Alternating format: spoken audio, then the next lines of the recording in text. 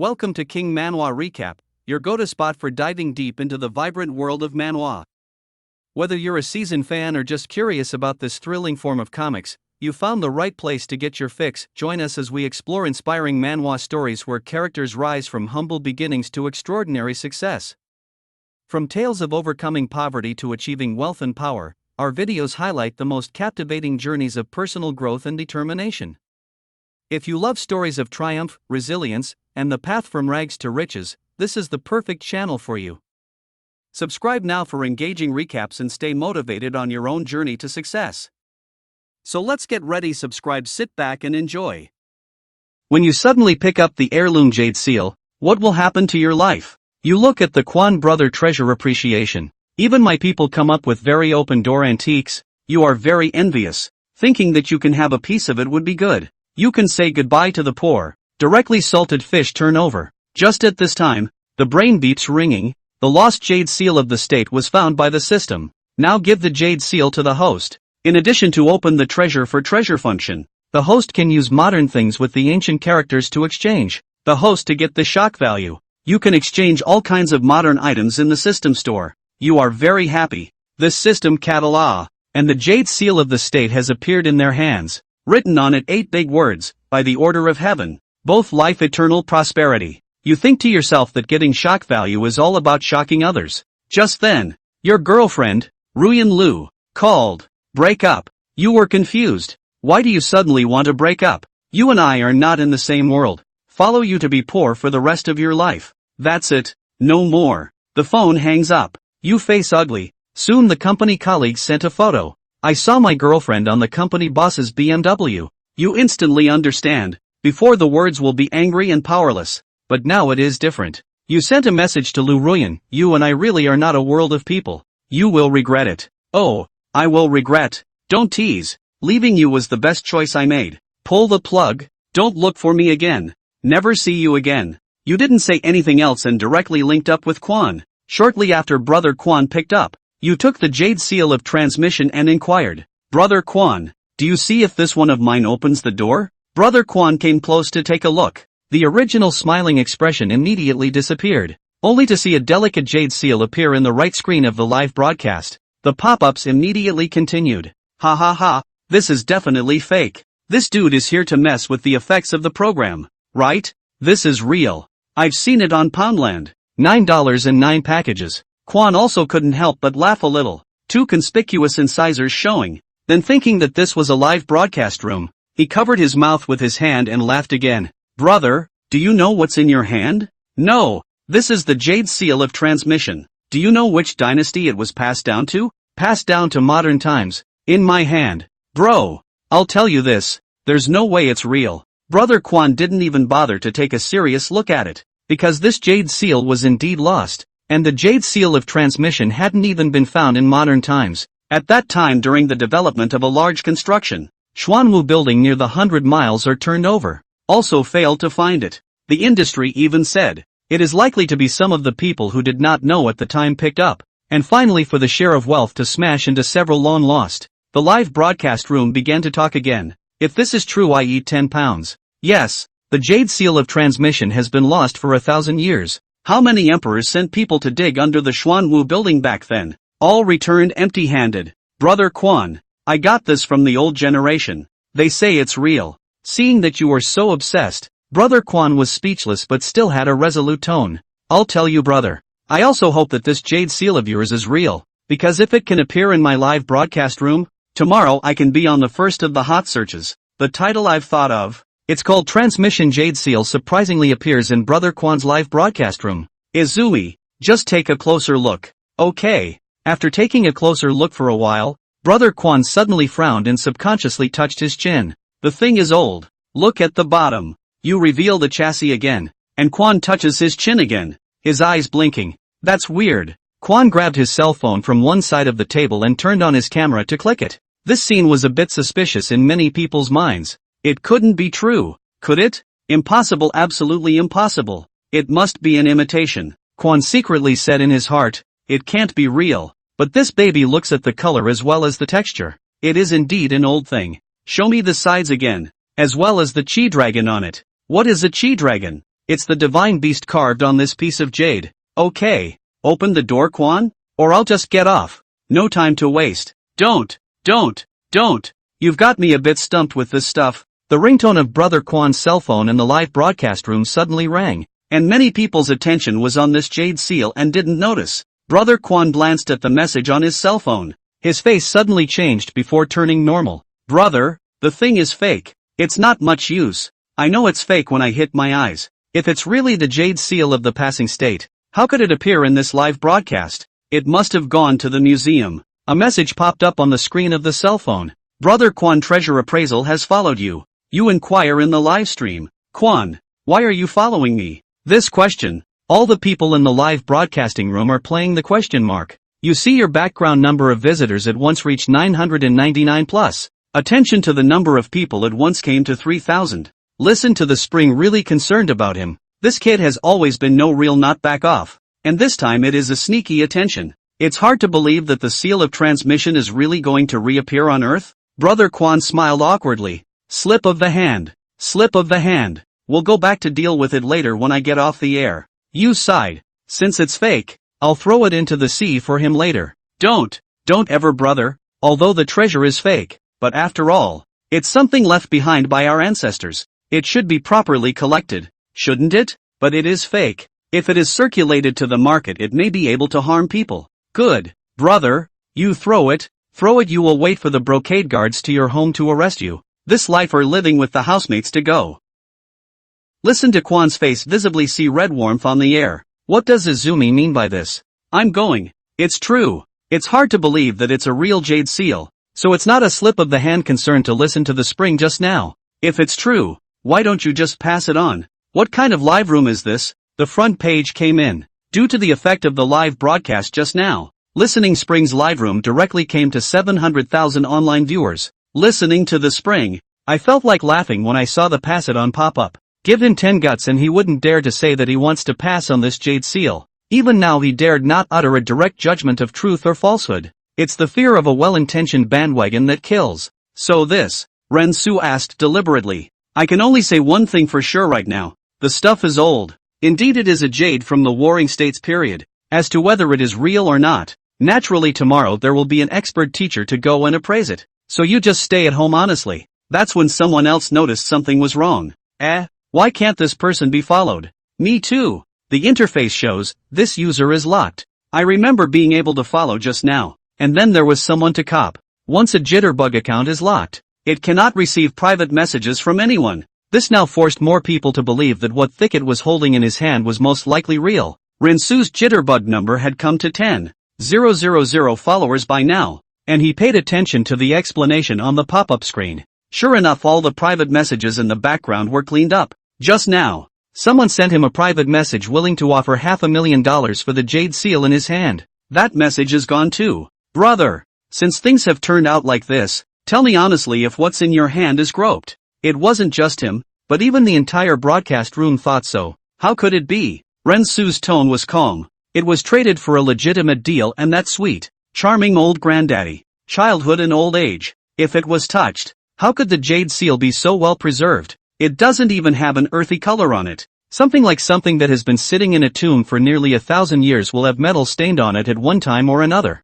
This is part of the physical diffusion of molecules. This piece in Rin Su's hand is crystal clear. You can only see traces of age on it, but you can't find any other traces. It's as if millennia have been given a beating and a platter. Even with expert appraisal, this piece of jade was passed down from my family. Well, I hope so. I also hope it comes from the right place. Hearing Springs exclaimed, but I think you should understand the meaning of the idiom of harboring a secret, and you know in your heart what to do. Rinsu was about to say something else when the doorbell rang behind him. Immediately below the house came the sound of sirens. Open the door, police, and then instantly kicked off the connecting live stream. The number of people online in the live broadcast room directly rushed to 1 million, and all of them came in to see the jade seal of passage through their friends' forwarding. This dramatic scene made the live broadcast room directly explode. Awesome. This is really witnessing history? This dude is so powerful? If it's true, this is the meanest I've ever seen. When the transmission jade seal comes out, the archaeological world is probably going to turn upside down.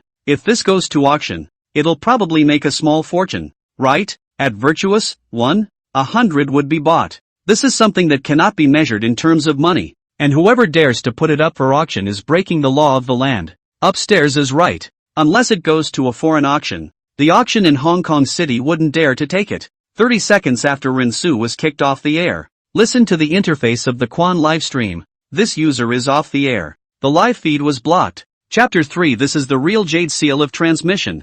Name. Thick as a bone. It's your name, not a jitterbug ID. Rinsu. Origin. Wongbatan. Yangzhou County. Handong Province. Where did the jade seal come from during the live streaming connection just now? The police uncle stared at Rinsu with a stern look in his eyes. Saying no to lying, he could naturally see it on the 18-year-old's face. Passed down from the ancestors. It's not for you to define whether it's inherited or not. Where's the stuff? Bring it out and I'll take a look. The cop reached for it. Rinsu simply ignored the police officer's request as if he hadn't heard it. Click. The interrogation room spotlight hit Rinsu's face, shining so brightly that he couldn't even open his eyes. You left it at home. You wouldn't find it even if you dug up my house. Rinsu didn't have to worry about the jade seal being found at all, as it was lying quietly in the system's item bar. The Inquisitor shook his head at the overhead monitor. Can you let me go now? Rinsu asked. 24 hours from now. The Inquisitor looked at his watch. 23 hours to go.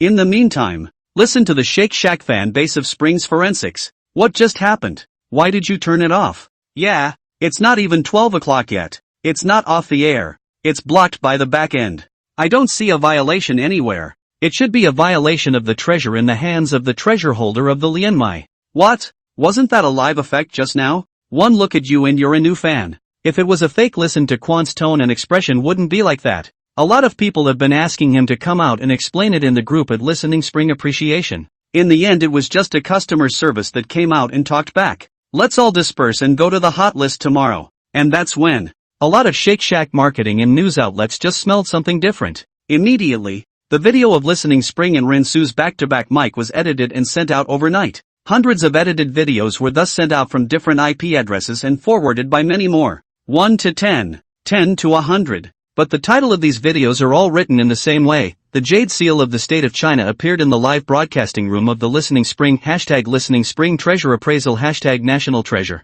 It shot up the Hot 100 list an hour later. In another place, a quadrangle in the second ring road of the capital. Grandpa, Grandma's calling you to bed. A little girl with a pacifier in her mouth yelled. Don't be in a hurry, little boy. When Grandpa finishes his business he'll go to bed, okay? The old man responded lovingly. Yes. The little girl bumbled back inside. At this time, the old man was holding a magnifying glass and scrutinizing the photos on his cell phone. The photo is a photo of the heirloom jade seal sent to him by Hearing Spring. The color of this one is right too.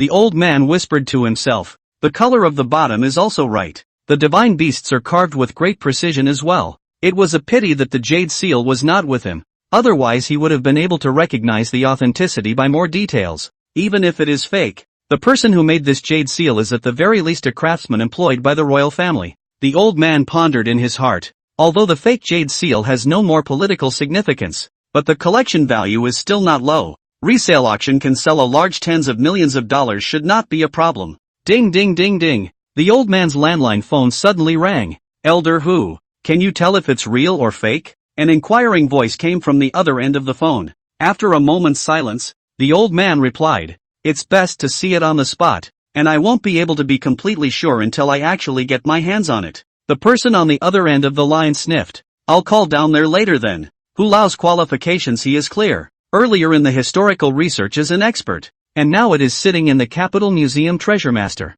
Huol Treasure Appraisal has never had a failure rate. His fiery eyes have long been famous. If it were false, he would have just dismissed it. Public Security Bureau, Yangzhou County, Handong Province. Ding ding ding. The clerk immediately answered a landline phone on the side. Hello? The clerk greeted respectfully. This is an internal phone number. Anyone who can call this landline number is a big shot. Where's your chief? The chief is on the case. This is Director Chi of the Handong Provincial Public Security Department. Tell him to put me on the phone. Okay, it's being transferred. The clerk was horrified to hear it was the director's call. Rushed to make a transfer call. Director Chi, may I ask what's the matter? The director's side immediately responded. Have the suspects in the heirloom jade seal theft been apprehended? The director's face changed when he heard Director Chi's words. You said the suspect is unknown. but we found the bearer of the jade seal, the director said without moving. As soon as Director Chi heard this, his wording became a bit harsher. What inheritors? The feudal empire was overthrown long ago. All things belong to the people. And now that a heirloom national treasure has appeared in someone's hands, what is this but theft? Wang Xiang, you have not progressed over the years. Have you not reflected on yourself? In the end, there is no party in people's words in the heart. This matter is not only the secretary of the provincial party committee, and even the central government has noticed. Do a good job is a political achievement. Do not do a good job, you should know what will be the consequences. Then he hung up. Director Wang held the phone in his mind. He also wanted Rin Su to be a grave robber, but he sent people to rummage through his house without finding the shadow of the jade seal. If the jade seal is not found in 24 hours, Rin Su must be released. That's when his cell phone rang. Chief, he opened his mouth. Where did you put the stuff? I don't know, but he said he had to find awesome experts as well. As well as what? Director Wang's heart tightened. As well as Jitterbug for all. Chapter 4, The Hotel. No way. Director Wang immediately refused. The higher-ups would never allow that to happen. The junior police officer also kept his mouth shut when he saw that the chief was angry. Has his family been searched? Yes. We even took down the toilet in the restroom. But we still haven't found anything. It's like it's evaporated. Check again. But, check. Yes. The night went by. When the early sun rises the next day, Rin Su also wakes up in the interrogation room. You can come out. Instead of the officer who interrogated him yesterday, a new face came. Can I go home now? Going home? He skimmed darkly. When you go out later, don't say anything. Rin Su was just curious when he saw an individual surrounded outside. Cameras and microphones in hand, or frantically surrounding a large-bellied, rather intimidating-looking man. May I ask Director Wang? Yesterday some people claimed that you coerced the inheritor of the jade seal of transmission. There is no such thing. Please don't believe such rumors. Yesterday, a person with knowledge of the matter said that you got the jade seal of transmission and were going to fly to England to auction it off today? This is a rumor. Director Wang, someone leaked to us that you got the jade seal of transmission and are preparing to make your ascension to the throne on the 3rd of next month? What a load of crap. These reporters listen to the wind and ask questions that make Secretary Wang blow his top. Rin Su then realized why he didn't want him to talk nonsense. The corners of his mouth couldn't help but smile slightly as the Shake Shack netizens finally got their act together. Although he didn't have a cell phone at the moment, the reporters in front of him had made their case. Then there were sharp-eyed people who saw 2 or 3 police officers and Rin Su come out. The reporters immediately shifted the battlefield. May I ask if you are the Mr. Ren who took out the heirloom jade seal in the live broadcast of Listening Spring Treasure Appraisal yesterday? It's me. Rin Su faced the reporter's camera and even said hello. I'm a reporter from Qinglong TV. So may I ask Mr. Ren how you obtained this piece of heirloom jade seal? Qinglong TV is considered one of the more famous TV stations in Hanong. Runchuan cleared his throat. Ahem. It's a family heirloom. A family heirloom? But isn't this the first emperor's? May I ask if you and the first emperor are related in any way? The reporters squeezed me and me, squeezing the eyes of the female reporter from Qinglong TV. But it is still impossible to miss this question time. At the mention of the first emperor, Rin Su's face immediately became serious. I've heard my grandfather say before that our original family name is actually Zhao, only that we later changed our name to Rin because we were fleeing the war. Then it waited until the next reporter asked a question. I'm a reporter from Hanong Youth Network. May I ask if this jade seal is proven to be real? Will you donate him to the country? It's a tricky question. If you don't donate, you'll be a grave robber tomorrow. If you donate, you could be a grave robber too. Rin Su glanced at him. A man with square glasses and a big back hair. Looks a bit like a small day in the life. Rin Su replied almost off the cuff. I will donate it to the state without compensation and attach a certificate that I am the inheritor. But it was a matter of passing. And when he crossed over to the Qin dynasty, he purposely asked Li Si to write a certificate of ancestry for himself. It is also placed in the system's item bar. I want the experts in this field to broadcast live on Shakeology for all, in front of the whole country before I take out the jade seal, Rin Su said to the camera. Some reporters still wanted to ask questions, but Rin Su just stopped talking. He knew that words were not enough. He was then escorted by officers to board a police car. Although he didn't know where he was going, there was certainly no danger at the moment. The treatment this time was much better than before my last visit. There were only 3 people in the car and he sat in the back. Where are we going with this? We'll see when we get to the place. You're a big celebrity now. A police officer spoke offhandedly. Ransu thought he was talking about the incident with the reporter earlier. Won't I get my cell phone now? No. It needs to wait 2 or 3 days. Your phone has been taken to the authorities to be analyzed. The police officer explained to Ransu. Relevant departments? There's nothing inside the phone anyway. Nope. It seems he still has stuff on his netbook that he can't see. Hey. Forget it. Anyway, it's quit and gone good. 10 minutes later, the police car pulled up right in front of a large, grand hotel. You'll stay here for the last few days. The police officer took Rinsu on an elevator to a luxurious room. After a while, there was a knock on the door. Just 5 old men came in accompanied by a lot of security. Elder who is here. Many thanks to Director Chi. This time you have a share of the credit for being able to protect the jade seal of the passing state in time.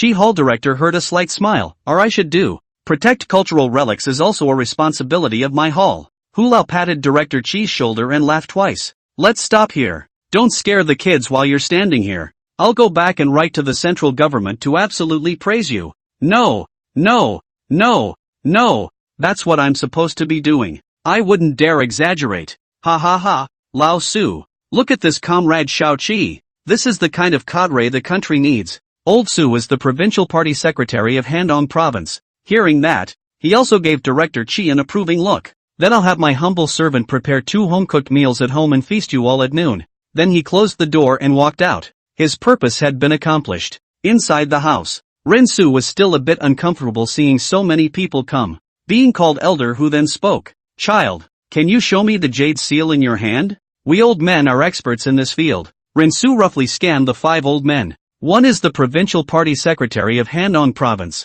which Rinsu had previously swiped on Jitterbug. The others were all different in temperament, but mostly they were pedants. Only the old man who spoke had some of the air of a superior person in him, even more so than Secretary Su. Should have been a high official of some kind. Thinking of this, he still didn't take out the jade seal. I have to wait until the live program comes on before I take the seal out, Ren Su said emboldened. Once you hand over the jade seal now won't you be in a passive position? When the time comes to buckle yourself with a grave robber jumping into the Yellow River cannot be washed away. Secretary Su's English eyebrows were raised and his eyes were solemn. Young man, these are experts from the center. Don't get me wrong. Besides, if you come up with a fake one, then won't the whole world see my Handong province making a joke? Fidelity, Ran Su said indifferently. It wasn't intimidated by Secretary Su's official authority. You're just as official as you are. Can you do it with 1,000,000 dead bodies and a lot of blood? You're just as official as you are. Beat the royal ways?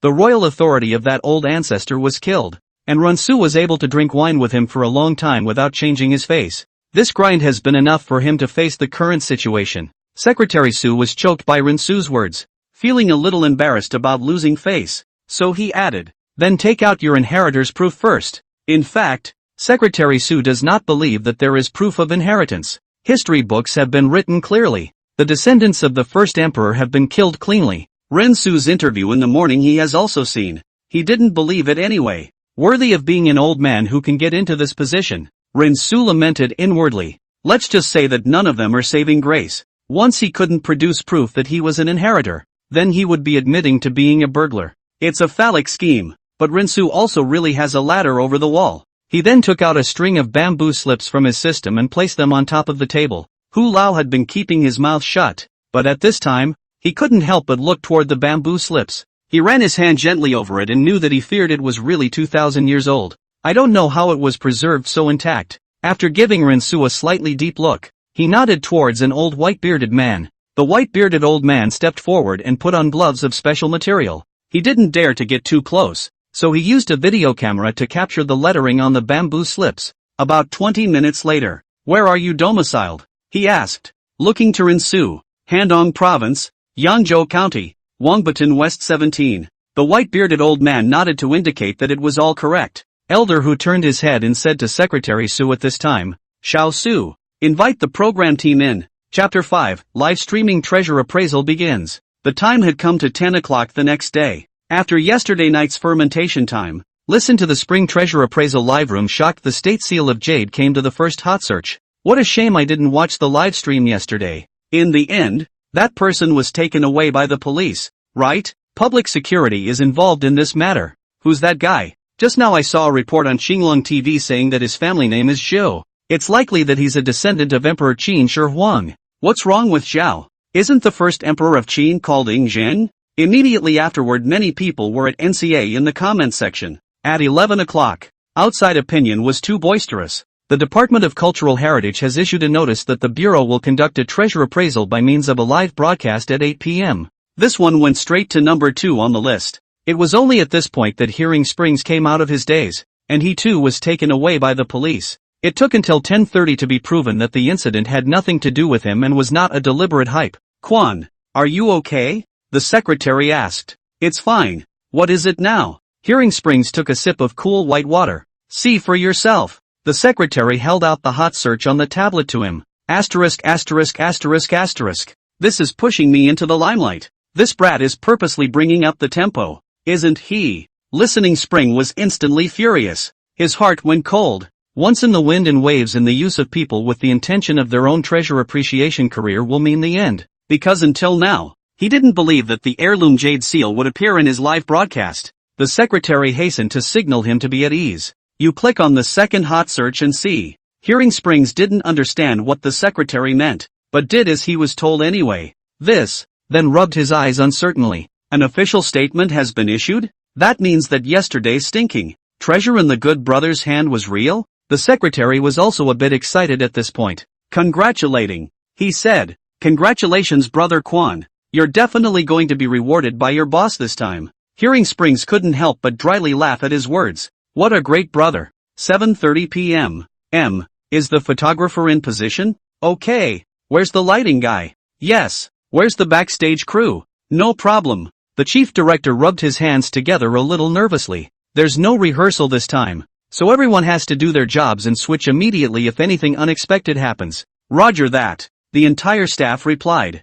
Secretary Su stood hesitantly at this point. When he saw Hu Lao come out from Rin Su's room, he immediately asked after him, how is Hu Lao? Elder Hu shook his head. Rin Su still didn't take out the jade seal to show him. Can you give a sure word? Secretary Su asked. I've just been telephoned by my superiors. An outside opinion is all over this. Hu Lao froze. I'm afraid that Secretary Su's superior is only that one. No wonder he had a bit of a rush on his face. In my experience, it's true. Secretary Su couldn't see anything, but the tension in his heart lowered a lot with these words from Hu Lao. If Rin Su was a grave robber, this would all be fine. Just capturing it would be a great honor. Instead of going to a museum, you're going to go to Shakeology to identify the treasure. Now that things have come to such a pass, it is not to one's advantage to do well, but it must be to one's detriment to do badly. Okay, take your places. The director's loud voice rang out. Ren Su also came out of the room. Secretary Su cut him off viciously.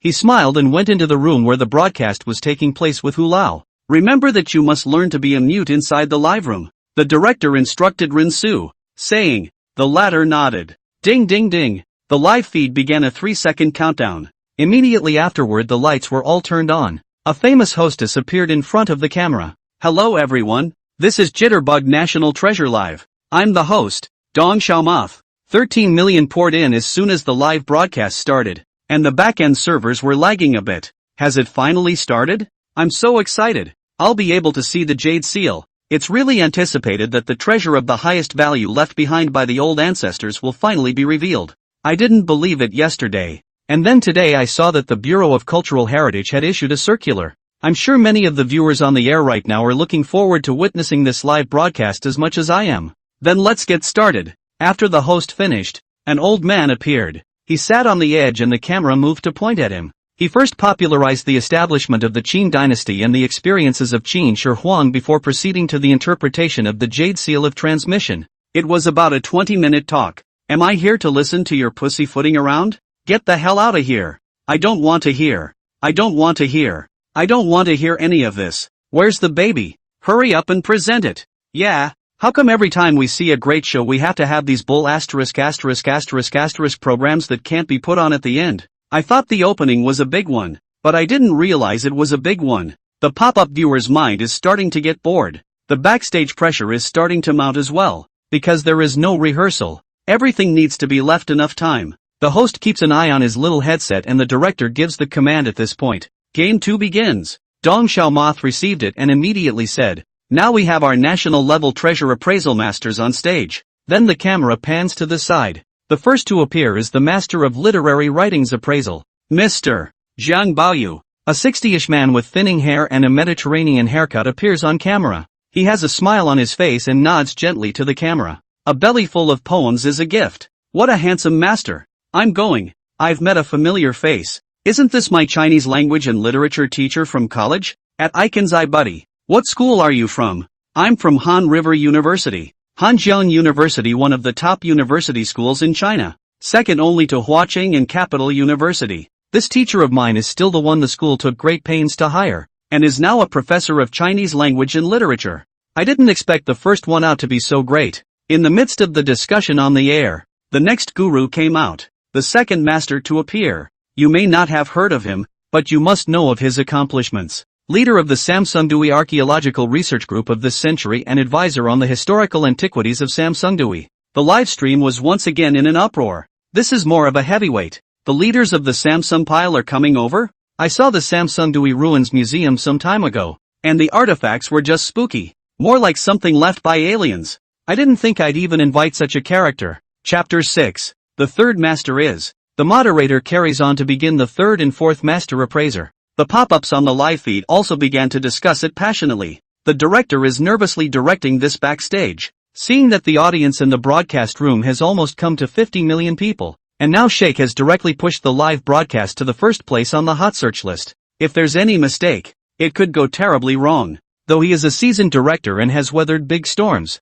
this one was undoubtedly the most stressful time of his life. The fifth master is Professor Pingon Hu from the National Museum. Hu Pingon? I don't think I've heard of him. It's supposed to be a big deal. I can't even search Baidu. The National Museum? Isn't that the top museum in China? This must be a big shot. Look at the people who just sat down next to him. They immediately got up when they saw Prof. Hu. The characters are all here, aren't they? Let's get started. Yeah, I can't wait. The director who was directing in the background slapped his thigh at this time. I forgot to give Rinsu a chance to play. No rehearsal and script is really a bit difficult. One's own light thinking of these five big brothers, resulting in ignoring the small character of Rinsu. According to normal procedure, Rinsu should have appeared in the first game. It's the second show that brings out these big guns, and the third show is when the treasure hunting begins. The fourth scene is the ending. It's about an hour long, but now having Rinsu, a minor character, scheduled to appear in the second match definitely disrupts the rhythm.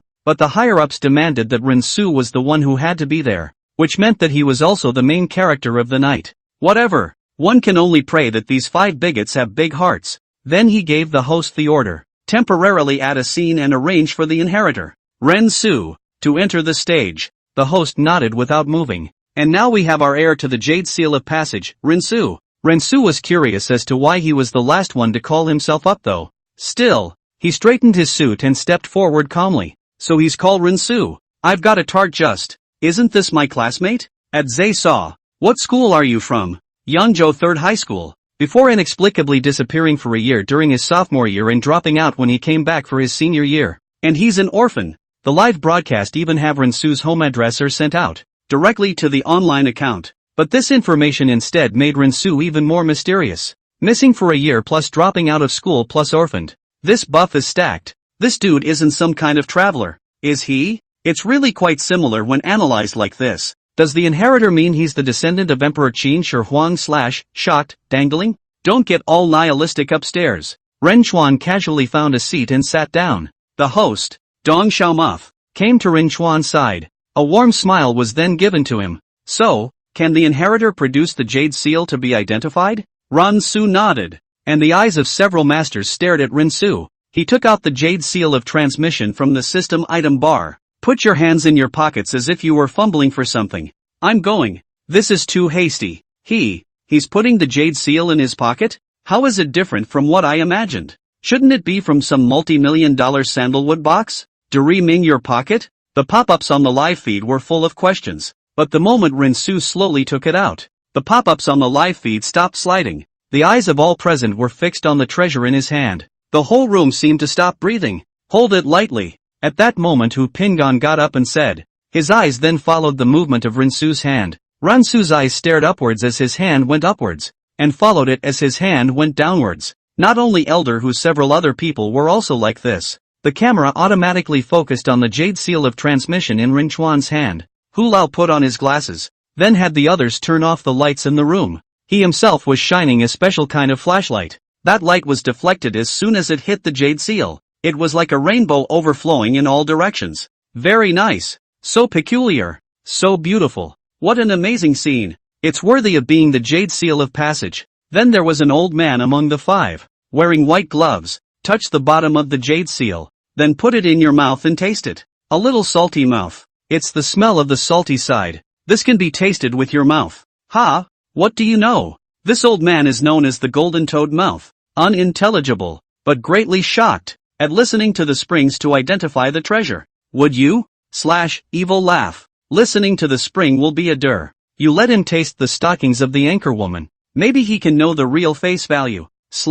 Grinning. This person is known in the industry as the golden-toed mouth, and can tell where a treasure is by tasting the flavor on the unearthed treasure. Once the appraisal is right, the treasure is real, the value can skyrocket 100-fold, which is why it's called the golden-toed mouth. It's actually scientifically called pH, except he can do it more accurately than a machine. It's even straightforward to tell which place it is, specific to that county, after the identification of the golden-toed mouth. One of them, a master with white hair, then came to the jade seal. He likewise wore a glove, and then the light shone on top of the chi-dragon of the jade seal, his eyes staring at the divine beast with extreme seriousness. From the eyes, the body, the legs of the beast all the way to the tail. Suddenly he seemed to realize something. Immediately, he pulled out a magnifying glass and then moved another pocket machine. After about half an hour, he sighed. The crowd's hearts tightened. One possibility occurred to them at the same time. The one who could create such a fake jade seal might be one of the top craftsmen of the later dynasty.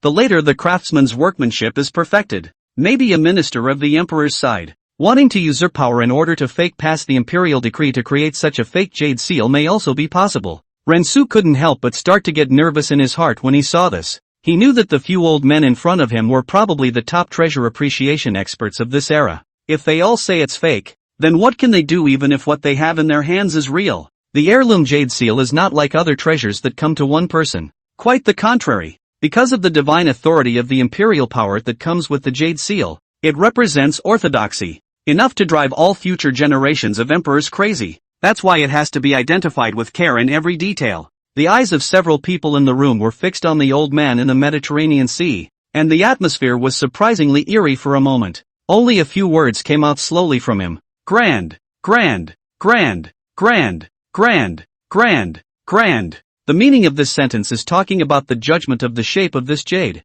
When the Mediterranean old man slowly said this, several old men did not interrupt him, knowing that he was afraid that he still had something to say. Right, the west with white amber, and the north with genuine. This quote is from a poem about jade from the Warring States period. The meaning of the second sentence is about carving the jade seal to look like two kinds of divine beasts. Some people can't stand it. Don't sell yourself short. The old Mediterranean man hemmed and hawed. This thing is not fake. Then how dare you say so many useless things? I just didn't realize it was a male tiger. He had previously guessed that the chi-dragon on the jade seal should be a female, because the more ferocious of the tigers were all females. If you don't say tigress. Scared to death. I thought it was a fake. This big gasp is really nerve-wracking. This is a state seal. If it's appraised, it'll be the world's top treasure. The people present were relieved at the same time.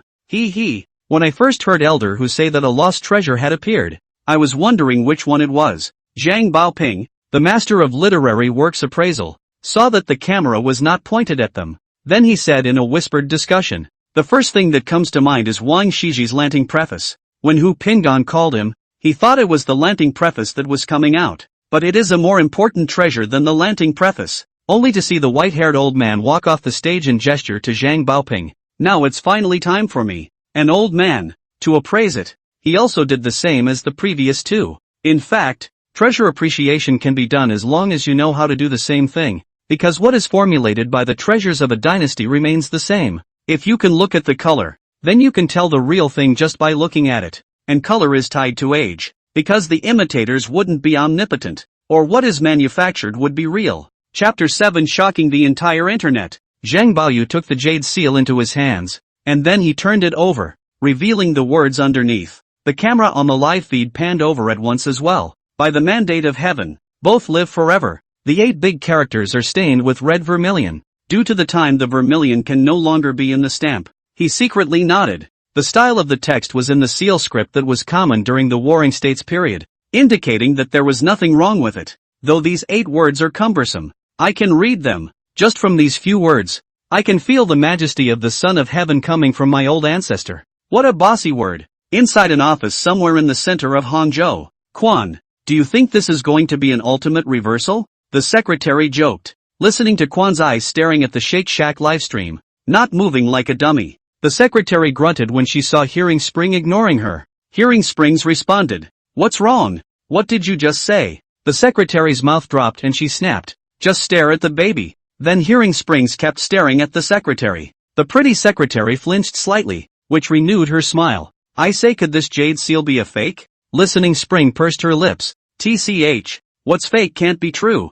What's real can't be fake." The female secretary didn't understand what Hearing Springs meant and instead asked about something else. "When you first appraised it, was your first impression real or fake?" "I went into the appraisal with a fake in mind, but I ended up realizing that this jade seal, it had a point." Listening to Quan pause for a moment, he said, "It's a bit old age-wise, and it's made of the finest Hatian jade." He gave a dry chuckle. "So that makes me think it's an old one. And the period is pretty much right around the Warring States." The secretary's eyes lit up as she watched and listened to Quan speak. She just loved the way her boss was so articulate. Back on the air. Now only Hu Pingon was left without identification. The latter took a deep breath and left his seat to come to the jade seal. He didn't wear gloves. Instead, he just held it in his hand. His appraisal is very simple. Just need to put it in your hand and feel the touch to feel the authenticity of this treasure. Then Hu Pingon closed his eyes and carefully felt this treasure that had traveled through thousands of years. For about 5 minutes, everyone held their breath,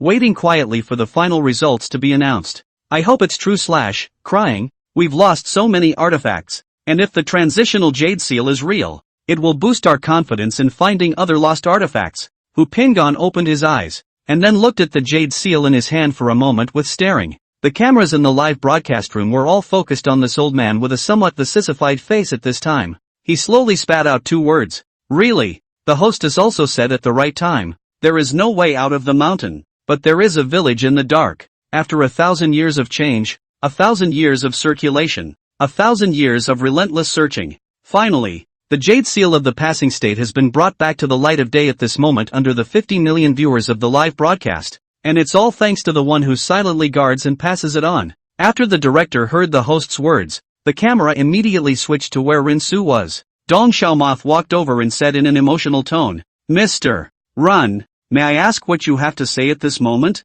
Ransu wriggled his throat twice and said slightly nervously, "I'm just following the practice of my ancestors' training to return this jade seal to its owner. I think it's owned by the people, and I'm thankful for Shakeology as a platform to be able to carry out the testimony of the jade seal." "Well said." / applause, applause. 3 views are very positive. This is the youth of today. Decided to follow. Does anyone know this little brother's jitterbug number? Some of the people who had seen Rinsu's live streak with Listening Spring linking up with him at this time, gave Rinsu's account at below. Jitterbug backstage personnel immediately unblocked Rinsu's account, and then also certified it heir to the state jade seal. Almost instantly, Rinsu had hundreds of thousands of extra followers. Chapter 8. Isn't this selling? The Heritage Board went live for 1 hour and 5 minutes and then closed the booth. But the heat remains. Jitterbug Hotlist number 1. It has been confirmed that the jade seal of the passing state is now available. Hotlist number 2. Is Rinsu a descendant of Emperor Qin Shi Huang? Experts disprove rumors. Hotlist number 3. Surprise heirloom artifacts in the Listening Springs livestream. Hotlist number 4. What does it mean that the heirloom jade seal has been found? Hotlist number 5. Yangzhou County Public Safety Director to be enthroned? Rumor debunked. Plus the push from various marketing numbers and the official intentional recommendation. Weibo, Shutterbugs, Jitterbugs. The major mainstream platforms have reached the first place on the hot search list one after another. After the incident, the state seal was put into a sandalwood box by the Bureau of Cultural Relics and was urgently transported to the capital. Hu Pingon goes to the hotel to look for Rinsu to ask him something, but it wasn't found. Asked the people in the director's office and the front desk of the hotel, all said they hadn't seen Rinsu leave. It can't be missing, can it? He had no choice but to let the director of Qi help to find. Using a group of police force to check the monitoring, still did not find. It's as if they've disappeared off the face of the earth. Immediately following 3 days later, the news of the strange disappearance of Rensu, the inheritor of the Jade Seal of the state, hit the hot search, but it disappeared from the list within an hour. It must have been discovered that his identity was a descendant of Emperor Qin Shi Huang, who was snowed under because of his special status. Shouldn't it have been victimized? Did you offend someone important? Many people asked under the video posted by Hearing Springs, but still got no answer. As for the private messages of Rensu's jitterbug number, they are already flying all over the place, and all kinds of advertisers and antique enthusiasts have been sending him messages. You have completed this Inheritance of National Treasures mission. The reward will be issued to the mailbox later, please check in time. Ding! The reward has been sent. Reward, the heart of the world. The heart of all worlds. Under special circumstances, the host can perform any world to travel through. Any world? You can travel to as many worlds as you know. Fairy tales, novels, movies, historical worlds. The prerequisite must be in conjunction with its special occupation before it can be traversed. So can I go back to my past? Rensu's mother became seriously ill when he was 9 years old and died because she had no money for treatment. It had always been on his mind. Yes, you need to travel through the above-mentioned worlds and complete the corresponding quests before you can go back. Rensu couldn't help but get happy after hearing the accuracy of the system. This Rensu comment, your satisfaction with the completion of this mission is 83%. You and the ancients exchanged a large amount of goods, and the act of gratuitous donation of the Jade Seal has accumulated 250 million appreciation values for you. Hiss! He sucked in a mouthful of cold air. 250 million people are appreciating this donation of mine? Rensu didn't expect the heat to be so great this time, but on second thought, heirloom Jade Seal? This is a unique emotion that belongs to the Chinese alone. He avoided the hotel surveillance and returned home to lie in bed, swiping at a random video all edited out by marketing numbers. My goodness! Why don't you wait to die before telling me that the original heirloom Jade Seal has been silently protected by this teenager in front of you? Pay attention. This person in front of you is called Xiao Shuai, and he is the inheritor of the Jade Seal of Transmission. The more Rensu brushes, the more shocked he is. The comment section has spread to the fact that he is the reincarnation of Su Fu,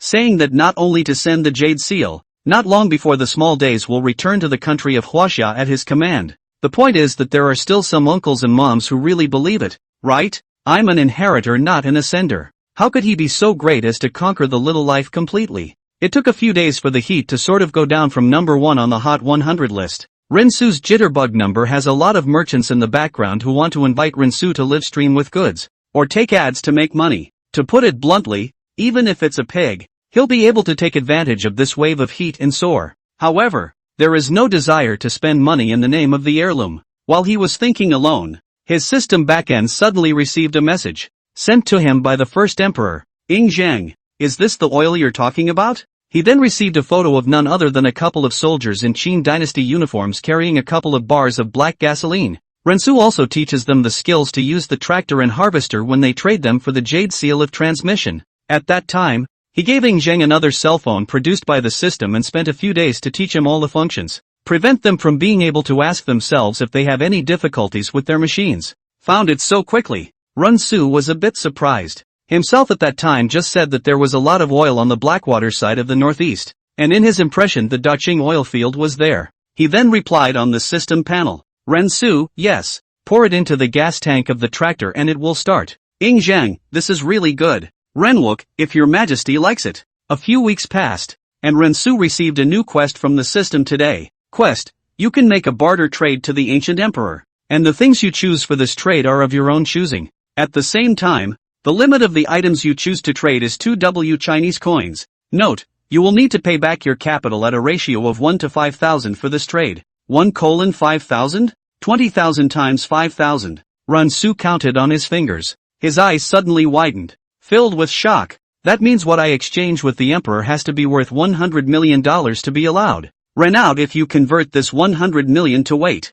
Crush. If Rensu was allowed to work day and night, it would take at least 500 years to earn $100 million.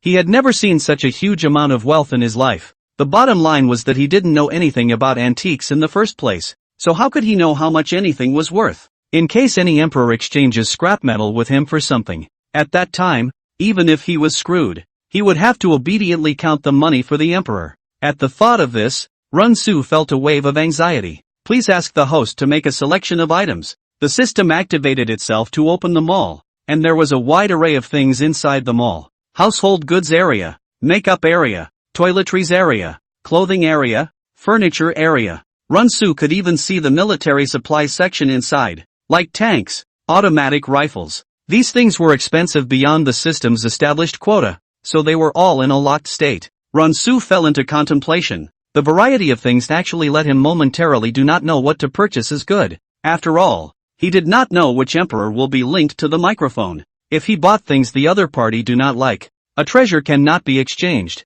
It would be tricky. If you know in advance who is the emperor of the transaction, you can through the baidu to cast their favor. He had no choice but to pick up his cell phone and do some baidu. Looking at the various posts on the internet discussing a certain emperor, he scrutinized them one by one. Suddenly, in the comments section of a post, "Why is the emperor mediocre?" he saw a divine comment: "The emperor is also a human being." Besides, the entertainment facilities in the ancient times were very few. He did not indulge in lust for his own enjoyment. Why? These words made Rinsu's heart flutter. Yes, the emperor is a human being. Since we are human beings, then surely we must have our own lives. Air conditioning is always needed, right? Rinsu thought with his cheeks resting on his head. Buy two. Buy one for the TV. The refrigerator for sure too. Toothbrushes, toothpaste, soap for the bath, shampoo, iced tea, Coke and Sprite. Take it all with you. Rensu made a large number of purchases in the living goods area, the food and drink area as well as the furniture area,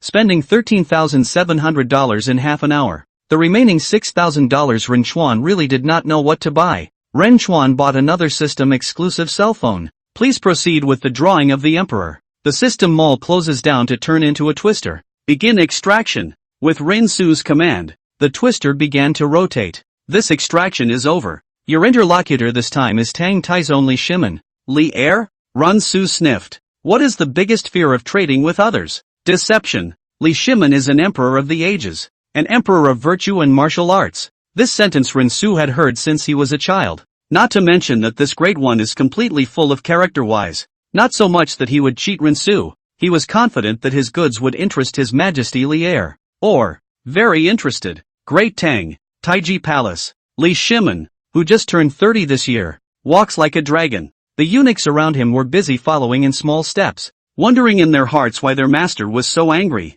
This Wei Zheng, I will sooner or later have to dig out his heart one day to see what he is thinking all day long, always against me. He had just said in the court today that he wanted to expand his bedchamber, and he was disliked as a twist. The point is that the other side has a point and they are speechless. Your Majesty, rest your anger. Don't hurt the dragon's body. The little eunuch lowered his voice and said, Tonight, the Empress sent a slave to ask if your Majesty still goes to her place to rest? Li Er waved his hand and said, Tell the Empress that I'm not going today. The little eunuch hurriedly saluted and said, Servant obeys the decree. Li Er sat on the bed for the morning thing more and more angry. See the table in Wei Zhang's folding. Was about to yin and yang as a royal endorsement. Suddenly, a large screen appeared in front of him. Chapter 9 Shocking Li Er. Li Er was filled with doubt as he stared intently at the screen in front of him. Immediately afterward, the screen in front of him began to change. Rensu's human face suddenly appeared in front of him. Li Er's complexion suddenly changed, thinking that it was an assassin attack,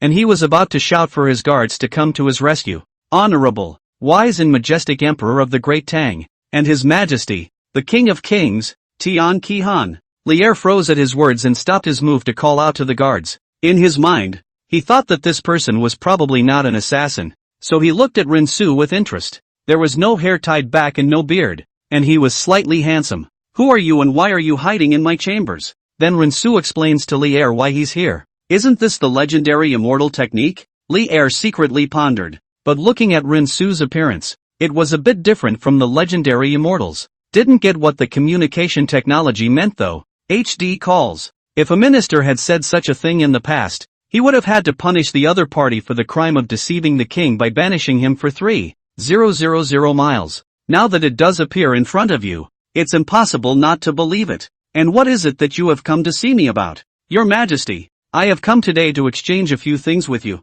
I am rich in all things. Where do I need to exchange with you? Li Er said inwardly with a bit of disdain. In ancient times, the emperor was the son of heaven. If you want something, it's not just a matter of words. I hold in my hand something your Majesty has surely never seen before. Li Er heard Rinsu's crazy talk, not angry but interested. Your Majesty, look! Rensu took out his first cargo. Only the large lens of the screen was focused on a flat object. The camera followed Rensu's finger frame by frame to show the details appearing in front of His Majesty Lier. At first he didn't understand what it was, but after the camera rolled he seemed to get a feel for it. This is a map? Lier asked. It's just a map. I thought it was some kind of treasure. He was a general himself before he became the emperor, and naturally he was extremely sensitive to maps when he was constantly fighting outside. After he said this, he would have thought that Rensu would be ashamed at being exposed, but instead, the other party had a smile on his lips. Look again. Lier frowned, not understanding what kind of gourd the other party was up to, but still patiently looked over. At this point, the camera angle on Rensu's side changed again, came to the god's view and modeled the mountains, terrain and cities down to size. Lier suddenly felt like a giant looking down on all the landforms in all of Chang'an City. This is truly divine. The camera gently skimmed over Chang'an just now. The streets, the walls, the terrain at a glance all correct, and it even switches places. Here, this is Taiyuan City and this is Jianmen Pass. The map again the Jianmen terrain lofty Tsuiwei appeared. Although Lier has not been to the Jianmen, but had a courtier painted a picture of the topography of the Jianmen, and the map in the hands of Rensu is not comparable at all. How many places can this view? Lier asked excitedly. The entire Asian plate can be switched. Where is Asia? With Datang as the center, all the small countries around it are considered Asia. Goguryeo and Siam count? Goguryeo is Korea and Siam is Thailand. Yes, show me the topography of Goguryeo. Rensu switched the map to Goguryeo. The mountain and river terrain, and the buildings in the city were all visible. It even says that even the nearest route into their royal city is marked for you. Look, Your Majesty, this is the royal capital of Goguryeo. What does this red and green line mean? The red line is the far route, and the green line is the fastest route to the destination, Rensu patiently explained. He then randomly clicked on another location in Goguryeo, and the red and green routes changed again. Lier's pupils shrunk, his heart shocked beyond words. He pinched his palm and realized that it hurt a little, and that this wasn't a dream. What does Your Majesty think of this object? Rensu asked. Good. Very good, Lier heartily praised. He couldn't even resist clapping his hands. This is a godsend. In this day and age there is an extreme lack of information, and many people have never even been out to their townships, let alone a regional map of the country. If he gets this map and starts a rebellion, he will be able to take Chang'an within a month. It has to be in your hands, Your Majesty, and see. It also shows the local weather in time, like today's Chang'an City is sunny now it's Z hour. 2 days later it shows there will be rain for 3 days. It shows in real time the weather changes for the next 14 days and the direction of the wind. Lier's face turned flushed and he couldn't help but pull out his ears. What does it do again? Showing the weather for the next 14 days. Rensu repeated. Honestly, isn't that a normal thing? Lier sniffed and sucked in a cold breath. It was indeed sunny today, which might have been a random guess, but the fact that there would be rain 2 days later, as well as the fact that the rain would last for about 2 or 3 days, was something that Li Chunfeng, the head of the Qintian Supervisory Bureau, had reported on in a letter only a short while before. Li Chunfeng's ability does not need to be doubted, and would not have written a report if he was not sure. That means this thing can not only observe the terrain but also measure the sky. Keeping track of the weather and wind direction, isn't that just like being a god in the sky? Liurxia could no longer hide the excitement on his face and asked with ragged breathing. What is the value of this object? I am willing to buy it with 10,000 taels of gold. Why did the former Sui dynasty go to failure? When Emperor Yang conquered Goguryeo, he hastened to go deeper and deeper without fully investigating the local climate and terrain. If he had been able to possess such a precious weapon in the first place, it would not have been his turn to be the emperor surnamed Li. And now, he had a problem. It just so happened that he needed the map in Rensu's hands. That is, he got his becoming emperor by a coup d'etat, and there's no denying that. Although he has more whites on the surface, there must be little black crickets behind his back that he's not getting the right position. Ever concerned about his reputation, he was troubled by the matter. Unless one can incorporate Goguryeo into the territory and become an emperor of the ages like Qin Huang and Han Wu, otherwise there's no way to cover up the black spots on your body. Chapter 10. The deal is done. Try the air conditioner? What is the full name of this object called?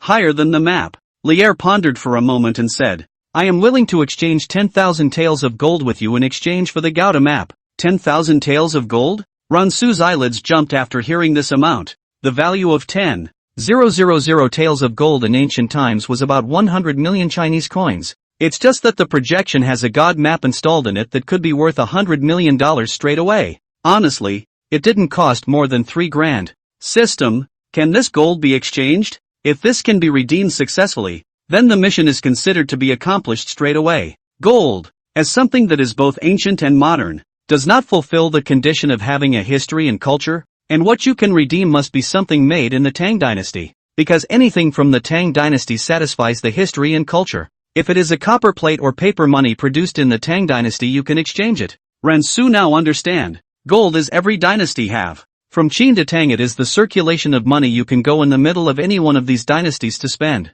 But if you are the Tang dynasty, copper plate cannot be consumed in the Qin dynasty. Li Er saw Rensu hesitation, thought it is not satisfied, and increased the code. I add another 5,000 silk. He would have been extremely well educated as a military man and a general. On the battlefield, if you can use a topographical map to surmise the location of ambushes and duels, you can win almost all the way. 10,000 taels of gold can't raise an army, but it can make an army and a dynasty. Li Er stared at Rensu with burning eyes, but the other shook his head and refused to exchange. Why? Li Er queried. This was the limit of his exchange, and if it didn't work again there would be no more. Is it hard to believe that the other party doesn't love money, but wants a government title? This makes him a little difficult. Gold is not enough, big deal can go on credit, but this official title cannot be given indiscriminately. If Wei Zhang is given an official position, with Wei Zhang's character, I don't think even the emperor will take part in it, but they want the Scout a map, and when the country is strong is sure to conquer Goguryeo.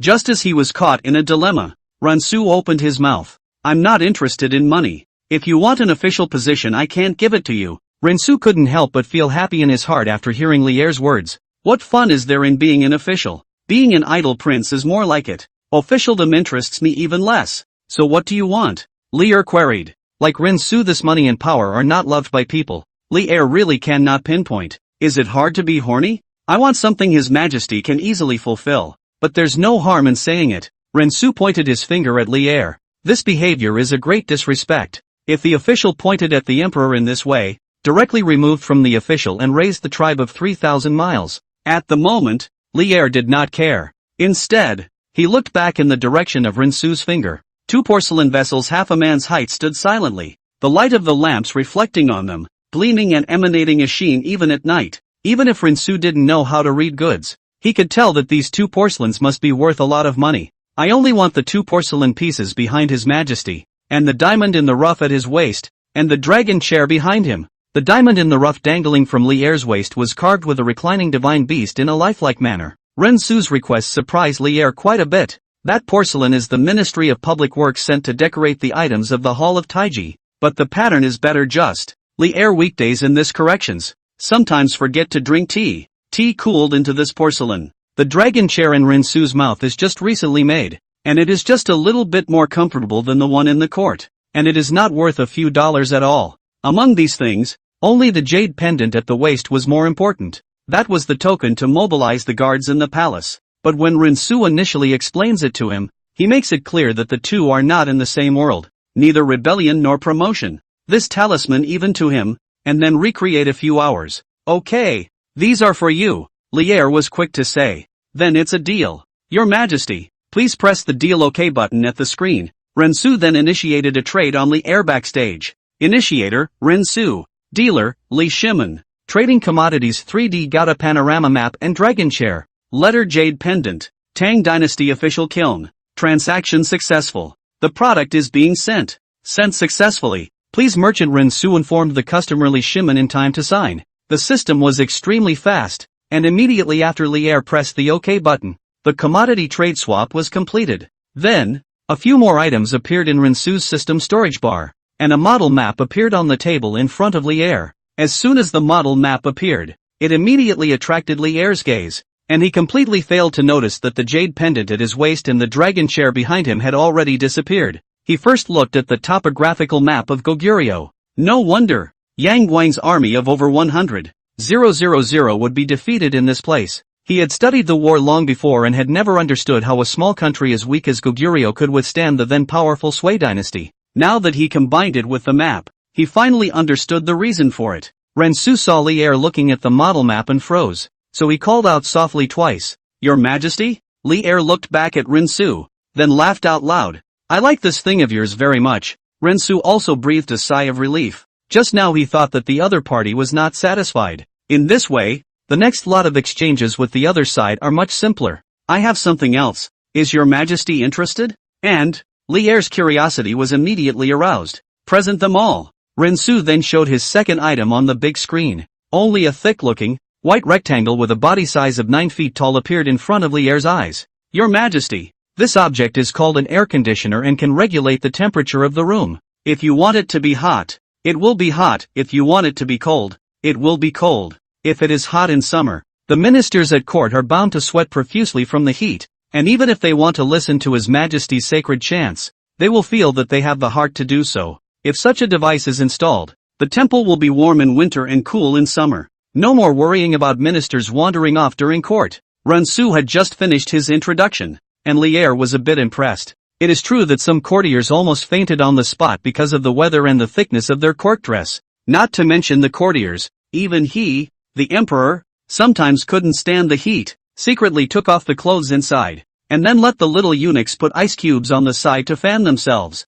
"Is it really as amazing as you say it is? With the cooling effect? Your Majesty could have tried it first." Chapter 11, Li Er's Dark Moment. "Your Majesty can try it out," Rinsu said. Li Er waved his hand and said, "No need. I'll trust you just once." Rinsu's 3D map had already given him a great surprise, and the strange things he had brought out seemed to open the door to a whole new world for him. The key is that as an emperor, he himself harbors a few points of curiosity, and Rinsu happens to satisfy this point. "What do you want from me this time?" Li Er asked as he studied the map intently. "Does your Majesty have any calligraphy and painting collections?" Rinsu rubbed his palms and licked his lips, his eyes full of desire. That collection of calligraphy and paintings was the treasure of his dreams. "Don't think about it. I won't give it to you." Li Er refused outright without hesitation. Rinsu was also stunned when he heard Li Er reject so decisively. Then he figured it out. Since it is a collection, that can is his favorite things. The emperor likes things and how can easily give others. He actually regretted after exchanging just now. He should have first taken the map to Li Er to exchange for some treasured zither, chess, calligraphy and paintings. That is the real valuable thing. Then the calligraphy and paintings that His Majesty can't see eye to eye are fine too. Rinsu asked undeterred. Li Er sniffed and pondered for a moment. Recently, a minister had really sent him a painting of the people living in peace and prosperity, but Li Er has his own eyes everywhere. And the situation they report is the complete opposite of this picture. Plus the words of horse above the petition folding let him become more and more angry. The reason why the painting was not thrown away was to wait for the next court meeting to take it out and make a good example of it. But since it could be of some value now, I'll give it a redemption and save myself the heartache of looking at it for the last few days. Only this one painting is unreadable. Li Er took out a scroll painting from a drawer. Although Li Er didn't like this exchange, but how could something that could reach the emperor's hands be a mundane item? Even if it's Li Er's urinal, Rinsu will have to change it. "Your Majesty, just press the button on the screen as you did just now." Rinsu then sent out an exchange reminder from the system panel. Initiator, Rinsu. Dealer, Li Shimen. Trading commodities, Tang Dynasty scrolls. Transaction successful. The product is being sent. Sent successfully. Please tell customer Li Shimen to receive it in time. With the first experience, Li Er clicked the OK button above. The text displayed on the system screen is directly translated into the Chinese characters used during the Tang Dynasty. The items redeemed are also, so don't worry about Li Er not being able to read them. You just need to tell him how to do it. Rinsu spent roughly 20 minutes explaining it all to him. Li Er stood in the air conditioning vent and felt the cool, cold air. The air conditioning vents, electricity and everything is taken care of by the system. It's true what Renqing said. Being able to control cold and warmth at any time. He lifted his hands above his head to let the cold breeze pass through his sleeves, his expression looking past a rare comfort. Rinsu took another air conditioner and replaced it with 2 wash basins and imperial bowls for meals. Took 3 bars of soap and replaced them with a pair of shoes and underwear. The freezer was replaced with 2 large stone statues from the palace. Your Majesty can always contact me with this thing if there is anything you don't understand in its use. Rinsu gave him a free cell phone produced by the system. Although it is a cell phone, but the size is about the same size as a tablet. Your Majesty, as long as you use this special quill above and write down your questions on top of this board, I can reply to you immediately. Immediately reply to me? Is this not the legendary 1,000 Miles Ear? Li Er exclaimed in his heart. He just wanted to ask Rinsu, but it turned out that the other party had already disconnected from him offline. Seeing that Rinsu had already left, it was a bit of a shame that he didn't get to ask the question. Suddenly, he saw a line of text on the board Rinsu gave him, and unconsciously read it out of the side of his mouth. Rinsu Home Appliance Repair Background Service Group. The next day at the court, numerous officials were waiting in front of the palace gates of the Daming Palace, waiting to be introduced by the Chamberlain. There were two middle-aged men standing at the front who were talking. Ha ha ha, Brother Fuji looks in good spirits today, Fong Xianling said with a big smile. Chansun Wuji saw as Fong Xianling stroked his beard. Back, I see also this moment of kung fu was good. To be on the court and His Majesty to play right, estimated to steal sweat again. Fong Xianling smiled gently at his words. He naturally understood this feeling. The summer heat in Chang'an is flaccid. If it was a small pilgrimage it would be fine. There would be very few people and it wouldn't be so hot. But this was a big pilgrimage with hundreds of people standing in one place. So you can imagine the feeling. 100 officials enter. With the old eunuch's roll call at the end of the sun is already high. The crowd hot and sweaty. And then according to the size of the official position in order to enter the field. Just walked into the temple to feel an unprecedented sense of coolness. As if a sudden change of season to the fall. Ha, why is it so cool in the temple today? A mellow voice marveled. The crowd almost didn't even need to think about it to know who the owner of this voice was. And it was only that mongrel rogue Malacheng Baijin. Ha ha ha, did Baijin find it too? Li Er's cheerful voice came.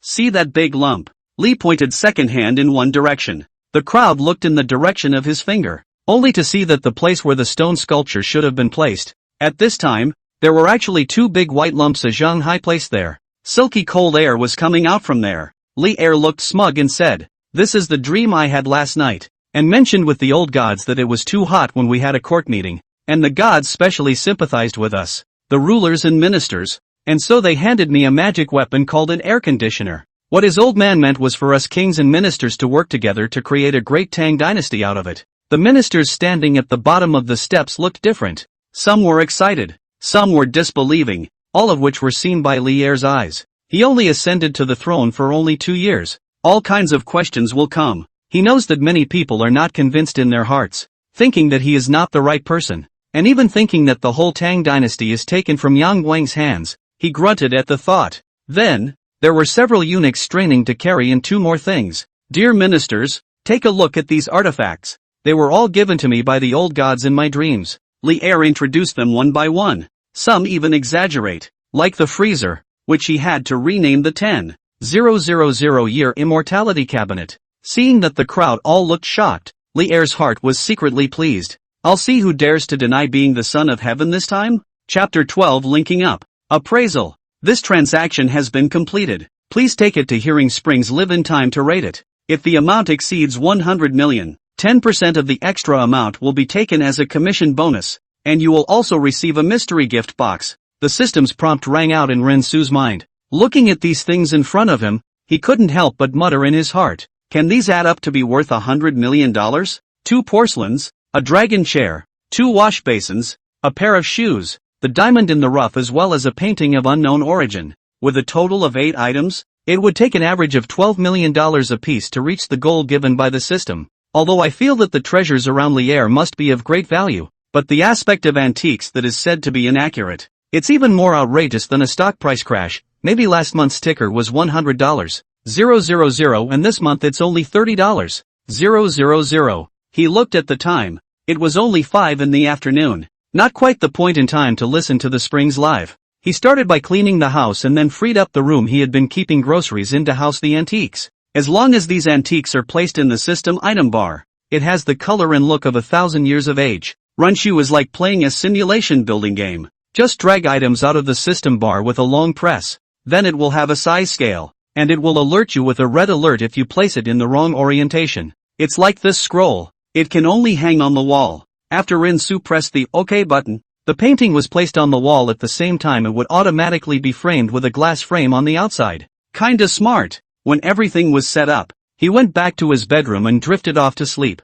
Waking up with a start, Rinsu glanced at the time. It was already 11 o'clock at night. He hurriedly opened the shake to check, and sure enough, he was in the middle of a live streak. Hello? Hello brother Quan, help me see if a yuan datu is real or fake. The stuff is old. but it's not much use. About half an hour or so Rensu finally connected. Guys, nothing real today. I don't think I've seen anything that surprised me since the last big one. Thinking about the last connection, Listening Spring couldn't help but feel emotional again. I really didn't expect that I would be able to see a real heirloom jade seal in my life. And it's still appearing in my live broadcasting room. You guys know that my name might even be written in the historical records of future artifacts. It's just dog luck. The heirloom is also well on its way to being able to eat my Quan's flow. Let's get you loaded again. I don't believe there's such an amazing treasure that will appear in your live room. We have the next treasure holder. Listening Spring accepted Rensu's connectivity. Bro, double tap and flip it. Here, Spring said as he sipped. Rensu hears this and opens the camera, which now creates a new Jitterbug account. Bro, your mic isn't on. Can you hear me? Microphone on. It was then that Rensu noticed that his microphone was still on. Quan, can you hear me now? It's audible. Seeing that there was only one table in the picture across the room, Listening Spring asked curiously, what are we appraising today? Is the treasure in hand? On it. Rensu replied. So can you bring it out so I can take a look at it? Yes. Just a moment please. Baby is upstairs in her room. Oh, that's fine.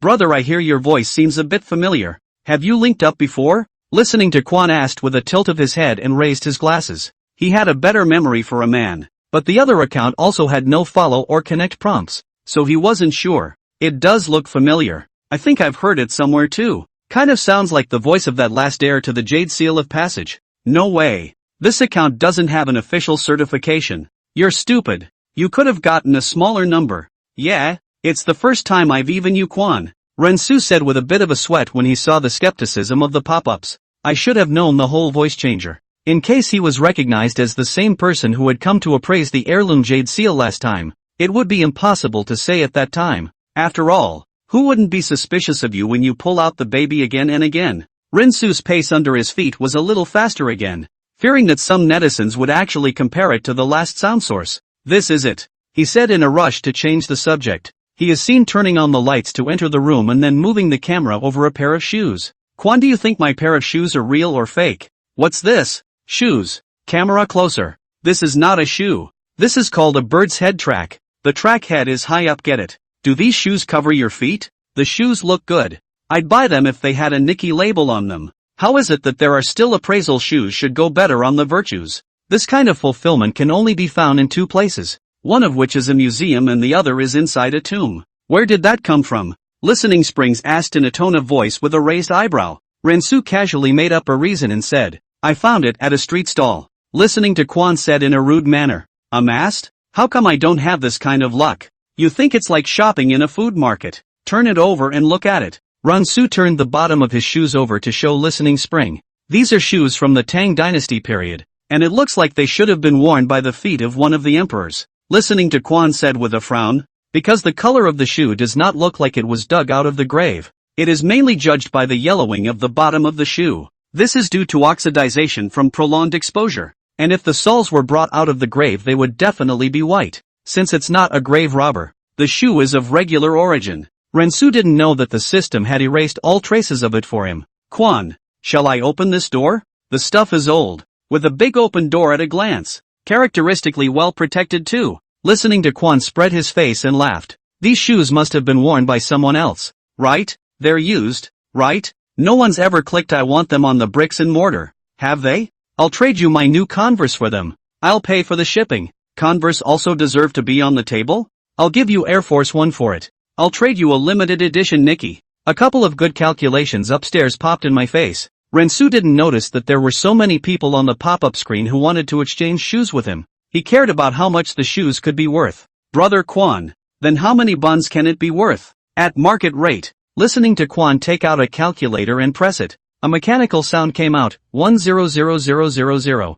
Chapter 13, Brother Quan, will you open the door? Listening to Quan take out a calculator and press it. A mechanical sound came out, 100000. A million. Really? This pair of broken shoes is so valuable. Price is only low and not high. I was in college over in Hong Kong City, and I've seen a pair of shoes worn by the emperor in the Qing dynasty sold for $1,200,000 at an auction there. It's something that you could imitate exactly with today's materials and even say it's stronger than the original shoe. But he's just an antique and there's nothing you can do about it. There is also the point that whatever is around the emperor is there to suppress evil spirits and preserve incense. I'm so angry. I remember my grandmother had a pair, but my father threw them away as junk. At Lu Haiju, venerable master, what are you thinking about? Even if there is a pair of shoes, even if it is traced back to the Han dynasty, the top day is only 300,000 or 400,000. Expensive is not this pair of shoes, but we're the shoe people. After all,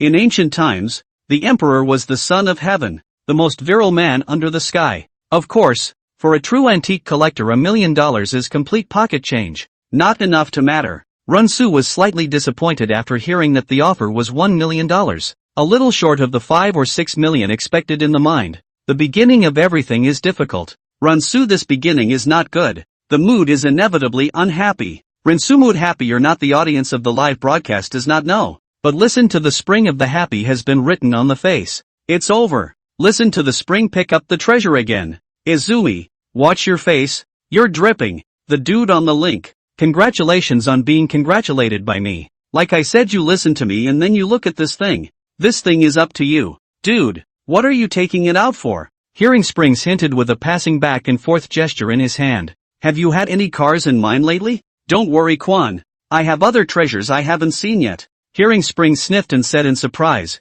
oh, there's a baby. Rather seems like I'm in a bit of a hurry. Sorry bro. Ransu, it's fine. The emperor is not in a hurry. Look. You're in a hurry. Looks like it needs to settle down a bit / crying and laughing. Runsu took a few steps inside the room before arriving at a wooden table, on which was sitting a basin with colorful patterns. Brother Quan, help me see if this basin opens the door? Runsu asked. Kind of like the foot wash at my house. Yako, who doesn't look like she's opening the door. I bet a packet of wazi that this pot is definitely not real, because I have the exact same one at home. Last time my dad took it for appraisal, it was a fake. And it cost him $200,000 for nothing. At button 1, Resurrection Kirby, 200,000 are fake? It's being set up, isn't it? Hearing Springs took a sip of water just in time to see the pop-up, and he laughed a little and said, guys, you don't understand what's going on here. 200,000 is at most called being cheated. What kind of situation is called as a bureau? The amount of at least hundreds of millions of dollars to deserve to be called as a bureau. This kind of bureau is usually a place to sell things. Much more I will not say. Anyway, brothers, remember a word called wealth is not exposed. Listening to the spring to hold back the words wanted to say in time to change their mouths. Some things they know is good. Absolutely cannot say out. Don't keep me in suspense. Is there anyone out there who can explain? Born. I'll allow you to make a sound this time.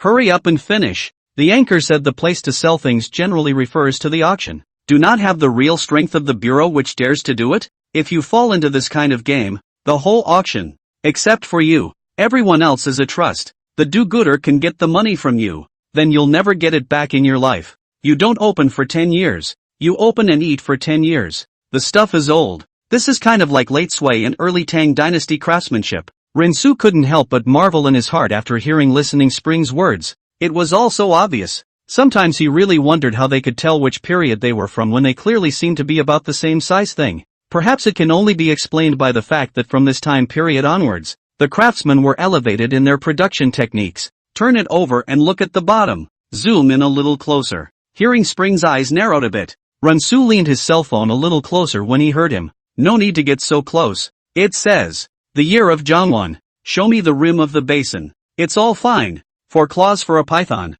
5 claws for a dragon. Since it's a dragon, that's only for the emperor. Zhongwan. Isn't that Tang Taizong's used wash basin? I'll go. That's a mean one. Looks real? On the spot. The last one was a shoe worn by the emperor. This time it's a used wash basin. Did he pout the emperor's tomb? The viewers of the live stream began to speculate, listening to Quan at this time with skepticism in his eyes. Brother, what does your family do? Where are you now? It can't be such a coincidence, can it, that both pieces are exclusive to the emperor? Ding! It has been detected that you have been suspected, and has now been changed to an overseas IP for you. Your account work has been modified. Please provide a reasonable explanation in a timely manner, or this mission will be judged a failure. The system's voice sounded in Rensu's mind at this time. He sniffed in shock and began to panic in his mind. Yeah, this is all too much of a coincidence. Take out the things of the Tang dynasty or also all the emperor's imperial products. It is inevitable that people will not be suspicious. He then stabilized his mind and said flatly, Brother Quan, All of these things were passed down from my family, and I'm currently studying in England. Listening to Quan open Rinsu's homepage above the IP address is indeed in the United Kingdom. There are 3 other works shot in the United Kingdom inside the movie city and luxury apartments. This time Listening Spring was relieved. He smiled. Everything is fine. This basin, I think it's better to take it and send it to the auction. So it's Mr. Ing. I'm probably so sick that I've learned to start doubting someone without looking at the IP. Take in the flavor. Look at the artwork on his homepage. He lives in a house that looks like an estate. Brother Quan. Then how much can this basin be worth? Rinsu asked. Hearing this, Listening Spring immediately made a face and exclaimed, Brother, positive energy. Positive energy. If you keep talking like that, I'm going to kick you off. Sorry I forgot about it. Rinsu hurriedly apologized. And how many buns would it be worth? I'll just name a price. Hearing Springs brought the calculator to his ear. 5,000,000 equals 5 million. It won't be less than that. Oh, I see. Rinsu said in disappointment. A pot of 5 million. 2 only 10 million. Plus just now the shoes have been appraised half of the 90 million not enough. The remaining 2 porcelains, a diamond in the rough and a painting could be worth $90 million? Rinsu fell into doubt. Chapter 14 It's over. It doesn't add up. Rinsu was a little disappointed to hear Hearing Spring's offer. Oh, I know. Dude, what do you mean? Why do I get the feeling you're a little disappointed? Hearing Springs raised an eyebrow in surprise. Not bad. Then why are you so calm with this? I know. Just what I think is a normal price. Aren't you a little excited about $5 million? Listening to the Spring was a bit unbelievable. If someone swiped $5 million on his live stream, he'd hate to greet his boss every day good morning and good night. It's okay. It's a very bland feeling. Rinsu answered truthfully. If the price of the 2 porcelains could reach the target set, he would be very happy. But there's really no excitement at the moment. Brother, to be honest, I initially thought you were a backslider, but I didn't realize you were really powerful. Listening Spring gave a thumbs up to the camera. $5 million and you're not even impressed? This calm man is really handsome. Wants to talk.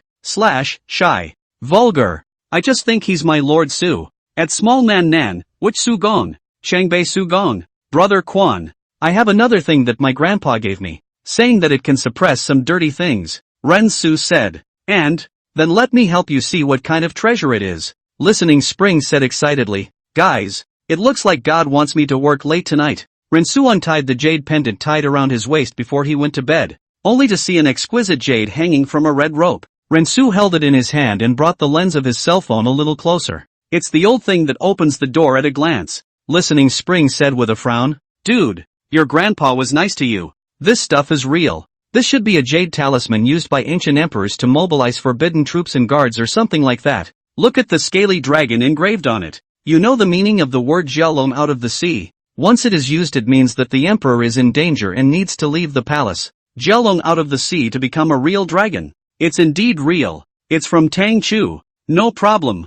Your grandpa is good to you. As for which emperor it belonged to, it is not known, because this kind of jade pendant that mobilizes the guards belongs to the imperial property, which means that the emperor can make him look like whatever he wants. How many steamed buns can this be worth? Rinsu asked. He watched as the value on the system panel had changed from 0 to 100100000, and listened to the offer Quan uttered as the standard determined by the system. So this jade pendant, he still had great expectations. After hearing Rinsu's words, Listening Spring instead shook his head and said, Brother, this thing it can't be measured by money. The love given by family members I think is priceless. No matter whether this jade pendant on your hand today is worth steamed buns or not. Well said. Brother Quan is positive. Hear the applause. This is the power of an idol / worship. My husband. Rinsu was also a bit touched after hearing these words, but then reacted. This is all made up. Where do you have family? Thank you Mr. Lu for the private jet. Mr.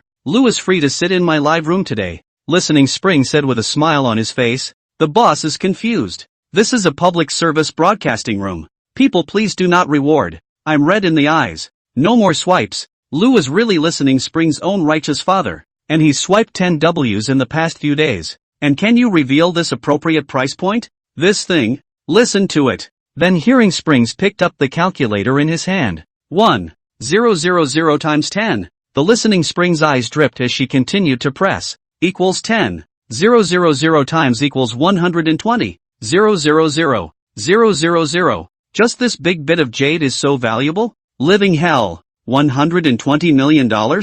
Whoever said gold is more expensive? Please stand up. Sorry, I typed in an extra zero. Equals $12 million. Birth. I knew it was a dead end again. Naughty. Makes my heart stutter. I thought there was a treasure to surpass what was in the hands of that Ferrari driving Master Kyung. Overthinking. That one is holding a bronze. It must be worth hundreds of millions. Ransu's heart sank when he heard it. The value on the system panel was really just plus 12 million. When he heard the offer, he was skeptical. Brother Quan, this price is a bit low, isn't it? Hearing Spring, that's still low? Rensu, aren't there jade pendants from the Qing dynasty that can be auctioned for hundreds of millions? Brothers, each dynasty is represented differently. You like the Tang dynasty is most famous for Tang San Kai. This thing, if you take out a set of words, its price is incalculable. You just said that the Qing dynasty jade pendant that is called Emperor Green, usually only the Emperor and Iron Hat Prince will have. Like the father of the Guangxu Emperor Prince Alcohol and the foreign affairs movement of Prince Gong, this level, the Emperor Green one can be sold to hundreds of millions belong to the line price. This jade pendant of yours is an Emperor of the Tang dynasty, though I don't know which one, but I'll just say it's low price, not the sale price. Listening Spring gave Rensu a look and said, you know what I mean, right? Saying out the range of the transaction price will offend people too much. Remember not to sell below this price. Hearing Springs pressed the calculator again. Equals $12 million. Being a riddler again. How does that offend anyone? Hurry up and say the sale price. I want to hear who has the better stuff. Emperor Tang or Emperor Chang. It's actually a very simple logic. Like if you're selling something worth $100 and the customer wants to cut it down to 80. And then all of a sudden some guy says this can actually be worth $200. Do you think you can be happy as a customer? In fact, the auction will be able to take a portion of the profit if the delivery is sold at a very high price. If Hearing Spring names the maximum price, in case the final auction is lower than this price, the outside media will call the buyer and the auction black-hearted, which will anger both families at once. Who do you think the auction and the buyers will blame? Besides, I won't tell you how much energy is behind the people who can afford the auction and the people who go to buy things. The answer to this pop-up unsettled everyone. Hearing Springs took a tactical gulp. This housekeeping has been made very clear, so I won't explain. Rensu accepted this reality despite a bit of disappointment in his heart. After all, Hearing Springs was so popular that once he said something wrong, he could offend a whole bunch of people. In fact, he still had a doubt. Anyway, the price of the jade pendant was set. So he simply asked, Quan, if I say this is a jade pendant worn by Li Shimen, then it, listening to the Spring was drinking water, and when he heard this, his water bottle stopped in midair. Pust. Hearing Spring choked on a mouthful of water in his throat and couldn't hold back the spray. The water damage hit the camera on the live feed. Instead of even bothering to wipe it off first, he asked in shock, dude, are you serious? Chapter 15 You'd be a treasure in a museum. Bro, are you serious? Listening Spring was filled with shock. Why are some antiques worth so much? It's not just because of age and craftsmanship. There's a more important reason, and that's in the people. Yu Wang Gojin Sword, Qin Wang Du Tiger Talisman, and the Jade Seal of Transmission. Why it can be the treasure of the town? Because the owners of these treasures were emperors. What is an emperor? 1 anger, 1,000,000 corpses, bleeding scum. Dare to ask. Who can do that now? The Emperor's sword and the Tiger Talisman may not have been stained with blood, but every swing of them can determine the situation of the world. What about the living? It's all in their minds. In other words, suppressing the world's qi. Rensu was startled by Listening Spring's expression and said, I'm just asking. Listening to the Spring, how shrewd. From the tone of voice to listen to Rueishu lying or not. There's something wrong with you. How can that be? I was really just asking. I was watching the pop-ups on the live stream asking. So I was just curious. Listening to Quan sniff, he suddenly gave a big gasp.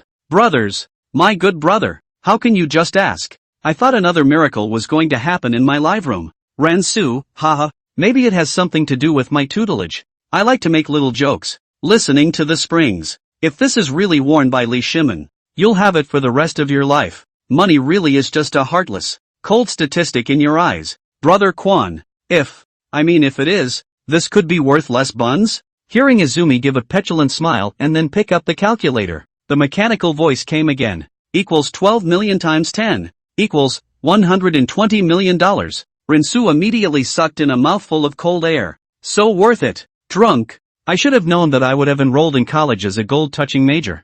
My dad calls me brother. Civil engineering is just a final fantasy. No wonder there are so many sects of tomb raiding. It's a complete windfall. It's true what they say. The bigger the storm, the more expensive the fish. Trench looks. Loves it. Listening to Quan looked at the pop-ups in the live broadcast and smiled gently, only to see him pick up the calculator in his hand again. Multiply it by 10. Equals, error. Equals, error. Equals, error. Hearing spring, billions is only the limit of the calculator, not the limit of this jade pendant. Rensu's eyes rolled back in his head and he almost fainted. 211 million. System, how can I say this? Quan has said it's 21 billion. You can't price it at 12 million for me, can you? The system was silent for a few moments. You have completed this mission. Sold for a total of $111 million.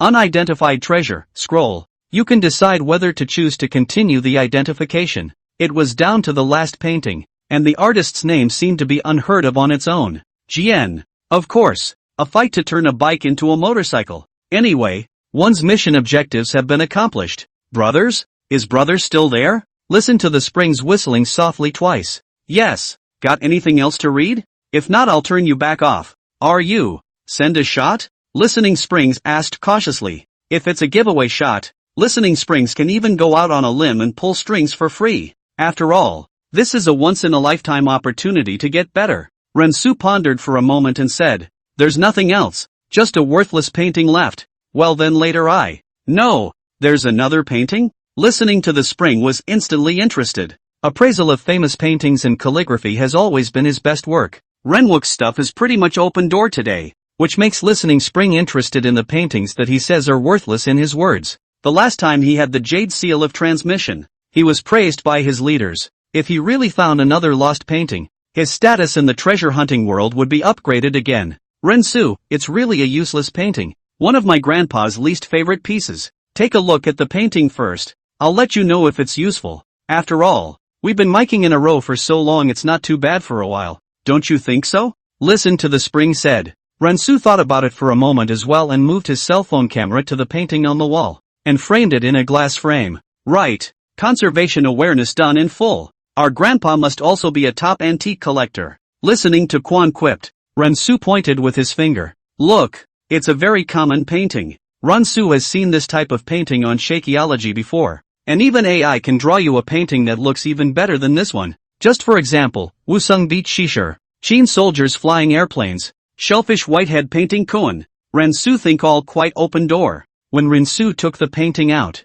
Listening Spring's eyes were drawn to it. He compared a shushing silence signaling him to keep quiet and lifted the frames of his glasses with his index finger. After a while, and the expression on his face began to grow serious as he said, can you get a little closer? Rensu hears this and leans the camera in closer. Up a little, go on, slow down, go on, okay, stop. Hearing Springs suddenly shouted. His head leaned closer. What does it say? Yen Li, you're a little closer, I'll see what the last word is? He slapped his thigh and called out. Yen Liben. What is written on this? A map of the lower canals of Wu County in the second year of the reign of Jingwan. Yen. Bai Lipen. Yen Liben listened to Quan read the name again in his mind. He felt so familiar with the name. Yen Liben. Hearing Springs suddenly exclaimed. What are you doing all of a sudden? My husband isn't home. And my mother-in-law just came in to see what I thought was hiding a man. What's Lipen? Does it mean several universities? I don't think I've heard of this person.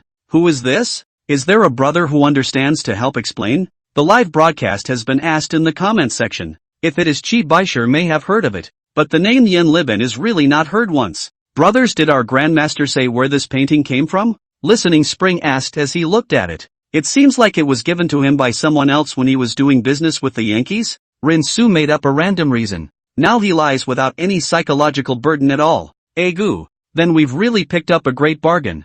No, it's that they returned what was rightfully ours. The thing is old and in perfect condition.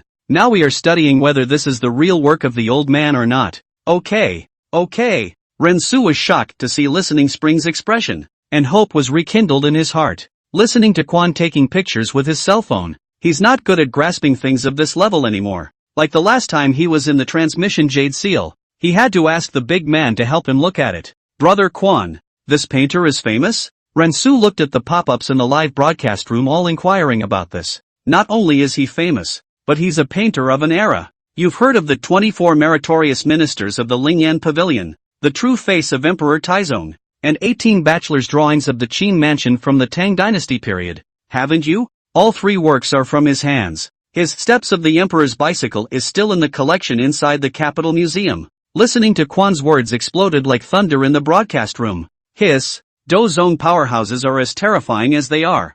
I know about the 24 ministers of the Lingyan Pavilion, and I've read about Emperor Taizong's face in history books, but I didn't realize they were all in his hands. When you said the true face of Emperor Taizong, I remembered. It seems that the name Yen Liben did appear in the history books. Yeah, I remember that too. It's in the science fiction corner of the book. Can you take the painting down?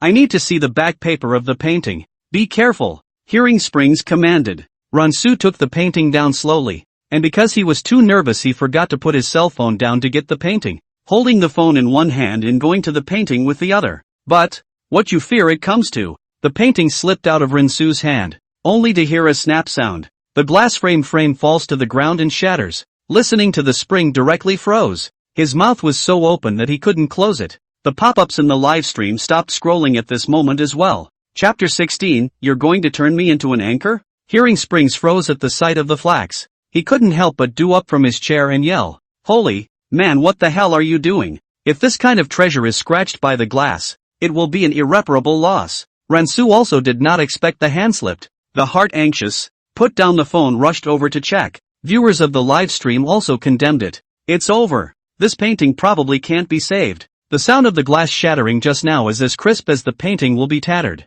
The painting can't even be held steady. This dude is also too weak. I'll feed your kidneys treasure tablets directly from 360 degrees. I estimated this painting to be a few $100 million, but now it's broken and will probably shrink 100 times. A brief black screen tugged at the crowd's emotions. 10 seconds passed. Ransu surprised, the painting was not cut by the glass. There is a layer of glass liner inside. Ransu then lifted his cell phone to give the camera to the painting, only to see the glass shards outside the frame of the table all framed. Listening Spring was in a relieved mood after seeing that the painting was fine. Luckily there are 2 layers of protection. I'll be honest, you're the first person to make me feel like I'm on a roller coaster today in all the time I've been appraising treasures. Hearing Springs glanced at the message on his cell phone at this point, then snapped another picture of the back. It was only a few moments later that he dared to make a judgment call when he saw the message on his cell phone. No problem with the painting. One big open door. But this painting of yours? You still need to go and get it appraised by the Capitol Museum.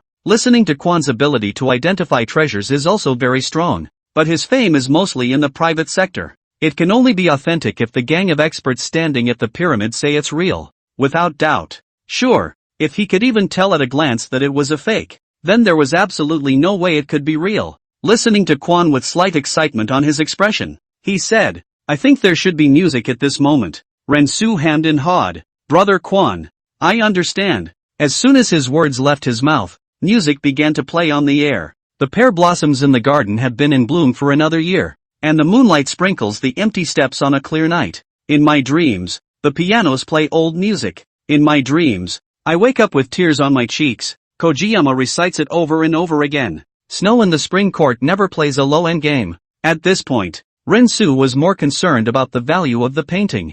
"Brother Quan, I think this painting can be." "Brother, stop it. I can't accept this thing of yours." Listening Spring flatly refused. He waved his hand repeatedly and said, "I don't have that much energy to be able to collect the painting in your hand. If you want to pass it on, I can go contact the auction." At this time, Rensu's jitterbug background suddenly received a lot of attention, and someone wrote to him privately, "I can collect the price plus VXXXXXXXXXX." Rensu ignored these people. The water here is too deep. Rensu is self-aware. He cannot grasp. "Can you give a reference price?" Hearing Springs rubbed his brow, then picked up the calculator in his hand. "I'm just giving a reference. It's still based on the results of the auction. 100,000 equals 100 million. That's just a conservative price. If it's in an auction, it could multiply that." Hearing Springs held out 5 more fingers. "Ah, Raider. Raider?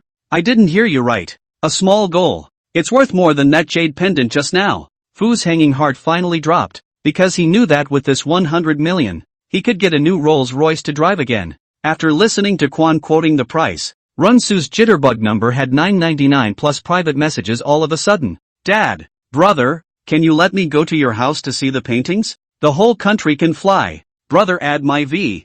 I can send this painting to you to be auctioned in the harbor city. These private messages dazzled Rensu. Suddenly, Hearing Springs glanced at a message on his cell phone. Brothers, so I'll go back to off a little bit of you, okay? There are some things that I'm not convenient to say in the live room. And later on I have to appraise other people. I'm spending too much time in your place. Rensu knew that the other party should be up to something. Thanks, Izumi, bye. Okay, bye. Don't forget to shut me back down. The two then disconnected from the connection. Live in the booth. I really didn't expect it today, that a brother would take out a painting of old man Yen Liban, but it really opened my eyes. Look at how lovely the people are on this painting. And look at the bustle of this Tang Dynasty morning market. Hearing Springs pulled out the picture he had just taken with his cell phone. It's 12:30 a.m. It really is true what they say. The early bird gets the worm. Rensu ended the streak. His mood first went down and up as if he were dreaming. Good thing the mission was accomplished. Then, he heard a prompt from the system. Your current treasure exchange amount number is 22,110 million. There will be 221,110 million commission. Ding! The ringtone on Rensu's cell phone rang, and he opened it to see. Qinglong Bank reminds that there is a remittance of 200 million yuan in your account. Please check it in time. Immediately afterward his phone rang following him. My little sister sent me this. Yoyo, it was sent to D'Amato. Hello? Hello, sir. I'm the general manager of Green Dragon Bank's Forefront County branch. Have you received a cross-country remittance over here? Yes. Thank you for your support to our bank. Now our bank decides that you become a valued member. Now ask for your will. Do you see? Green Dragon Bank. A top bank in the country of China. Yes. Good. Thank you for your support. Can I help you with any questions? Is it okay if I want to check the most recent flow? Yes. We will send it to you by mail. Sending it on a cell phone is susceptible to stolen information, so the top banks usually opt for the most primitive postal delivery. No, just e-file it. Rensu then hung up. His heart kept pounding. 200 million. This life has it. He opened the manager sent him a running account. Above speculation. Buy land. Develop. The breakdown is presented. All the money obtained by legal means. Suddenly receiving such a large sum of money, Rensu surprisingly did not know what to do. For a moment, it was as if the purpose of life had been lost. Chapter 17, The King is on the air. It seems like there's still a mystery gift box that hasn't been opened. Rensu looked at the system item bar. Mystery occupation gift box. This gift box will provide you with random occupation training. Career cultivation? Rensu thought it was a bit interesting. Will there be a career lottery? Rensu said without hesitation. Yes, as the saying goes, there's no such thing as too much skill. Your occupation, anchor. Rensu, anchor? This still needs to be cultivated? New hidden mission, increase fans by 30,000 and reach 40,000 gifts. Live broadcast location, Chang'an City, Tang Dynasty. You still have one outstanding renwook for this month. And today is the end of the month, so it will be executed on you immediately now. Rensu hadn't reacted yet. The next second, it disappeared into thin air. Chang'an City. The streets are lined with staggered buildings, mostly wooden, with stores lined up and signboard fronts flapping in the wind. The streets and alleys are filled with the aroma of food. The restaurants are full of guests. People are talking, savoring the wine and tea and enjoying the musicians' performances. This flourishing scene caused Rensu to be amazed. Although it can't be compared to those modern high-rise buildings, it's full of life and unusually lively. High-rise buildings modern people which have not been tired of seeing. Many people are yearning for the landscape folk life. The scene in front of me is even more real than the highly rated ancient costumes. Live here, that's not a proper traffic mecca. System, turn on the live broadcast. Equipment installation underway. Immediately after that, Rensu felt two more lenses on his shoulders, but he could only see them by himself. A style of live room appears on the system panel. Please ask the host to fill in the title. Newcomers live suck not suck traffic mainly depends on the title. The more exaggerated, the more hunting, the more attractive people click in to see. Rebirth of me as a prince in the Great Tang. The cameras on Rensu's shoulders are capable of projecting what he sees in real time, and the viewpoint is third person. The high-definition images of the city of Datong in the live broadcast room were instantly intriguing. The streets are bustling with pedestrians, dignitaries traveling in horse-drawn carriages, literati strolling and talking, and ordinary people shopping and playing. Street performers put on a great show and jugglers draw applause for their thrilling skills. I'm just going to squint for a while. Where did the cell phone father me? It seems like ancient times here. Is it a costume drama being filmed in Hangdian? But I haven't heard of any new dramas being released recently either. The king has come to Jitterbug to open a live broadcast? You don't have to tell me. The last time I saw a fake Hanwu emperor open a live broadcast on Jitterbug. This is supposed to be some kind of variety show, right? It's like a group audition scene. And I've heard that some shows in China like to do this. And if someone doesn't act realistically, they'll be fired from the show. Rensu, brothers, this is Jubilee Street. If you have any questions you can ask me. There were already very few people in the live room. And naturally there were very few pop-ups. Can you get the locals to sharpen their opinion on how Lushan is as a person? The corner of Rensu's mouth couldn't help but twitch after seeing that it was such a request. Is this playing with abstraction? Good. Rensu agreed. The camera in the live broadcast room slowly moved, and Rensu's eyes locked on the grandpa selling sugar gourds. Rensu faithfully came to the big Moncler outlet store. Seeing this, he thought he had a customer. Here's little Langjun. The grandpa greeted warmly. Well, hello there, grandpa. Rensu responded with a smile. The little old man wouldn't dare to call himself a master in front of Langjun. When the grandfather heard Rensu's words, he revealed a flattered look and hurriedly waved his hand at him nonstop. Master, your sugar gourd looks really good. Business must be good, right? Hey, it's just getting by. It's all the old patrons taking care of it. Do you want to buy a candy cane? The Moncler outlet store owner raised an eyebrow at Rensu, signaling him to buy a candy cane to eat. I'll buy it, but you have to answer a question first. The first thing you need to do is to ask for help. The Moncler Jackets outlet online store is a great place for people to learn about the city of Chang'an. And it's only natural that many people who don't know what they're talking about will come and ask the locals. He patted his chest confidently. Ask all you want. There's nothing I don't know about for miles and miles. When Rensu saw the Moncler Jackets for sale confident look, he said, okay, then I'll ask. May I ask if you know Lushan? Moncler outlet store. He began to think at once. His brow furrowed and then stretched. Isn't that Mount Lushan? Mount Lushan is on the western side of Jiangnan, where the grandson of my in-law's third aunt's son took the countryside examination some time ago. Rensu saw the Moncler outlet store very serious look and breathlessly held his forehead. Ha ha ha ha. So much like when I send my son a message that's been read and messed with. The great-nephew of the third aunt. I'm confused. My mom always says the same thing every time she talks to me about chores. I'm numbering my relatives or I can't tell the difference. Moncler outlet. These two lines are good. Much better than some of the actors in the country. No, I mean in Lushan. He's a man, not a mountain. You're talking about in Russian. That's pretty hard for him to say. He hasn't heard of such a person either. Then his eyes couldn't help but cast a sidelong glance at Rensu. Or make one up haphazardly? Rensu didn't notice, but the audience in the live broadcast room did. Master is going to make a move. It looks like for the anchor of this sugar plum money is earned. This kid in Lushan. Filial piety. He's a good baby. The last time I heard his old lady was sick. He swam in the river for 3 days and 3 nights and caught a big carp and had his old lady stew it for him. The corner of Rensu's mouth couldn't help but twitch when he heard it. So he bullied the outsiders for not knowing anything. Right? Your grandpa is still your grandpa. I knew it. I'm satisfied. Moncler outlet online. The answer is very insightful. This is the voice of the people / kudos. Personally, I think this spaghetti should just be accompanied by number 42 concrete, as the length of this screw could easily have a direct impact on the torque of the excavator. Moncler outlet store. Although he is talking nonsense, his face is not red. Moreover, and Lushan likes to buy and eat my sugar gourds every time he enters the capital, and he eats them clean every time.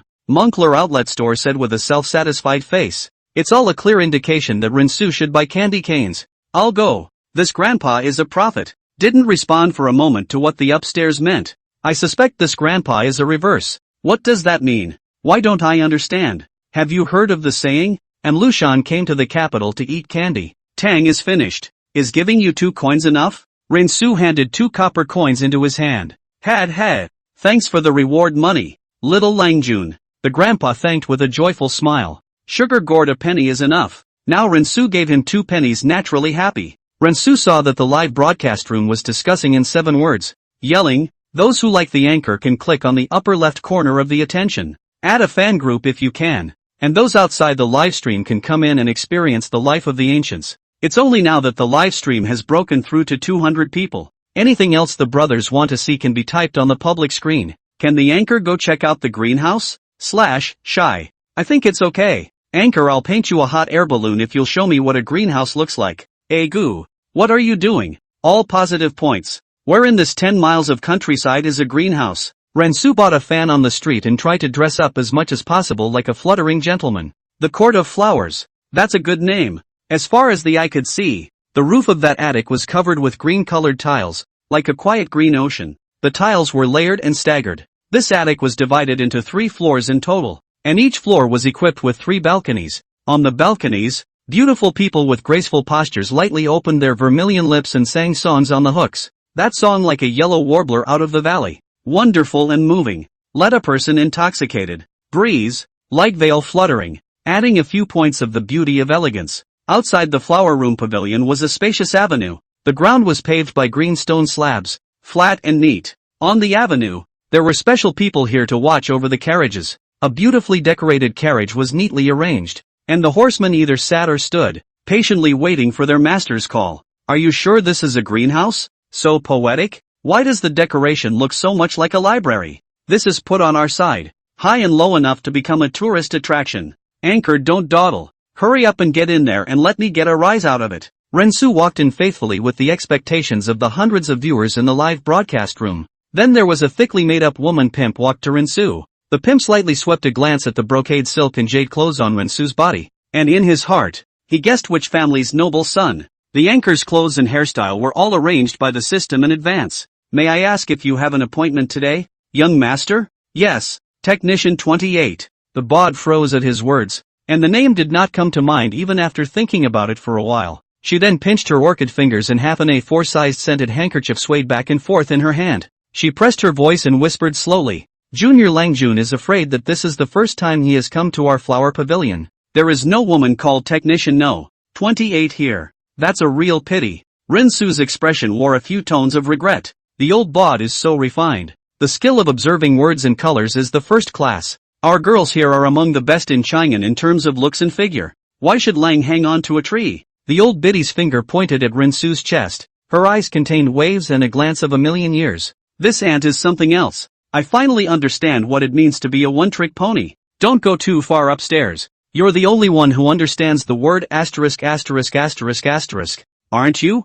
Bad. Want to talk. Auntie looks so cute / shy. Rensu was shocked in his heart when he saw the pop-ups in the live broadcast. Chow thief. At Mang Village Li Hongwei at love stinky tofu at I want to drink Nico. Chapter 18, going to a greenhouse and doing extreme challenges. Send a gift hot air balloon *1. Rensu immediately said, thanks to the boss for swiping the hot air balloon. I wish the boss all the best. 8 in a litter. And never die. Brothers, click some likes. Can you help the anchor get to 10,000 likes? Rensu shouts internally can be conveyed to the live room through the system. At Quade Wholesale Construction Rebar, boss hurry up and let the anchor in the whole live. Yeah, going to a greenhouse is always a good idea, right? Damn it, let the anchor find the real greenhouse. The pop-ups in Rensu's live room began to rise up, arching fire at the boss who swiped the gifts. Wholesale Construction Steel, give you 2 whole program of work. The first, you do not look for other girls, just look for the old ant. Wait until you have to do the right thing to say that you have the good of the dragon and the sun. Ha ha ha, this is bad. If that's true, Auntie may have to report to the police and charge the anchor with fraud. And then the great old man of green heaven will gate Ertie's head in public. Look at the anchor's green face. What about the second one? The crowd in the live broadcast room began to ask the boss what the second one was. Looking at the enthusiastic scrolling pop-ups, Rensu's mouth couldn't help but twitch. As for the second one, that's the one where the anchor pretends to be real, but then at the end of the checkout says he forgot his money at home. If you can do it, I'll give you a sports car. The boss is so mean. Boss, just spoil him. How can you spend money to reward an anchor? This puts the anchor in a difficult position. White whoring is fun for a while, but always white whoring is fun for a long time. Oi, kiddo, I'm starting to look forward to it a little bit. Just the second one. Seconded. +1 +1 +1. Rensu sighed. I really didn't expect the brothers to have such great wisdom. What do you mean? Sure I didn't mishear and not call us big smarts? No, you are people of real intellectual substance. I think there's an idea that comes out of this, love both. Not attack. Not kin ai fei bao? 6666. The sleeping beast in your body has awakened to control your brain? Break it up and listen to the anchor's explanation. Rip, skin. The so-called part-time love is up to a middle-aged woman who doesn't let go. Both want her to experience what it's like to be in love. Non-kung fu, as I understand it, means to cultivate righteousness without using violent means. Brief silence on the air. Listening to you is better than reading 10 years of books. The anchor's understanding surprisingly makes me feel like I went to college for nothing. I told you there's always a great righteousness in your heart every time you go to read romance. Sympathy. A gambling father. A sick mother. A school-going brother. A well-behaved girl. Who will help her if I don't? The anchor is so right on the money. Must follow. So brothers. I choose the first one. Then the pop-ups were full of question marks again. I thought I was going to hold it in, but I didn't think I'd poop. Don't you know what the brothers want to see? I'm going to watch the paid content. I urge you to West Objector Wei Junjie. I've got the tissues ready and you chose one? Brothers, I also want to but this live room will immediately be blocked. Ransu said with a helpless face. Think about it guys, it's not like it's a 91 short video. It's a Shake Shack short video. So, Ransu felt that this had been made obvious enough, and he was sure that the good brothers in the broadcast room would understand. So you send a download link for 91 and have a live stream there and we'll go over and spectate. At Dado di Huang Maru? When the one popping up above tried to send another message, he realized he was banned for 30 minutes. Then be the first. The crowd had to agree to Rinsu doing this challenge. The pimp saw Rinsu standing there in a daze without saying anything and thought he was thinking about what she said. Moreover, looking at Rinsu's age is not too old. There is no flower farm veteran's temperament. The most crucial thing is that Rinsu is very handsome. Her heart gradually secretly happy. Looks like a chick. What kind of person earns the best money in a greenhouse is naturally a man like Rinsu who has just entered the love world. He won't haggle. He won't treat you like a pervert. And they're young and virile and won't fall off the wagon when it counts. Anyway, she liked this kind of thing when she was younger. But unfortunately she was older now. There wouldn't be any customers to fancy her either. And she'd like to go crazy again if she could. The pimp then shouted towards a compartment upstairs. Daughter, come down. There's an honored guest here who needs you to wait on him. Mom, which suave lord is this again? The woman's delicate voice came from behind a light veil, and she came slinking along in a gown with long, flawless, slender legs, cloud sideburns high pull, beads and emerald swaying. With her pace issued a crisp sound. Curved willow eyebrow like a crescent moon moving. Eyebrow under a pair of eyes seemed to contain thousands of feelings, and sometimes the flow of autumn waves. Looking at the light, vermilion lips without pointing, when slightly open, seemingly shallow smile. This time it's not the Grandmaster. Mom, I've found you a handsome young man. The pimp's handkerchief lightly covered her mouth and laughed. The voluptuous woman slowly walked down from the upper floor. She gently waved the silk handkerchief in her hand, and it was as if water could drip out of her soft, boneless wrist. Her waist was slender, like a weak willow, and every movement carried endless elegance and charm, so that once one's eyes landed on her, they would never be able to move away. The most crucial thing is that the spring light of the two front convex peaks happens to be covered with hair, and the hazy feeling is born. Ransu's eyes went straight. The live stream also blew up.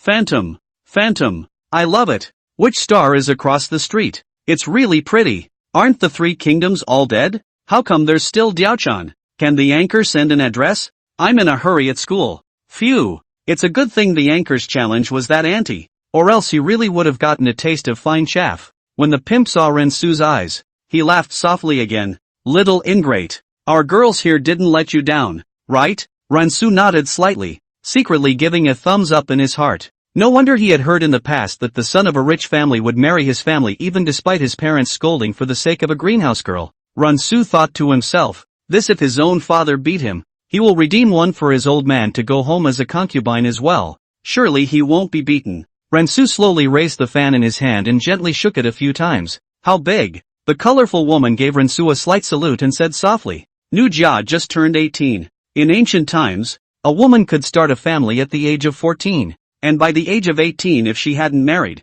she would be considered an older woman. Ransu looked at the woman in front of him. Her knitted brows and smile were full of charm, coupled with that just the right amount of tenderness, so that people could not help but surge up in their hearts a feeling of wanting to love and pity. The old bot eagerly urged on the side, my daughter is multi-talented. Piano, chess, calligraphy and painting, and also know a little bit about words and phrases. It was only because some customers favored educated women. So she had forced her girls to read and recite poetry from a young age. What's your name? Just call me Smokey. Sir.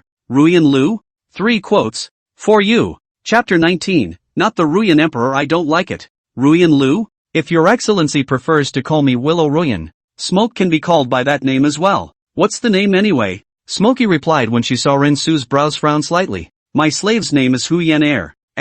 I'm a bit special. I only like women called Ruyan Lu. Since you're not, then go back to your room and rest. This was the first time she had ever encountered such a request. Rinsu's customer who cared about his name but not his figure and face was also the first time she had seen in her life. Hu Yener did not know how to deal with it for a moment, and only after seeing the pimp's hint did she slowly retreat. Then it seems that Smokey is not destined to be with your son, so I'll leave you here. The little girl is a bit young, though it's not Ruyan Lu. It has the Ruyan sacred body. Broken Smokey, good gambler dad. If you don't help her, who will? Junior Lang Jun, don't be in a hurry. We still have girls here. The old bod was holding Rinsu's hand and leading him upstairs. There's always something you like. Each room on the 3rd floor was separate, and the girls waited in their rooms for their best men. They are either languidly wearing only a blasphemous garment, the contents of which can be dimly seen, or they sang softly the poems written by their lovers with the copybook in their hands, or, don't worry,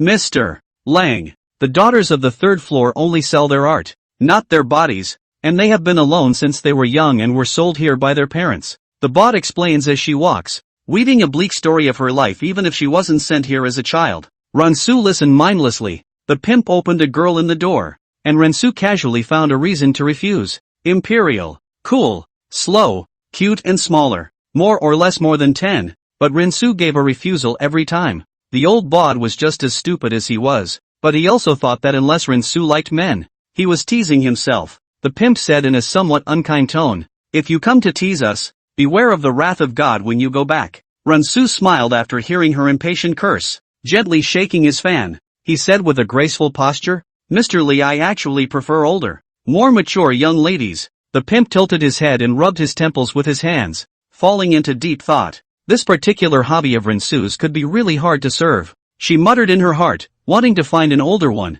What are you doing in my flower pavilion? However, the other party's temperament and speech made it difficult for her to grasp his identity. Rinsu also revealed that he was surnamed Li, and the only biggest Li clan in this capital was the royal family. Seeing that the other party did not understand, Rinsu reminded, this person is far away, but close at hand. The pimp couldn't help but sniff. The pimp saw that Rinsu was staring at himself and instantly realized that the person he was talking about was himself, older and in good shape, but afraid of making a mess. He said with a few skepticism in his tone, my slave has the audacity to ask, is it my slave that you are referring to, Mr. Lang? Rinsu nodded and said, I didn't dare to say it just now when there were so many people, but now that I have the leisure to be alone with you, I naturally want to make it clear with you. After hearing Rinsu's confirmation, the old pimp was merely stunned for a moment before laughing lightly. Egu, little ingrate, don't torture me. How can I withstand your body? Her mouth said no,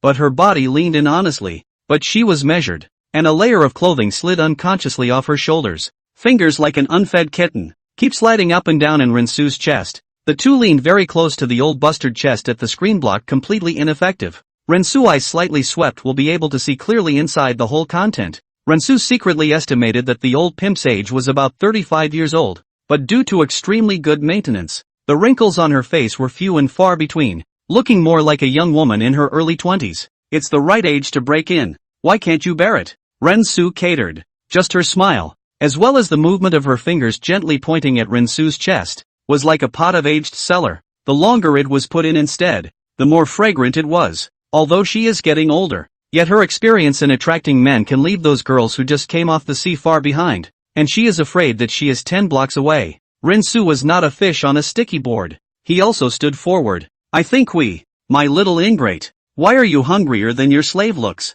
She pinched her orchid fingers and gently stroked Rinsu's stoic face. Tisk, how handsome. Rinsu was provoked by his itchy heart, *quickly stabilized his mind and said, men handsome cannot be eaten. The real ability is their own dry out.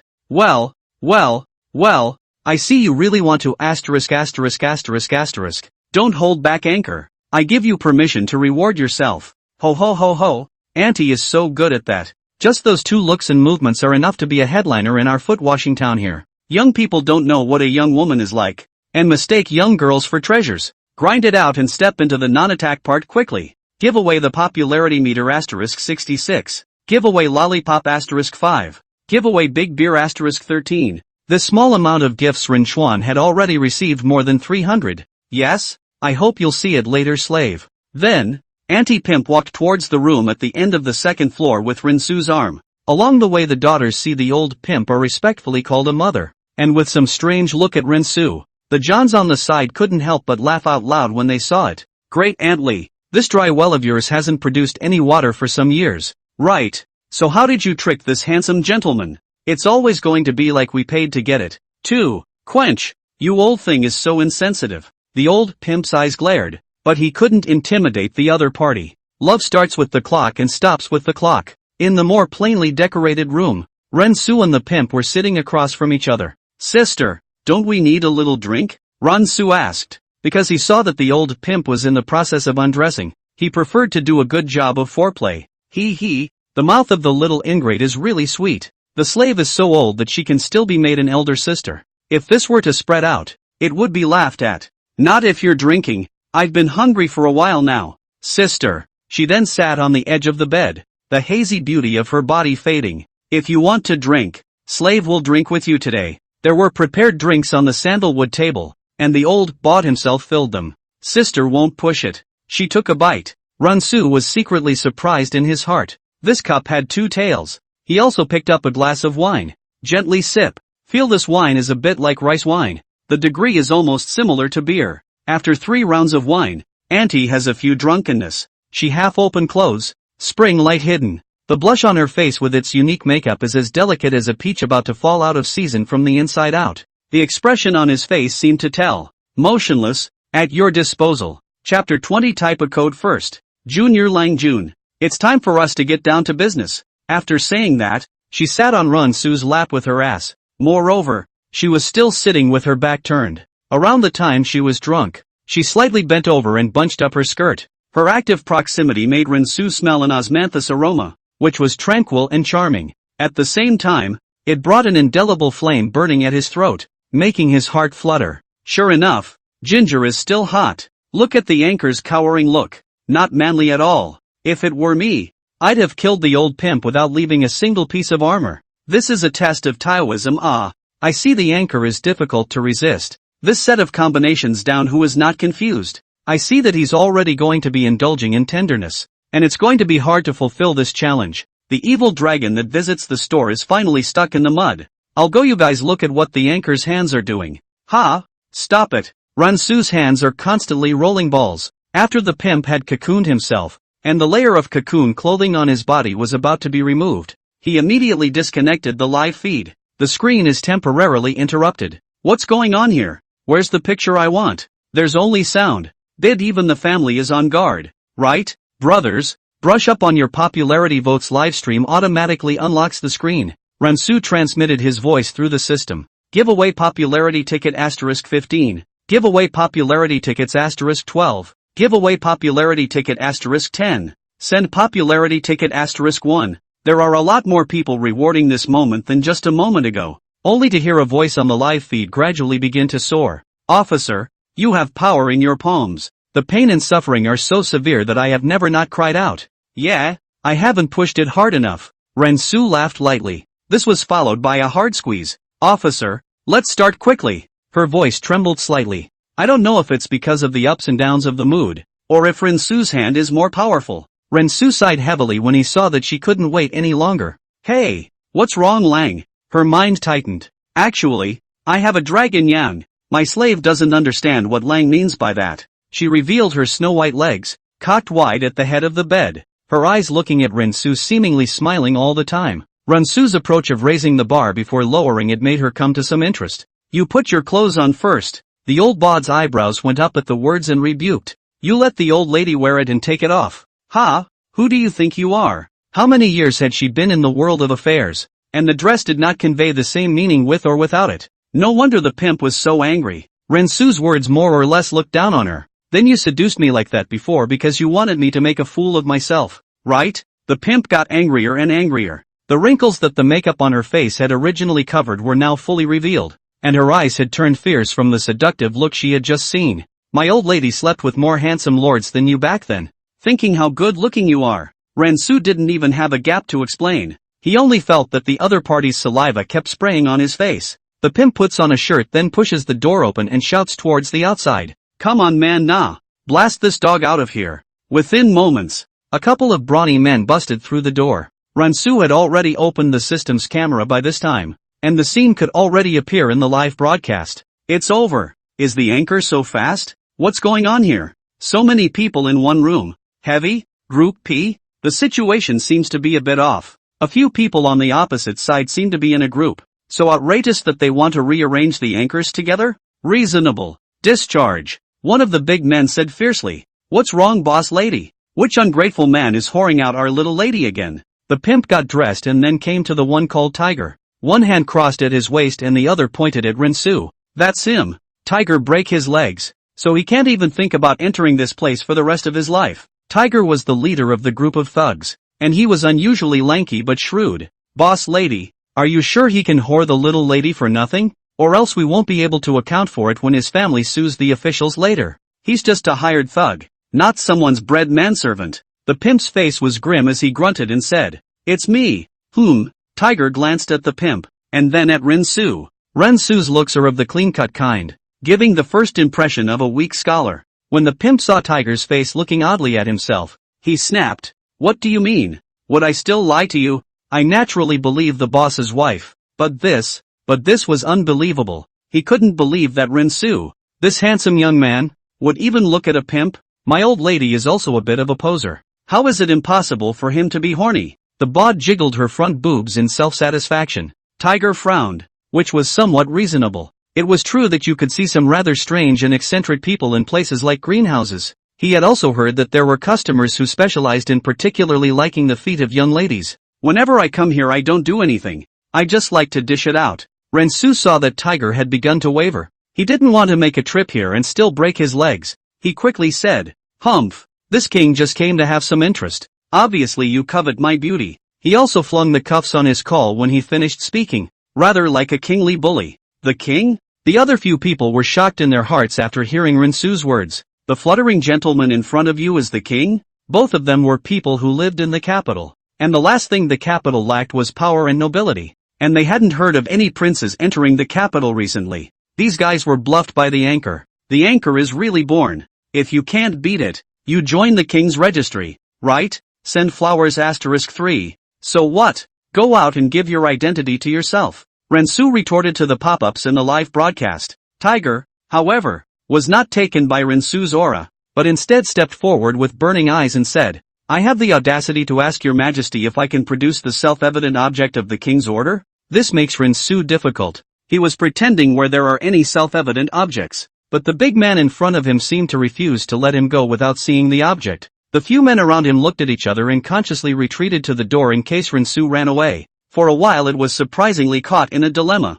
Rensu had no way to think about asking the good thick meters in the live broadcast. "Families, is there any good solution to the current situation? Failed to pretend to be 13. You know you're in a hurry? What have you been doing? Now that you know to call your family, why didn't you turn the camera on when you were stealing food yourself just now? You can't just give him a random thing to fool around with." 6666. Rensu saw that the pop-ups were all scolding himself, but someone still reminded him of that. "Don't you have a jade pendant given by Lier? Maybe use it to try it out." When Tiger saw Rensu hesitating, he became even more certain of what he had in mind. Rensu's princely status must have been faked, because he wouldn't have heard of any feudal king who was so young, and by the sound of his accent, he wasn't from Guangzhou. Pretending to be a royal clansman is a major offense. The key thing is that he pretended to be a clansman to cheat the bubble. It's even more of a crime. If we hand over the capture to the Kyoto prefect, there might even be a reward. Thinking about this, Tiger's eyes went a little wild when he saw Rensu. "System, help me make a code," Rensu commanded. Because this jade pendant had been appraised in the Listening Spring live broadcast before, he was afraid that someone would pick it up for him. Received from coding success. A dead horse is a dead horse. What's the anchor doing? Hands are a bit unruly, kind of like a deer in the headlights? Only Rensu's hand was pulling out something at his waist. Tiger coldly looked at Rensu and coldly grunted in his heart. "I'll see how much longer you're going to pretend." Rensu took out the jade pendant from the system item bar and showed the jade pendant in his hand to Tiger. This is my self-evidence. Tiger originally held the attitude of watching the joke. But when he saw the jade pendant in Rinsu's hand he was immediately dumbfounded. What's going on? Why are you coding? Look at the shape of this yard. The pop-ups were immediately pointed out that the shape of the code in Rinsu's hand was strange. I'll go. I didn't realize you said that. I just exited the software to make sure again. And this is indeed shakeology. Just then, Tiger in the live broadcast room with a solemn face suddenly half-kneeled on the ground. The pop-ups on the live feed got even more boisterous. This is the root of the king? The shape of the code projected by the live feed is exactly an eggplant shape. Chapter 21, Yuan Tiangong's live fortune telling to netizens. Tiger's face changed instantly when he saw the jade pendant in Rinsu's hand. With a serious face, he half-kneeled on the ground, his head lowered respectfully and said, Li Jingmen Vermilion Bird Street Squad Leader Han Hu see your majesty. Han Hu's sudden kneeling down stunned the crowd present, but the ensuing epithet that came out of his mouth shocked them even more. Your majesty? The man in front of me was the current emperor. When Han Hu saw several people behind him not moving, he scolded, Why don't you kneel when you see his majesty? The others sniffed as if they were waking up from a dream, slowing down from their shock and hurriedly bowing down in obeisance. I am guilty. I didn't know that his majesty was making a private visit in private, and I still don't know what to do in the face of heaven. Han Hu loudly pleaded guilty. He inwardly regretted that the jade pendant that Rinsu had just shown was the tiger talisman of the Li Jie sect, which was something that only the emperor would possess. He had just dared to question the king's order, which was a first-class offense enough to execute 9 clans. Silky cold sweat broke out on him in just those 10 seconds or so, and his body trembled unceasingly as he fell to his knees. As for the old bod, she was now kneeling on the ground maintained by her hands, otherwise she would have long been paralyzed with fear. The mind goes blank and the ears begin to ring. Did you just scold the emperor? The many people present were in fear in their hearts, afraid that the emperor would be furious in the next second, but also Rinsu was a little nervous in his heart. He didn't expect this jade pendant given by Li Er to be so powerful, but the situation at hand could only continue to pretend. Humph, do you know your offense? Han Hu sniffed his feet, and his heart was filled with all kinds of thoughts. He said breathlessly, I am aware of the offense. I hadn't wanted to show my identity. Han Hu's head buried even lower when he heard Your Majesty mention this matter. But since it has been recognized, I do not want this news to reach the ears of a fourth person today. If there is, you bring your head to me. Han Hu originally thought that Rinsu was going to put him to death, but after hearing Rinsu's words, his eyes immediately brightened from the deathly gray they were a moment ago. He was delighted in his heart and then kept kowtowing on the ground. Obey the decree. If a third person learns of this, I shall bring my head to your majesty. Don't get too happy. You're not done slandering me. Han Hu after the robbery mood ups and downs. Right now as long as he can live let him do anything. I am guilty. Just fine you half a year's salary. Salary. And you, Rinsu said, pointing at the pimp. The pimp didn't dare to look at Rinsu. His head nodded like a chicken pecking at rice, and his mouth shouted, Thank you, your majesty, for your majesty's heavenly grace. Is this all right? This group of actors is very good. What the hell was that anchor holding just now? Takes Barrett Megatron. Can anyone know what the Li Jing gate is that Han Hu was talking about just now? At tail lights outside the phone, a spy organization similar to the Jinui, following only the orders of the emperor. Send flowers *521. Rinsu felt a little tired and glanced at the opening hour nearly 3 hours ago. It's daytime here for him, but in reality it's 3 o'clock in the morning. Brothers, if you didn't pay attention, click to pay attention. Today's live broadcast is here. We'll be live tomorrow night at 10 o'clock sharp. Then Rinsu closed the live broadcast. 8,303. Rinsu calculated in his mind. According to this trend, going down a week's time would be enough to earn enough money for breach of contract. Rinsu took the fine that Han Hu and the pimp had just paid, estimated at 200 taels of silver. He bought a portion of noodles to eat on the side of the road and couldn't eat half of it. Having tasted modern meals, he found the noodles really tasteless. After eating, he hired an ox cart. The owner of the ox cart was an old man who looked honest and generous. Go to the final mountain, Rinsu commanded. The next live broadcast will be up in the mountains. The ox cart drove out of Chang'an City, and the scenery along the way was great. Rinsu lay on the ox cart, listening to the cicadas chirping in the distance, and fell asleep. Without realizing it, 3 hours passed silently. Arung, the location you mentioned is here, the old man shouted. Rinsu woke up in a daze at the sound of his words and asked, Old man, can there be people living on this mountain? Junior Langjun is here to visit the heavenly master. Isn't he? The old man laughed. Celestial Master? Ren Su sniffed. He came to Terminal Mountain just to wait until the next day to live fish for game. Yes, there is an old celestial master with great powers living on the mountain, and many people have been coming here to look for him lately. How divine? Ren Su asked. The old man replied. Knowing astronomy from above and geography from below, the past and the future can be revealed in a single word. So amazing. Is it fortune-telling?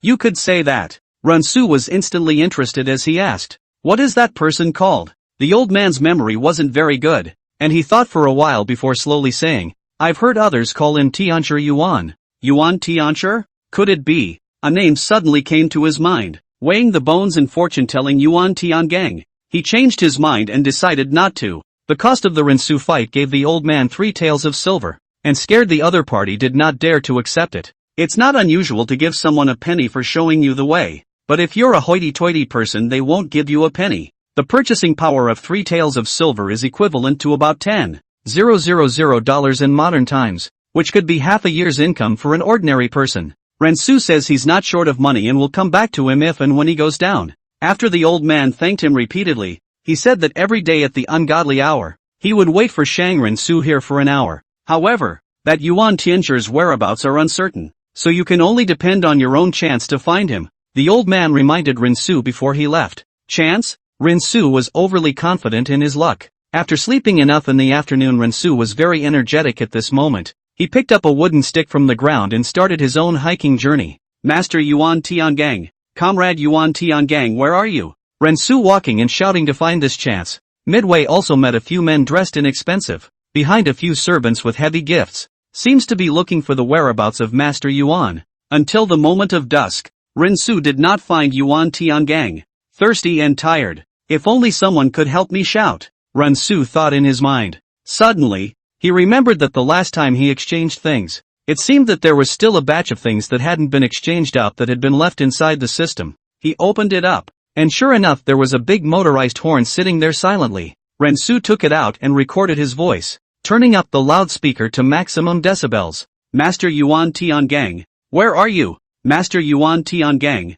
where are you? Master Yuan Tiangang, where are you? The high decibel sound startled the birds returning to their nests in the deep woods and once again moved away from their nests. Yuan Tiangang, who was avoiding perfectly with Ren Su's route, could not help but stop and listen carefully when he heard someone calling his name. In the southwest? About a quarter of an incense stick later, Yuan Tiangang saw a young man with what looked like a bucket around his waist. It was from there that the voice calling his name was released. Who are you and why are you here? Yuan Tiangang asked. However, the sound of the horn on Ren Su's waist was too loud for the other party to hear. Helpless, he picked up a small stone to build up his strength to catapult it out. Ouch! Ren Su felt a cold pain in the back of his head, so he turned to look, only to see a man standing there silently. He was dressed in a navy blue cloth coat with wide flowing sleeves, which was still neat and straight despite some signs of age. His face is thin. His skin color is slightly bronze. That is the witness of the wind and sun for many years. 2 sword eyebrows fly into the temples.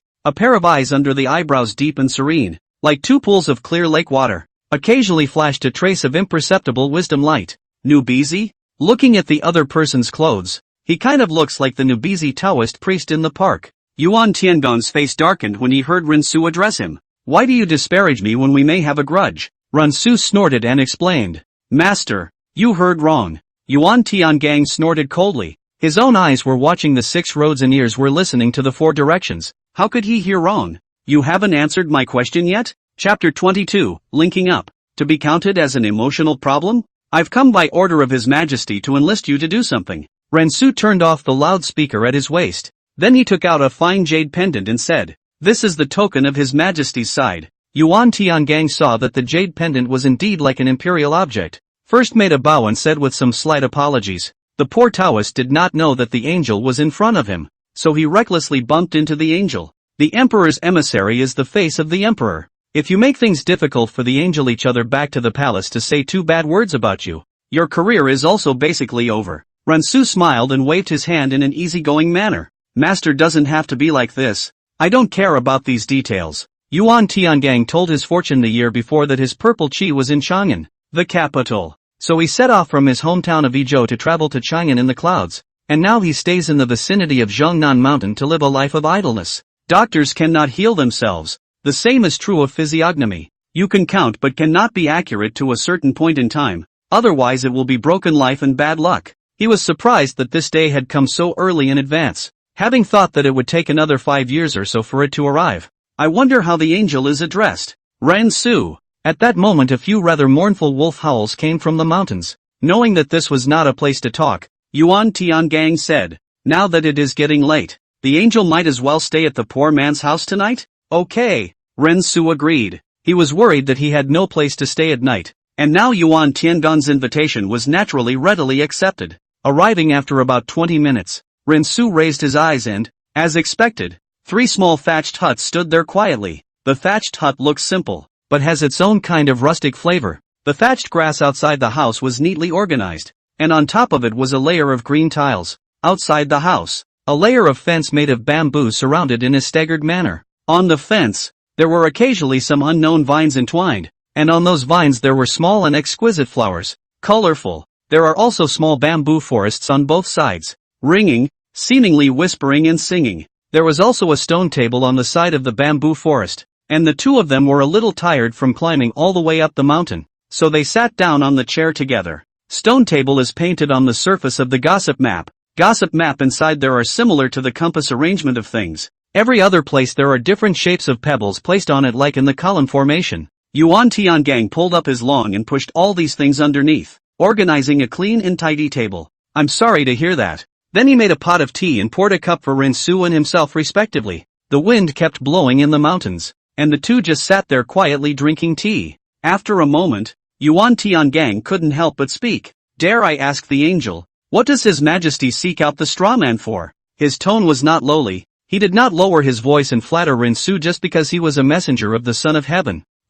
It's just divining some people's fortune," Ren Su said. "Some people?" Yuan Tiangang thought to himself that it was probably some of the ministers in the court. Ren Su took a sip of tea and tried to act as decently as possible. He said slowly, "If you are able to accomplish this time, His Majesty says he will break the rules and enlist you when the time comes. There has always been a deep-rooted idea in the reader's philosophy that it is better to be learned. At the top, he can rule the country, and at the bottom, he can lead the army with his horse." Yuan Tiangang was in his prime, and this thought never disappeared with time. Instead, it got deeper and deeper. Hearing Ren Su's promise, he was overjoyed in his heart. Breaking the rules of the draft also means that the official position will definitely not be low. The reason why he portrayed himself as a hermit guru was to wait for this day to come. Nowadays it's just a matter of getting the emperor's business done. Divination and fortune-telling is what I am best at. The angel only needs to give me the birthdates and 8 characters of these people, and I can tell you everything about life and death as well as the future past.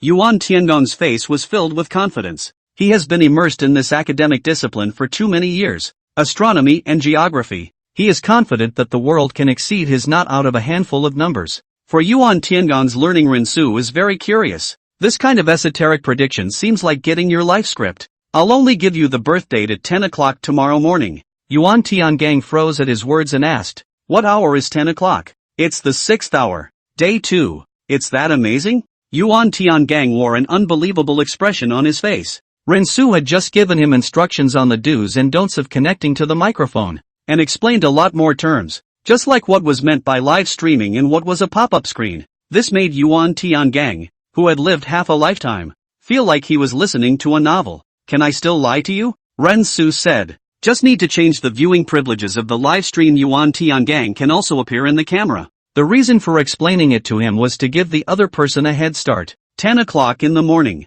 System, turn on the live broadcast. Live streaming is on. Please wait. Open successfully. Ren Su had gained tens of thousands of fans in a live broadcast yesterday, and now 300 people had entered just after the broadcast had started. It's finally on. "I missed the live broadcast yesterday. Are we still going to visit the store today? Anchor, where are you? The background is so fake. Is the uncle next to him the anchor's father? I'm going to take a wild guess. It's not going to be a father-son double row today, is it? / wicked smile. Send out the sound you shine *3. Give away sunglasses *1. Send a small heart *21. Today we don't do anything else with the anchors can be fortune-telling. Inaccurate to scold me. Brothers, the one standing beside me is the famous physiognomist Yuan Tiangang." Ren Su reached out to introduce him. Yuan Tiangang, who was at the side. followed Rinsu's instructions and said to the camera, "Hello brothers in the live broadcast room." The expression on his face was a bit raw. In fact, until now he still didn't believe what Rinsu said. What kind of curiosity is Yuan Tiangang? It's also good to get on surprisingly enough to be in the same frame as the anchor. At Jitterbug I even got to meet the late Jailda, Edison who was fixing the electric light, Einstein who was doing a physics problem, and Yuan Tiangang who is in front of me right now and is about to tell my fortune. Shake it off, record the good life of the underworld. Where is the Marshal getting rich without animation these days? At Anthony's dumpling skin, you wouldn't come even if I told you. This cosplay doesn't look like it either. Around 5 minutes into the broadcast, more than 3,000 people had arrived in the live room. Rinsu looked like there were already about 100 people waiting to connect. Okay, we have our first audience member. The ID on the right side of the link is called, Yao Yao doesn't like Coke. Hello anchor, I'm a fan of yours. A male voice came from the right side of the live feed. Turn on the camera. How does this open? Double tap the screen to flip it. Isn't it fortune telling? What's with the need to turn on the camera? We need to look at it in conjunction with the face as well as the 8 characters. Only a good-looking boy appeared when the right camera opened. Men's University? Rinsu asked. I'm a sophomore now. The other guy looks sad. Something on your mind lately? Hearing Rinsu's question, the male university said after an alas. I broke up with my object, but I still like her very much. Want to ask if there is still a possibility between us? Emotional problems, huh? Give or take? The male university sniffed and replied. She hasn't given it yet. Rinsu also froze when he heard his answer, then held his forehead and said breathlessly. I'm asking if you've given me your 8 characters? I didn't get it in a private message backstage. Oh, give it right away. I'll hold off for the last few days and change the following. Chapter 23, Brother. Forget her. Yuan Tiangong's head buzzed when he saw that he could actually chat face-to-face through a screen. It's so shocking. I told you there was fairy magic in this world. The scene in front of him was nothing less than flying through the sky in front of him on the spot. It is even said that only immortals can do this, and Rinsu was sent down by the emperor. So that means His Majesty has had this artifact for a long time. Your Majesty is truly destined by heaven. Yuan Tiangang lamented in his heart. Rinsu saw that he was fidgeting, so he nudged him. What's wrong? Fortune-telling. The poor Taoist almost forgot. Yuan Tiangang looked at the 8 characters sent on the backstage. First transported his breath, and then his hand began to pinch ceaselessly. Suddenly, he frowned and said, You're a strange 8. Male Da's heart tightened when he saw Yuan Tiangong's expression, and he hurriedly asked, Master, what's wrong? Rotten peach, does your date have long hair, a round face, and a mole under the corner of her eyebrow? Yes. You fell in the water when you were 4? I'll go. Master, you're too godly. You can even calculate this. A shocked look appeared on the male Da's face. When he was a child, he was curling up by the river, but he was pushed into the river by a young friend who sneaked up from behind, and if he hadn't fished it out in time, he might be 15 years old now. Your object's nature is fiery pride, and your 8 character nature is watery softness. Water and fire are hardly compatible. Yuan Tiangang just said this one sentence, point blank. Does Master have any solutions? I just can't let go of this in my heart. I even got down on my knees and begged her not to break up. Yuan Tiangang sniffed instead of answering, because the answer had already been told to him. But when he heard that the latter had all knelt down and begged for mercy, he was quite surprised in his heart. This is a prince consort? But there's no honor in his life. How else can a man get down on his knees with his subject? This dude is weirdly affectionate. Why bother? Having to hang on to a tree? Don't understand. There's gold in a man's knees. Rinsu saw that he was persistent, so he asked, Did she ever buy you a gift? Bought a few candies. What's your mood when you receive candy? Rinsu took a sip of tea. Happy. You can tell from the linked shots that the male university is snickering at this point. What kind of gifts did you get her? Apple 18 Pro Max. Put. Rinsu couldn't help but spray out a mouthful of water. No bro. She thinks you're an ATM machine? I've got a candy for a cell phone. Brother, do you see a shortage of lovers? I don't care about gender. Silly Dachuan. Wake up. Isn't this being treated like a big injustice by Pure? I just like her so much. The big male color darkened. It's reasonable to say that you can buy a cell phone at your fingertips, and you are in a good financial situation. So how can she break up with you? Rinsu had such a doubt. I took out a loan to buy it for her. Manda replied. Rinsu's eyes widened at once and asked, Wait, what did you say? A loan to buy it? She said she liked loan. Boiling goat didn't buy a grass cake when he was chasing after beauty goat either. Hard clam. I can't understand it. Go back to Gotham. Batman said not to arrest him. Rinsu really couldn't help but laugh and asked, "Brother, were you still bitten by a dog when you were 4 years old?" Mailder recalled. Then was surprised. "How do you know that?" "My mom said I was bitten by a dog before I was 4. Is there a reason with this dog that my love is so choppy?" Rinsu then nodded. "Kind of a reason why the dog that bit you might be a licking dog. But I got vaccinated?" Mailder queried. Ha ha ha, is this anchor's backswing this big? Hey, so the disease flares up after a decade or so. Good scolding. This kind of person, you won't wake up until you scold him. Is the anchor the legendary web doctor? This is the kind of thing that's just drooling when it's cured. It was only then that Mailder reacted, his face blushing with shame and indignation. How can you curse? Dude, to put it mildly, it's the ones who make you last the relationship that are really hurting you.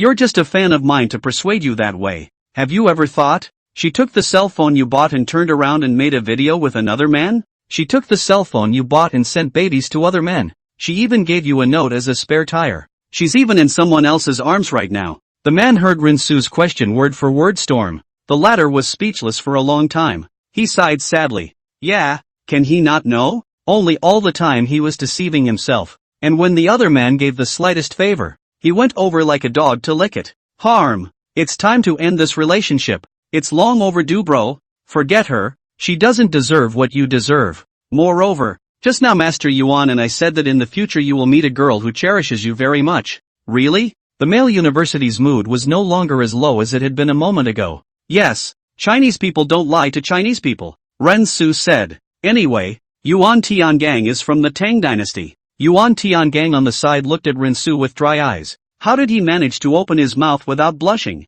Okay, Anchor, I'll swipe you a small gift as a thank you this time. Ren Su hastily refused, but the other party had already brushed it out. Thanks to Yodo doesn't love Coke for the little sports car. Thanks, big brother. Thank you, Anchor. Mailder thanked. You're welcome. Go back and remember to delete all of that girl's chats. I will. And this time I'm really putting it down. Letting the Anchor flat A while he deals out real damage. But it seems to work pretty well. It's good to know the way back. The Anchor is simply a medical sage. The object of this male big is definitely going to become a black fan of the Anchor when he finds out. Anchor, I have a friend too. I don't know. At White Small Cute. I deserve to be bullied by you guys, pay to be scolded. Right? Why don't you come to me? I can curse dirty. Send flowers *13. Actually being able to help the other party. Ren Su was happy in his heart. Especially this kind of deep love is difficult to extricate themselves. Ren Su never begrudgingly gold mouth.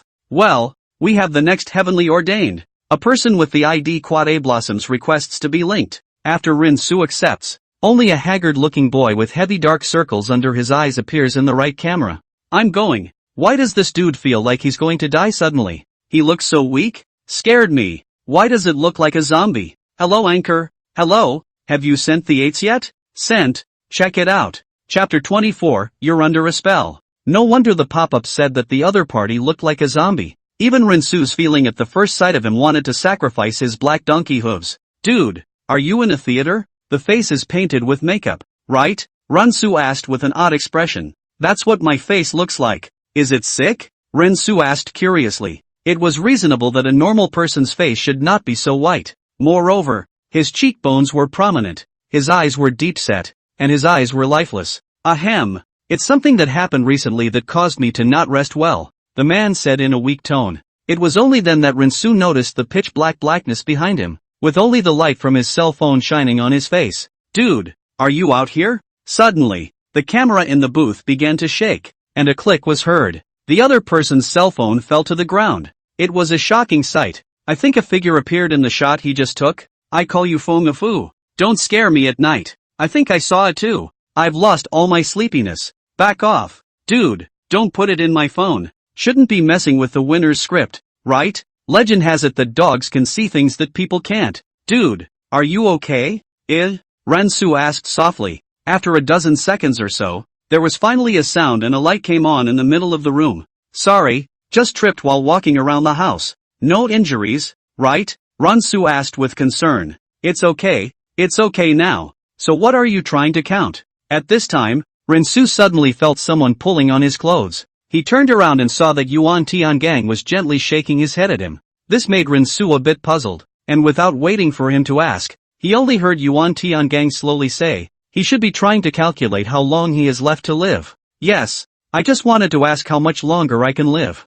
The man said with 2 more coughs. You have no light on your face, no oil in your hair, your left and right heavenly courts are collapsing, you have no time left, and you will die within 15 days. Yuan Tiangang said in a flat tone. Then does Master have any solution? I'm willing to swipe your gift. Hope finally appeared in the man's eyes. His body now looks like this, has long been looking for all kinds of experts have seen, and even the capital of those big hospitals have gone to check, but cannot check out the problem. His health is also deteriorating. It also looks like the dude does feel like he's going to pass away. This cosplayer says it like it's something. Why don't you go to the hospital? Do you have to come here to believe in some superstition? What is the date 2 months ahead of today? Yuan Tiangang asked. The man thought for a moment and replied, it's August 18th. Have you been to the cemetery? And burned some paper money there? Yuan Tiangang pursued. Yes, there was some paper money burned. Who gave you all that paper money? A co-worker of mine gave it to me and said he had leftovers at his house,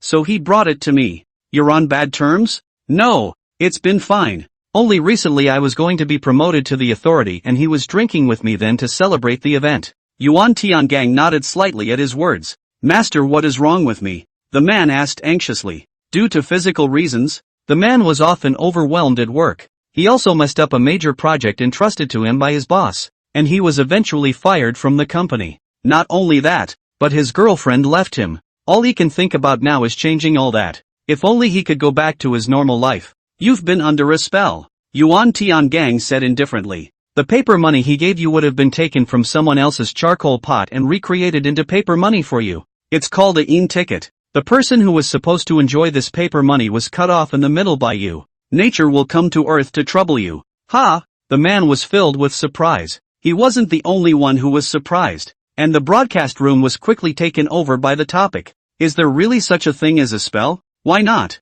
You know the expression, the grave is smoking hot? When I was a child, I used to see my mom visiting my grandfather's grave at regular intervals. I wasn't sure why at the time, until one time when I had a serious illness that lasted for 3 years. My mom asked the fortune teller in my area to tell me that someone had ripped open my grandfather's grave and sprinkled chicken's blood and talismanic symbols on it. Someone put a spell on our family. After my mom cleaned them all up, I only saw a wisp of green smoke coming out of my ancestral grave. And after that I got completely well. At Poet Grip, there are, but the spells are very refuted.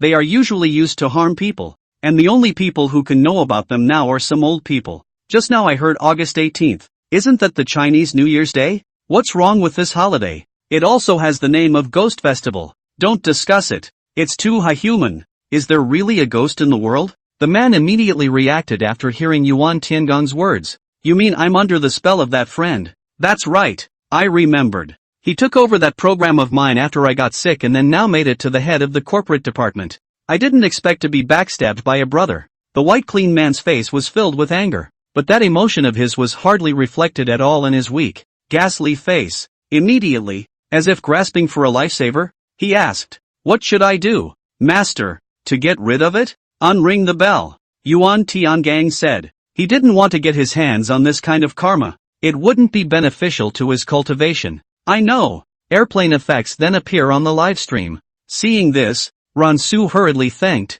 Thank you for the private jet sent by the boss. Followed by another carnival special effect. Before Rinsu could react, a rocket special effect went straight into the live broadcast room. Jitterbug 1. This fancy special effects Yuan Tiangang naturally noticed. Of course, he couldn't see what it meant. Master, do you think this bit of sincerity will do? The boss is so powerful. Doesn't look like the script, and it's driving the boss up the wall. You can tell by looking at the other person's eyes. It's the people in despair that have eyes. Yuan Tiangang remained unmoved. The white, clean man sent out 3 more shaky ones in a row. Private jets thrown out as if they didn't need the money. That's tens of thousands of swipes in just a moment. Master, do you think this will work? He asked again expectantly. Chapter 25, A Small Task. Completed. Yuan Tiangang was about to refuse when Rinsu hastily interjected. Yes, it would be hard to refuse again without getting chills. After all, he did open the live broadcast for the sake of the gift, and if he could not solve the difficulties of the other party instead, he would leave a criticism. Really? The white, clean man said in surprise. Yuan Tiangang saw that the angel had agreed, and he himself could not afford to brush off the other side, so a slight nod of agreement was given as well. What do I need to do? I only saw Yuan Tiangang gesture a few times on the screen and said, do you remember it clearly? No. Master, you redraw it again. I'll turn on the recording. The latter had to re-gesticulate in the air a few more times before continuing. Find the pig's heart, the chicken's liver, the duck's paw, the lamb's leg, and the goose's head and put them respectively according to the formations drawn just now. Then, bow 3 times to the west every day at 3 o'clock in the ugly hour, remembering not to open your eyes no matter what movement you hear at this time. Just do it 3 times, enough at the beginning, middle, and end of the month. Every time you do this, the strange disease in your body will get much better, and after 2 times your divine fire will be raised back and you won't be infested by these things. The man's eyes were not as dead as they were a moment ago when he heard it, and he excitedly placed the cell phone in front of himself and then knocked his head 3 times with a thud. I hope it works, but I just heard a bit of oozing. It looked like it was a human component? Confidence point removes the feeling, which is the component part of mimicking a human being, giving those things the illusion of being dead and thus no longer bothering them. I've seen this ritual practice before in ancient frescoes. Hiss, that sounds horrible. Alright, brothers, don't be discussing this. This old brother is also quite miserable. I hope to learn a lesson through this and do things with more care. Ren Su said. We have the next chosen one. After that, Ren Su started the streak. Guru, my mother-in-law told me to divorce my husband if I couldn't have another child. Don't sleep in your husband's room. Sleep next door and you'll have a baby. I meant to switch houses with your husband to sleep in. Why? Yangtaquology. Master, my dog got lost, can you tell me where it ran off to? Yuan Tiangang? Give away a private jet *1. Rensu, Taoist master, just help him. Yuan Tiangong, keep going southwest and you'll find it. Master, I can't find anyone. Yuan Tiangang? Give away carnival *1. Your second uncle's third uncle has an unmarried woman in his family. Got it. Thank you, master. Master, can you help me with this subject? Yuan Tiangang? Rensu, _ He clicked on the other guy's homepage, which turned out to be a class seller, and gave him a direct kick. ****** me. Didn't I say everything counts? Why did you kick me out? Except for the first few, which were fairly normal. None of the later ones seemed like questions a normal person could ask. Rensu looked at the real time and it was already 2 in the morning, while on his side it had just reached noon. Brothers, this is the end of our live broadcast for today. Let's wait for tomorrow.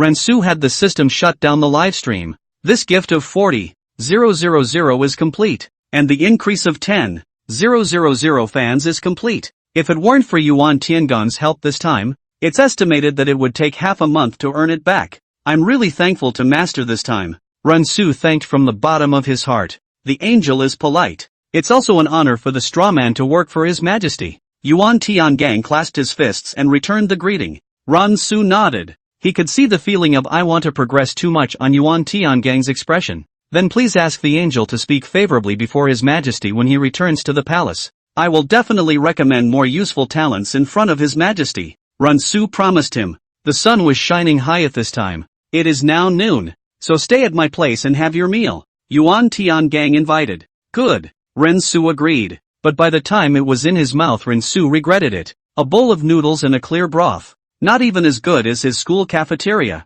garnished only with a few grains of salt and vegetables dug from the wild. For Rensu, who was used to eating modern ruthless living food, it was really hard to accept. He took 2 simple bites and set the bowl aside. It was too hard to swallow. The cuisine of the early Tang dynasty is actually rare in the capital. Pepper cumin, a common seasoning, was already available at this time, but it was all exclusive to the food of the powerful. And ordinary people and officials could not even taste anything. Better get an instant noodle for dinner. It wasn't worth a few dollars anyway. So Rensu bought a bucket of spicy flavor in the system mall. Yuan Tiangang saw Rensu come up with a new trick, and his curiosity drew his gaze over. Only Rensu was seen unwrapping a barrel-shaped object. Next, some firewood was added to bring the water to a boil. Finally, he put the seasoning packet in and poured 2 tablespoons of boiling hot water over it. Yuan Tiangang also knew in his heart that the other party, as a person beside the emperor, was naturally not accustomed to eating this mountain wild vegetable stock. Yuan Tiangang continued to eat his noodles, but a few moments later, he realized something was wrong. A tantalizing aroma wafted out from the peculiar bowl in Rinsu's hand. Yuan Tiangang smelled the aroma of the bubbling noodles, and the saliva in his mouth involuntarily secreted. I am a man of cultivation. Even delicacies will not stir my appetite. Suck it. Rinsu took a bite of it beautifully. The scent of bubbly couldn't be dissipated around him at this point. His mouth secreted saliva again completely uncontrollably. Yuan Tiangang looked at the colorful and flavorful bubbling noodles in Rinsu's bowl and then glanced at the dry noodles in his own bowl. All of a sudden, the original flavorful noodles became so hard to swallow. He looked twice more, then couldn't help but ask, "What kind of food is this?" He had traveled to the north and south of the Yangtze River, and had dabbled in snack foods from all over the world, but the pasta in Rinsu's hands had never been seen before. Rinsu sniffed and accidentally choked, blushing and coughing twice before slowing down. Mentally amused, he said, "When did instant noodles become a delicacy? It's called bubble noodles. Would the master like a bucket?" "No, a cultivator of the cultivation will be satisfied with grains and cereals." Yuan Tiangang refused. Though his mouth refused, his eyes were honest. Rinsu bought another bucket from the system and other things along the way. Taoist masters usually have to pay attention to their bodies even when they are cultivating, and this noodle is also a grain. Rinsu fixed the instant noodles and brought them to his side. He said he wouldn't eat it, but the scent was really tickling. "Then thank you for the angel's hospitality. I'll take my hat off." He also followed Rinsu's example of using a fork. "Suck it." Noodle just entrance. His eyes lit up. The first thing you feel is a rich aroma coming to your nose. The noodles are smooth and strong, gently sliding between the lips and teeth, bringing a unique flavor. As you chew, the flavor of the noodles spreads out, spicy and exciting. "Well, nice. The flavor is unique." Yuan Tiangang stroked his beard and praised. It wasn't the best pasta he'd ever had, but this spicy and savory feeling was still unique. Eating instant noodles with it is excellent. Yuan Tiangang saw Rinsu take out another thing that he had never seen before. Kind of like a bottle, but not ceramic to the touch. Soft feeling. The bottle is also spiral and engraved with lifelike drawings and contains a red liquid. He saw that Rinsu had already unscrewed the bottle and drank half of it in one go. "What is it?" "Tea." Yuan Tiangang unscrewed the top of the bottle and took a shallow taste. Suddenly, his pupils dilated. A sweet and sour sensation kept hitting his taste buds. Chapter 26, to live broadcast tomb rating? "This texture is marvelous." Yuan Tiangang couldn't help but marvel at it. "After drinking it, it felt all cold in my throat, like having a piece of ice in my mouth. Very refreshing." "What is the name of this tea?" "Iced tea." "Iced tea. It's a great tea." Rinsu laughed. "It's good that you like it." To thank Yuan for his help, he bought air conditioners in the system mall and installed them in the other's hut, and explained to him how to use them. Seeing Rinsu take out some more unseen objects, the initial curiosity turned into shock. Just as Yuan Tiangang was still fumbling with the air conditioner, a few shouts suddenly came from the bottom of the mountain not far from them. "Master Yuan! Master Yuan!" About half a dozen people were shouting at once, their voices sounding anxious. Rinsu and Yuan Tiangang looked at each other. "Looks like you've been approached to tell your fortune again?" Yuan Tiangang nodded slightly and gently stroked his beard. "If you'll excuse me, I'll be right back." "Come along. I have nothing to do now anyway." "Good thing too." The two of them then met up and headed down the mountain together. Under the mountain shouting Yuan Tiangang a few people, dressed in rough clothes and hemp scarf, authentic farmers. The look on their faces looked panicked. This made Yuan Tiangang more and more puzzled, thinking that he should not be a fortune teller. A man in the lead, tired and sweating on his head, looked up and wiped the sweat off to see an old man and a young man standing high above. With joy in his heart, he shouted to the few people behind him, "I've found Master Yuan. What do you want with me?"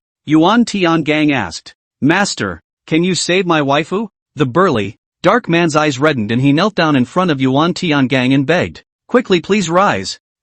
Yuan, will definitely help you if I can." Yuan Tiangang helped the man kneeling in front of him with both hands. Thank you, master." The Hanyu stiffly kowtowed 3 times before he would get up. "My waifu has been missing for 2 days. Can you help me figure out where he is?" "Disappeared?" Rinsu frowned. There were very few traffickers in this era, and people were even less expensive than livestock, as long as they didn't run into a war. The average child who disappeared could really be in for a rough ride. Good. Yuan Tiangang knew that this kind of thing could not be delayed. "When did you get lost?" "The 6th hour." "Age?" 12 imaginary years old. Yuan Tiangang counted with his fingers, and his mind was already clear. and you close your eyes and walk up dozens of steps at random. The Hanyu hesitated for a moment before doing what he said. Though he didn't know what use this would be in finding the child, he opened his eyes after walking a dozen meters with anxiety in his heart. Master, then what? What did you see when you opened your eyes? Mountains. Isn't that mountain high over there? Yuan Tiangang sniffed and said to himself. The mountain is in the stone. And the man returns to the earth. Your child should be in the dirt. The big man's little legs went limp when he heard his words and he collapsed to the ground. How can a living person be in the dirt? Only the dead stay in the dirt. My wa! At that moment, the woman on the sidelines also cried out in pain. For not only one had disappeared, but three in all, and the woman's child was among them.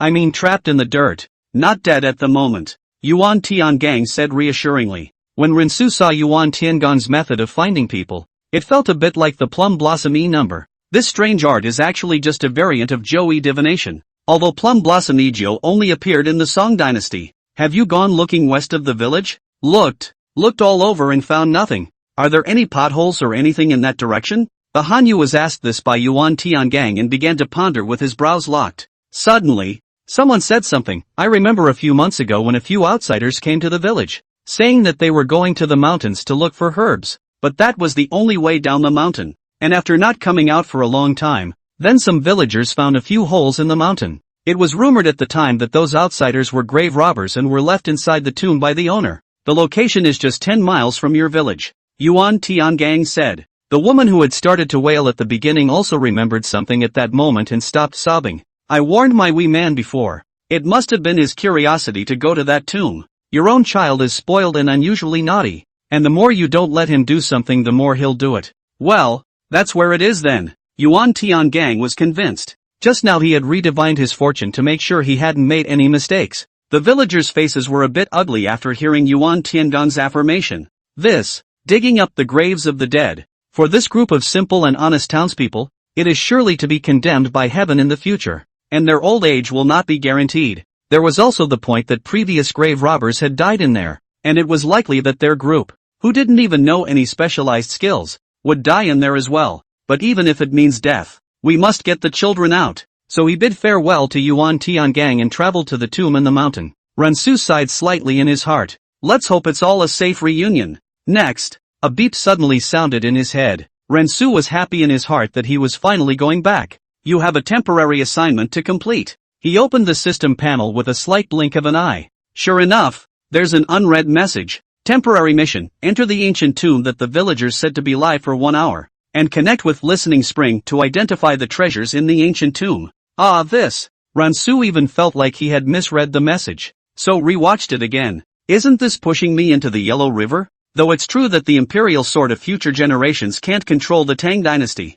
but if it was found out that the person who had linked up with Listening Spring several times before was himself, then he really couldn't even wash his hands of it even if he wanted to. Plus, that tomb even the professional dumpers have planted inside. Wouldn't I be giving away my head by going in? Ransu pondered with wide eyes. The system naturally wouldn't let Rinsu go live in the tomb empty-handed. You'll get 16 characters of Inyan Feng Shui and Professional Feng Shui kit. The system is sweet enough to give a solution, but it forgets one thing. You wouldn't be able to use it even if you gave it to me. Ransu said breathlessly. Feng Shui even more than math to eat talent. Math also give you a logic. Feng Shui want to study thoroughly. The time, place and people should be taken into account. The system was silent for a moment. We are now performing that 16-character Feng Shui secret art deduction for you. In the first year, you memorized this book, and the book was read 100 times or not understood. In the second year, you look for the first 3 paragraphs of the Young and understand what Feng Shui is.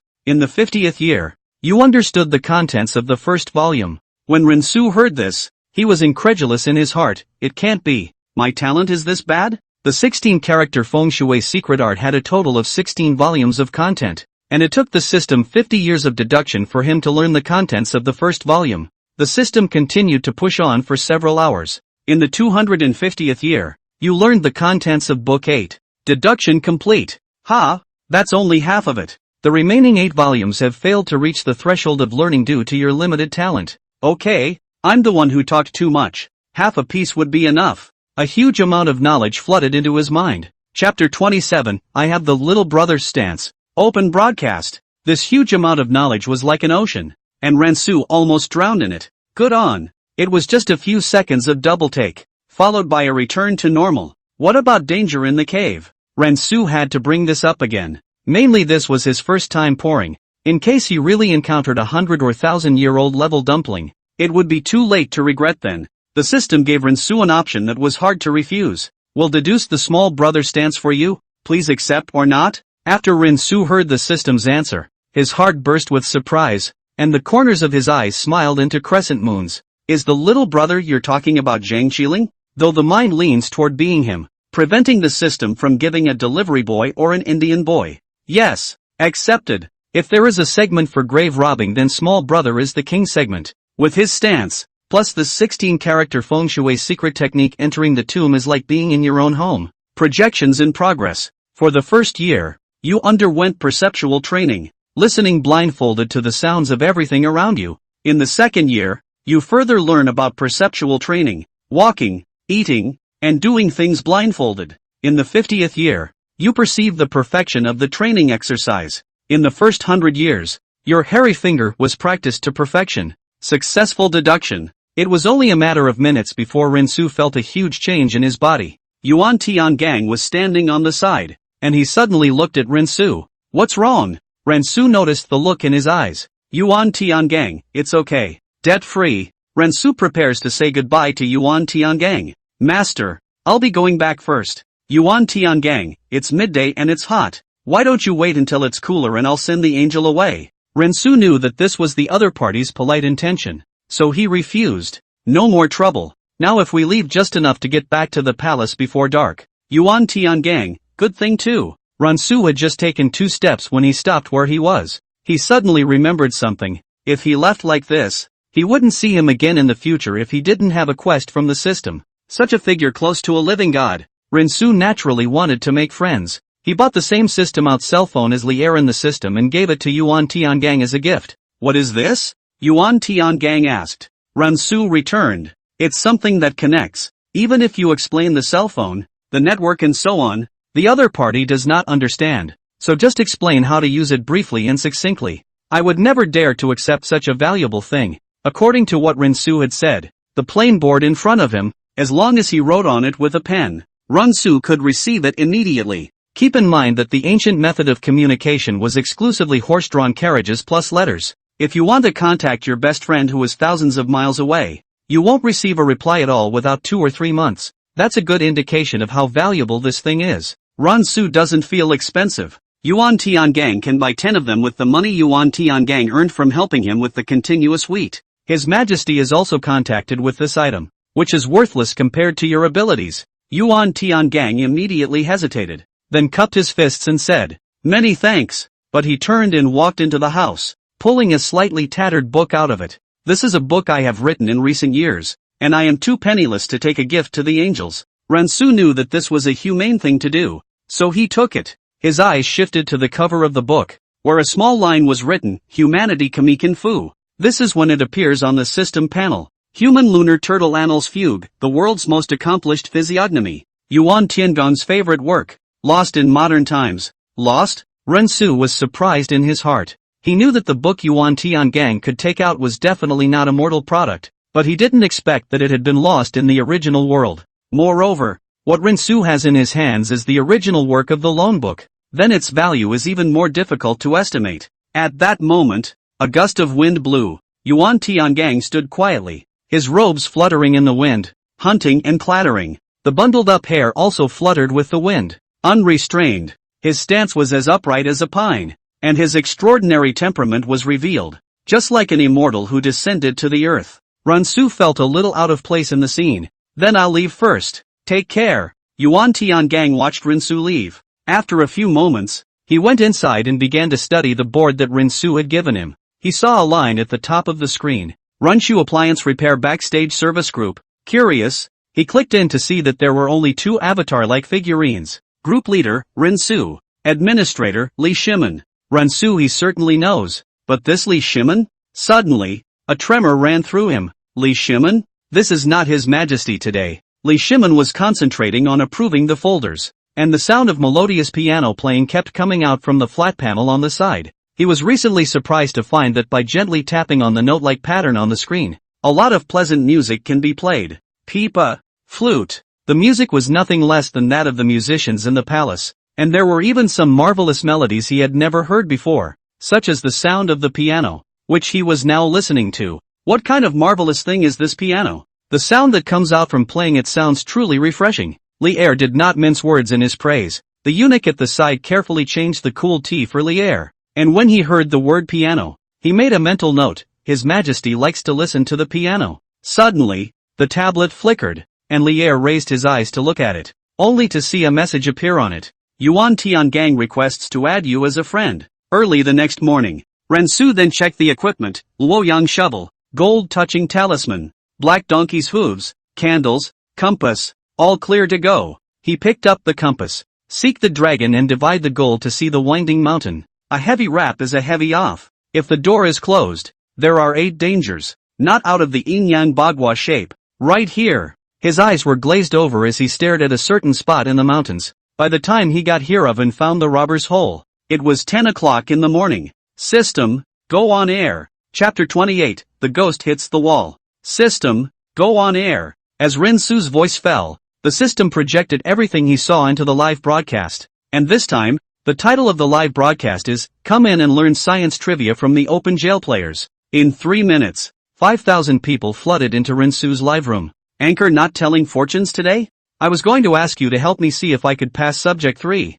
The anchor is really handsome. Voted you 1,000 shakes plus. Not much, but bear with me. What science is there to learn? I want to see a greenhouse. I want to see you as a godly man waving in cheating. Scattered. The anchor is not alive. Changa loves pork, shared the livestream. It's just on. So give us a nod. Tonight the anchors give you the science of how to survive in the catacombs. Survival of the cops? I'm done with dinner. If you start earlier, you'll have something to eat. At Monkey King 5412, you heard wrong. The anchor is surviving in the grave, not the wilderness. /N, crying and laughing. Look at the anchor's surroundings. It seems like he's really in the catacombs. With this reminder, many people looked at Rensu's background. It was pitch black, with only a weak light shining through to barely see. The camera in the live feed appears to be dripping with dirt. Plus Rensu was gray like he just finished dusting from a construction site. Well, the anchor can be really penalized this time. Anchor give a prestige positioning. My nickname Wang Fatty. Battle records can be checked. You deserve to earn money. How dare you organize this job? Anchor, I'm so excited. Do not know what gift to send you. Recently over the Dragon Boat Festival to send you 1,000 years big dumplings it. If this is scripted, then I hope he's real. Anchor, it's okay to lie to your buddies. Don't give yourself to. Rensu looked at the popularity had come to more than 10,000, so he wiped his face. As we all know, what is the first point of tomb raiding? That means eating dirt first. After saying that, Rensu used his index finger to stick a bit of dirt and then put it in his mouth to taste it. Sour. This I know. The acidic soil indicates loose geology, and the tomb must have used support pillars. Once we find the support pillars, we can follow them down to the main chamber. I play Naruto. It's called filth. Not good. Rensu shook his head slightly. I thought you'd explain why, but you didn't think you'd just give me a big anchor. I'll tell you where the soil tastes good. Go to my family's field, where farm fertilizer has just been applied. You came to the tomb as a food broadcast. Ha! It's not scripted for me to eat. Rensu snorted. Just a little joke. Eating dirt is actually a way to find out how old the tomb is. With the little brother like rich experience in grave robbing, Rensu initially judged that the age of this tomb can probably be traced back to the period of the North and South dynasties. The robber's hole he was now in had obviously been opened up, and the opening was just big enough for a man to walk through. Judging by the fact that the shape of the robber's hole was able to stay the same, someone must have reinforced it. So, there must have been more than one wave of grave robbers coming in here. Rensu had no choice but to continue to go deeper inside. There was silence all around. Rensu was wearing a headlamp, and the sound of every step was clearly audible. One section of the cave's path is convex and the rest is downhill. Since this section of the path of the robber's cave was very dark, even with a headlamp, he could only see a dozen meters ahead of him. After walking for some time, Rensu sensed that something was wrong. Why are we going the same way? Even the pop-ups on the live feeds picked up on this. 10 out of 12 is not right. How do I feel that the anchor is going around in circles? Yeah, there's a rock I've seen over and over again 3 times. You're performing the king of Qin walking around the pillar. Realizing that he wasn't the only one who had noticed this, Rensu realized that he had been hit by a ghost. Brothers, this is the first thing I'm going to popularize to you, ghosting. What should you do if you meet a ghostly wall while robbing a grave? Don't worry. Take a deep breath. Try to calm yourself down. Close your eyes. Then start walking forward with one hand on the wall. Ghostbusters have a wide range of opinions even when explained by science, but it makes more sense with a metaphysical explanation. All human beings have 3 flames located at the top of the head and on the left and right shoulders. These 3 flames represent a person's yang energy. If a person whose 8 characters are not hard enough goes into a grave or a place of extremely heavy yin energy like a mass grave, it is easy for the yang fire in his body to be suppressed. In this way, one is no different from the things that roam the tombs, and it's easy to see things you wouldn't normally see. Take for example the current Ghostbusters. Rensu was not the least bit panicked in his heart, but instead, he was presenting the audience in the live broadcast. His perception had long been deduced by the system, and the reason why he could still be hit by a ghostly wall was entirely because his own 8 characters were not hard enough. But that's not what the tomb is about. It's about having a solution to the dangers you encounter, not just bumping around like a headless fly. Just like that, Rensu walked through the journey. When he opened his eyes and saw the pop-up, his forehead filled with black lines. Anchor, open your eyes quickly. There's a ghostly face in front of you. Really? It's still a female ghost. Where is it? Where is it? Why can't I see it? I look at the female ghosts and they're also charming. Anchor, don't private message me. I really don't know what to do after peeing my pants. Rensu, I've heard that dogs can see things that people can't. A glimmer of light appeared at the end of the cave. Rensu was instantly a bit puzzled in his heart. How could light appear in this sealed tomb? And it's sunlight coming in from outside, not candlelight. It is reasonable to assume that all tombs are designed in such a way as to not allow sunlight to penetrate. Otherwise the deceased cannot enter the cycle of reincarnation. If it was caused by grave robbers, that's unlikely. Respecting the owner of the tomb is the rule of the trade. Usually when you steal the owner's treasure, you put a lighted candle next to it. If the candles don't go out, it means the tomb owner doesn't care about these out-of-body things. If the candles go out, run as fast as you can. When you dig a hole violently, you will inevitably get some dirt in your life. Although he didn't understand what was going on, he took out the black donkey's hooves from his backpack. Being careful is a good thing. As soon as he got close, Rensu smelled a pungent odor. Chapter 29, Mandarin Tomb, Prudent Pattern. Rensu smelled a pungent odor. Why does this smell like a corpse? Corpse stench? Even if there were corpses in the catacombs, they should have turned into white bones long ago. It's hard to believe that it's the anchor's counterpart. You're not supposed to have met a skin fragment?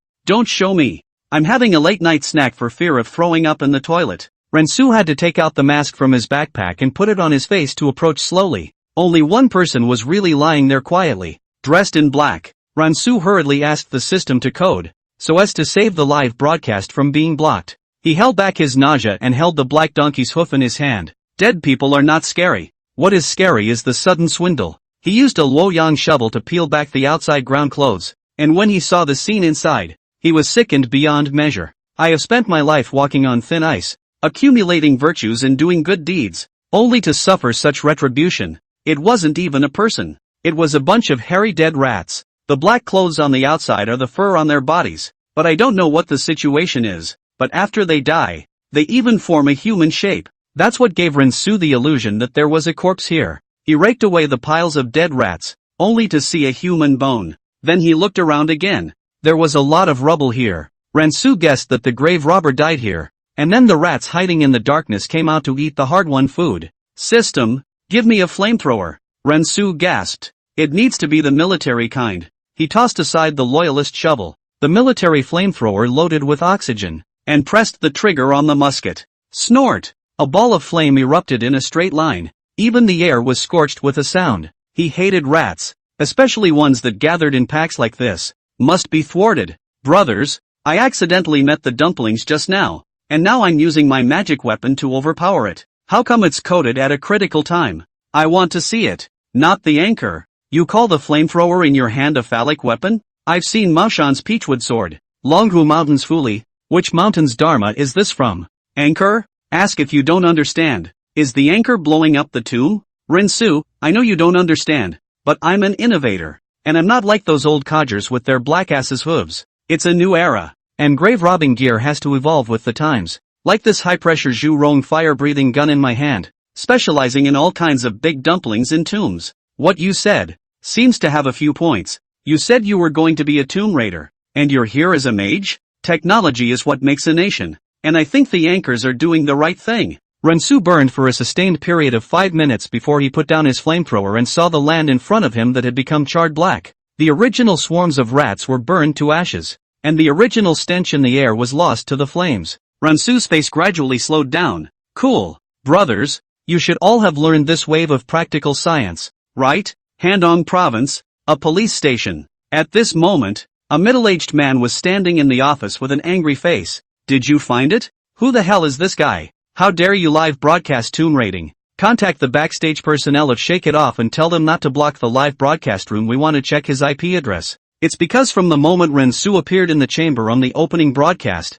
someone called the police to report it. Bureau Wang. But his popularity has almost surpassed 10W. If we don't ban him again, the impact could be huge. To be able to be an anchor in Jitterbug, the popularity can remain 10,000 online has already surpassed 99% of the anchors. Not to mention Rensu's live broadcast, which is on the verge of breaking the 10W mark. Wang Bureau's face ugly. Last time the Inheritance Jade Seal event offended Chi Director. This time someone reported tomb raiding to the following branch. The result is that the other party to check the IP cannot be used as a reason, and then passed the hot potato to him. It's not even if you say you robbed the tomb, but you're still shaking the whole thing live. Director Wang hated in his heart. Don't let me catch you, you little calf. He gave the order. I'll take care of it if the sky falls. Keep checking for me. Rensu took out his compass at this time, and in his mind, he began to deduce the location of the main chamber according to the pattern in the 16-character Feng Shui secret art.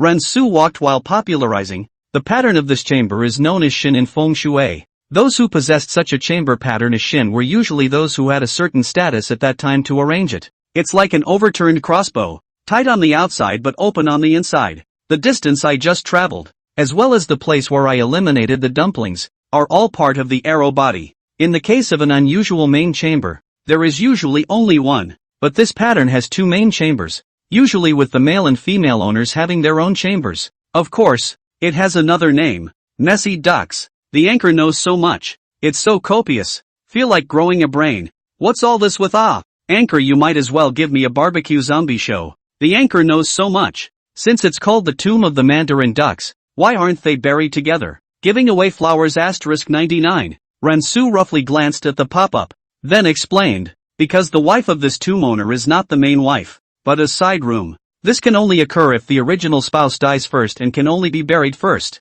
But after the death of the original spouse, the man gets a new love and can't forget his old one, so he can only be buried in this way. Blow up. Isn't this a love triangle?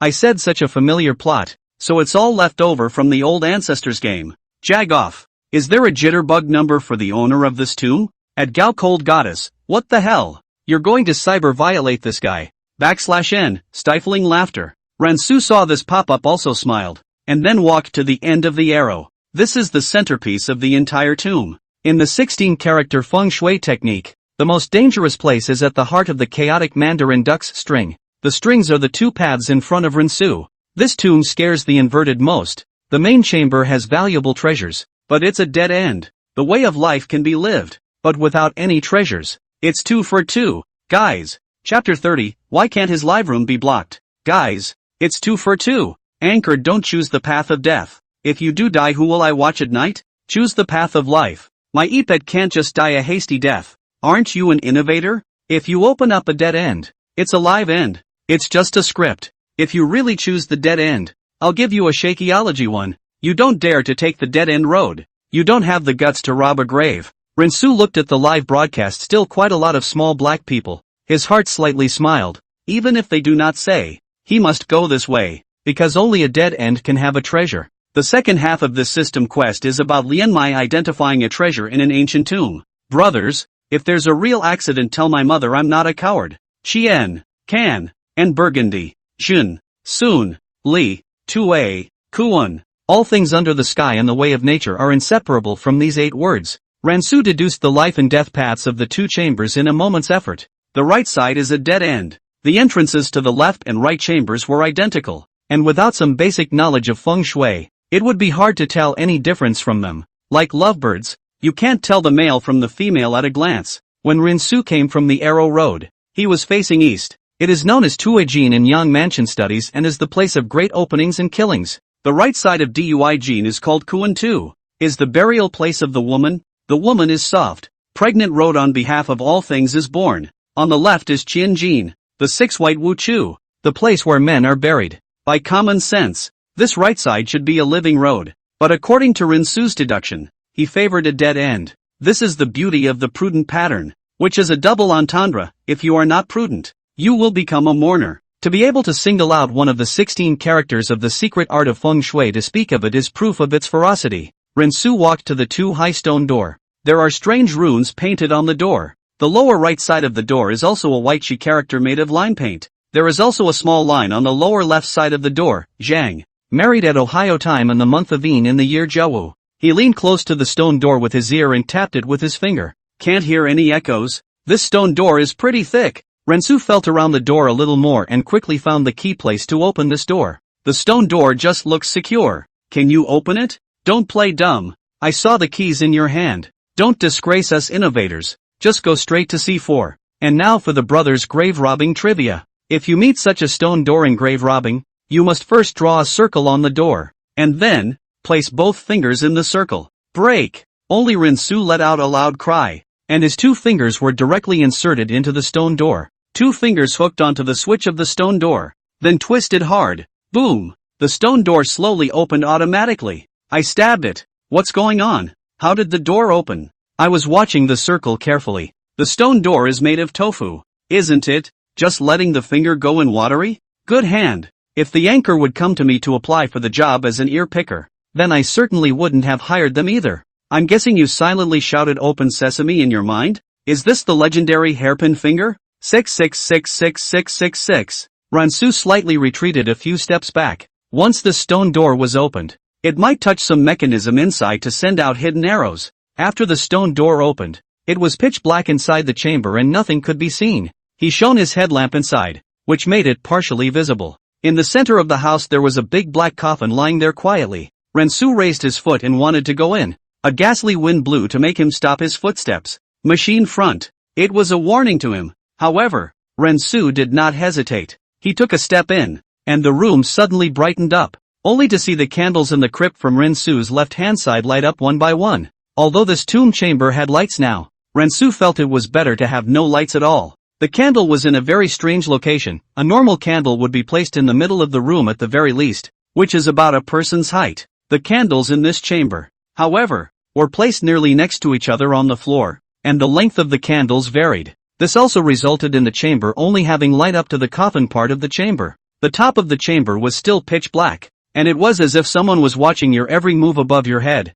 The eerie atmosphere kind of eluded him. Rensu went to the side of the coffin, shone his flashlight on the corners of the coffin, and inserted his dagger inside the cracks of the coffin. The bars that nailed the coffin are gone. This coffin has been opened in advance. When the dead are put into the coffin, there will be a process of nailing the coffin, which is called casket finalization in the jargon. This finalization is also known as the insertion of the strip, which is completely sealed to prove that the deceased is completely dead, and also to prevent the deceased from swindling the body. This nailed to the four corners of the insert is gone, which means that the tomb has been robbed in advance. Then there's no need to think that all the treasures in here must have been taken. Rinsu took out a candle from his backpack and lit it and placed it not far from the coffin. This candle is a must. It's like a signal. If it's blown out, run. Rinsu explained. The small flame of the candle kept twitching as he spoke, and then, he picked up the Luoyang shovel to pry the coffin lid open. Knock knock. The coffin lid was pried open by Rinsu, and the lid slid down to the ground with inertia, raising a cloud of dust. No, Precious, you're serious? I thought it was just for show. I've just entered the live broadcast room, and I've just seen this bad luck thing. I go, really a bit scary. Everyone quickly send some pop-ups. This moment of no pop-ups I really do not dare to look down. Even if to scold the anchor 2 lines will do. What about those who say the anchor is scripted? Shouldn't they all be scared off? Be careful. I feel like the live room is about to be blocked. At Genius Launch, hey, it's not even blocked now, so it must be that the backstage review loves it too. Jitterbug backstage surveillance room. Quickly report to the team leader.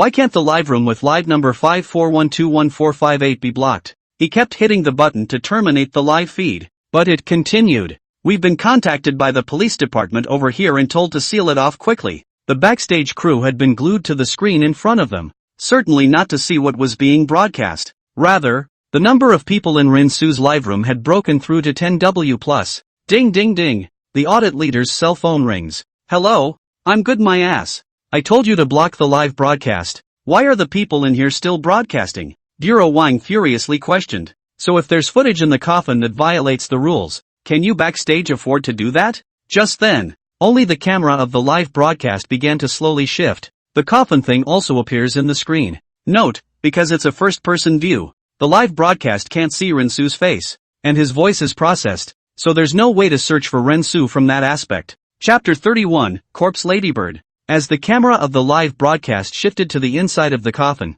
the picture inside that was gradually revealed. Only a pale woman appears in the shot, dressed in fancy clothes. He lay in the coffin with regular hands and feet. There's really someone, but her body looks like she just died? Her facial features look pretty good, much better than those Netflix stars. This is definitely Just now the anchor did not say that this tomb owner was very prestigious in life. Then his wife must be very beautiful Yes, in ancient times a woman without talent is a virtue, and it would be hard for you to get these nobles to look at you if you didn't have outstanding looks. Rinsu would rather be an old demon woman withered into dry skin and bones than to see a woman with such a clear face. According to the law of nature, after death, the body's flesh and blood will gradually disappear and turn into a human bone, unless special techniques are available to preserve it intact. But the woman in front of her not only hadn't turned into human bones, she was so well preserved. Rinsu was sure that this tomb was definitely more than 100 years old. Unless she's alive? Thinking of this, Rinsu attempted to shout,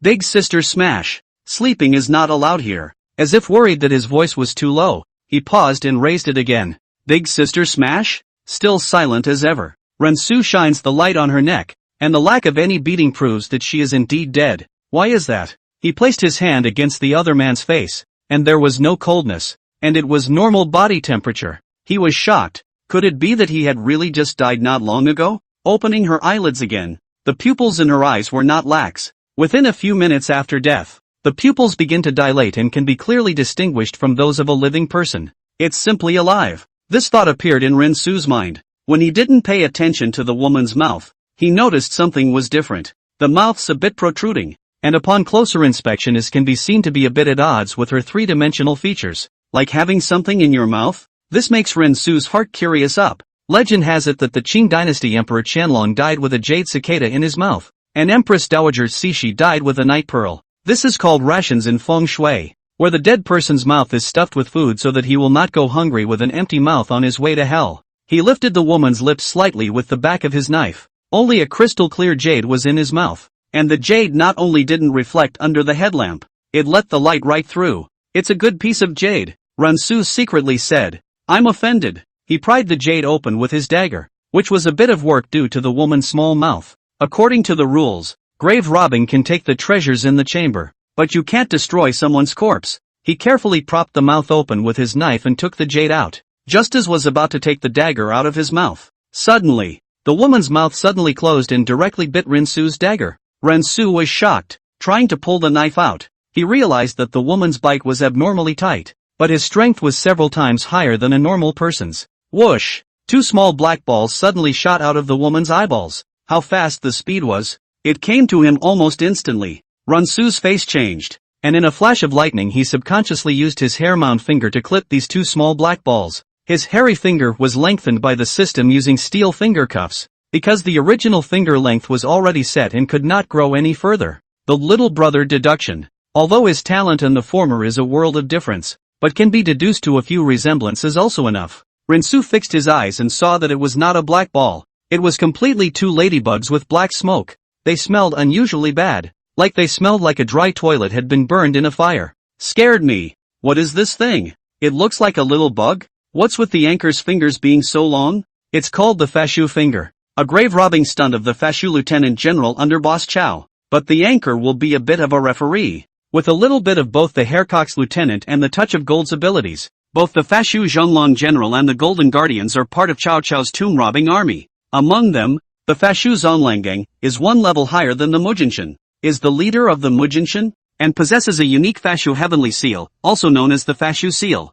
This seal is carefully engraved with the 8 words heavenly officials provide blessings, hundreds of taboos, which can be called an irreplaceable divine object, and is known as a seal in the hand. The ghosts and gods all avoid the reputation. In grave robbing, the gold-touching schoolmasters mainly rely on the external tools such as the Vajra umbrella and the flying tiger claw. On the other hand, the Haircock Lieutenant General relies on his own kung fu such as Haircock's fingers and bone-shrinking kung fu to rob tombs. Ransu said heartily, "This is the corpse mantis ladybug. Luckily, I had the stance, or else I would really be accounted for. They are only found in dark underground caves and tombs, and usually feed on corpses and centipedes and scorpions." He said, "You guys look at the black smoke coming out of his wings. It's horrible. Once you smell it you'll fall into a hallucination." Rensu double-fingered clamped wings fluttering ladybugs, then pulled to the front of the camera and said, "This tail spike should also pay attention to. Once stung within 2 hours, inevitably poisoned to death." He pulled out his flamethrower again. Only an ear-splitting sound was heard, and the corpse mantis ladybug was directly vaporized by the heat. Ooh-hoo! Rensu suddenly felt a cloudy wind blowing over him, and he diverted his attention away from the pop-up screen. When he looked at the coffin again, Rensu's heart went cold and his pupils could not help but dilate. The female corpse that was lying inside the coffin just now had now disappeared. He immediately turned back to look in the direction of the candle. The candle that was still burning brightly had now gone out. When did it go out? When the candle goes out, it means that the owner of this room has come to seek revenge on the grave robbers. The most ominous thing was that the other candle flames were not red, but a deep, eerie blue. His half-burned candle was almost indistinguishable from the original length. Rensu suddenly understood. Dare I say that these unburnt candles were lit by the people who used to come here to rob tombs, only that they had already died in front of Rensu. Just then, a pop-up appeared on the system panel. "Anchor run. There's a man behind you." Chapter 32, The Main Crypt.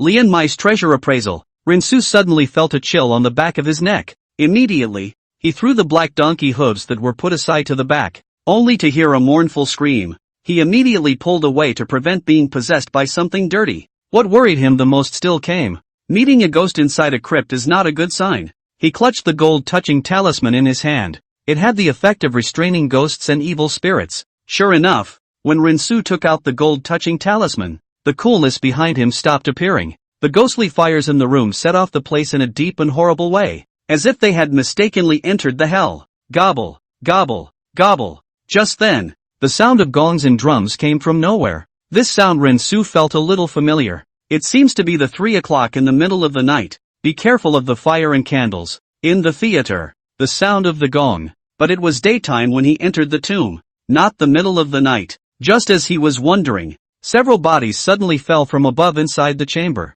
It was as if the corpse and the female corpse in the coffin were from the same school, both retaining their flesh intact from before they were born and not completely decayed. Only the female corpse's face had no joy or anger, while the expressions on the faces of these male corpses in front of him were all extremely fearful, so they should have seen something they shouldn't have seen before they died. The key thing was that this male corpse was still wearing armor all over his body. Ransu guessed that this was probably the same waves of grave robbers that had died in front of him, and it was very likely that he was a gold toucher. As the eerie drumming became faster and faster, the bodies lying on the ground gradually stood up.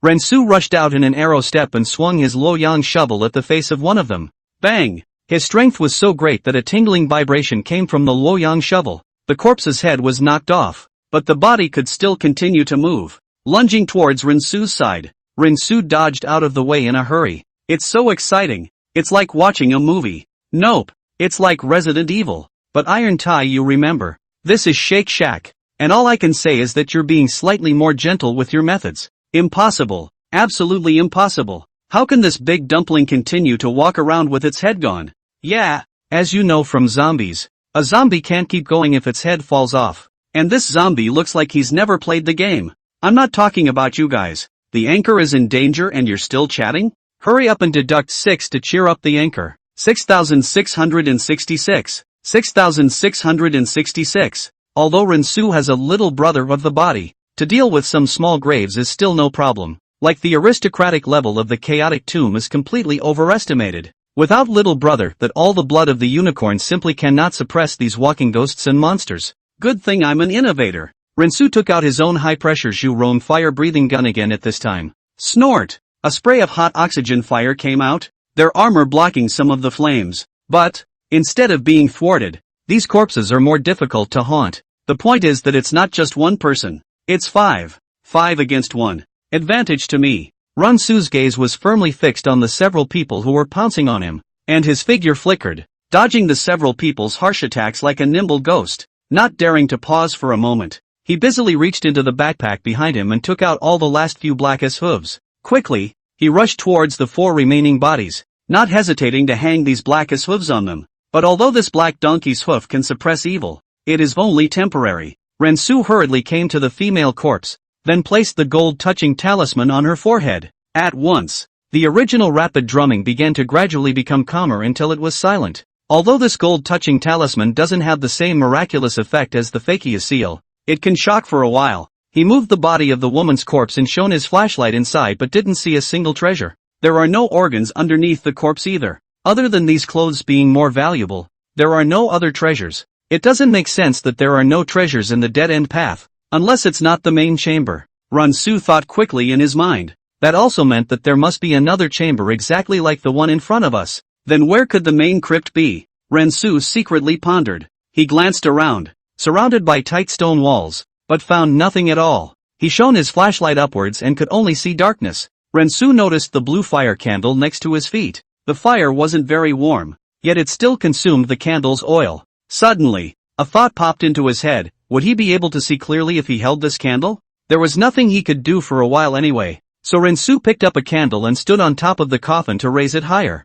The top of the chamber, which could not even be clearly illuminated by that flashlight, was surprisingly clearly illuminated from above under this blue flame candle. When Rensu saw clearly what exactly was on it, his heart was incomparably shocked, only to see that there were nearly hundreds of corpses hanging on the top of the chamber, and the blue candlelight shone on their miserable and fearful faces, looking exceptionally horrible. And inside their corpses, many ladybugs could still be seen wriggling inside. It seems that these ladybugs made it possible for these corpses to remain uncorrupted. In fact, it is possible to make a body incorruptible according to modern technology, as long as you can ensure that there are no bacteria in the body after death. Without maggots in the body there would be no maggots, and the body would naturally be complete preservation. Rensu was secretly glad that he had put the gold-touching talisman on the female corpse's forehead. If not, I'm afraid that the one who is hanging up now is himself. But there seems to be a diagram on top of this chamber, and the bodies weren't just lying around haphazardly.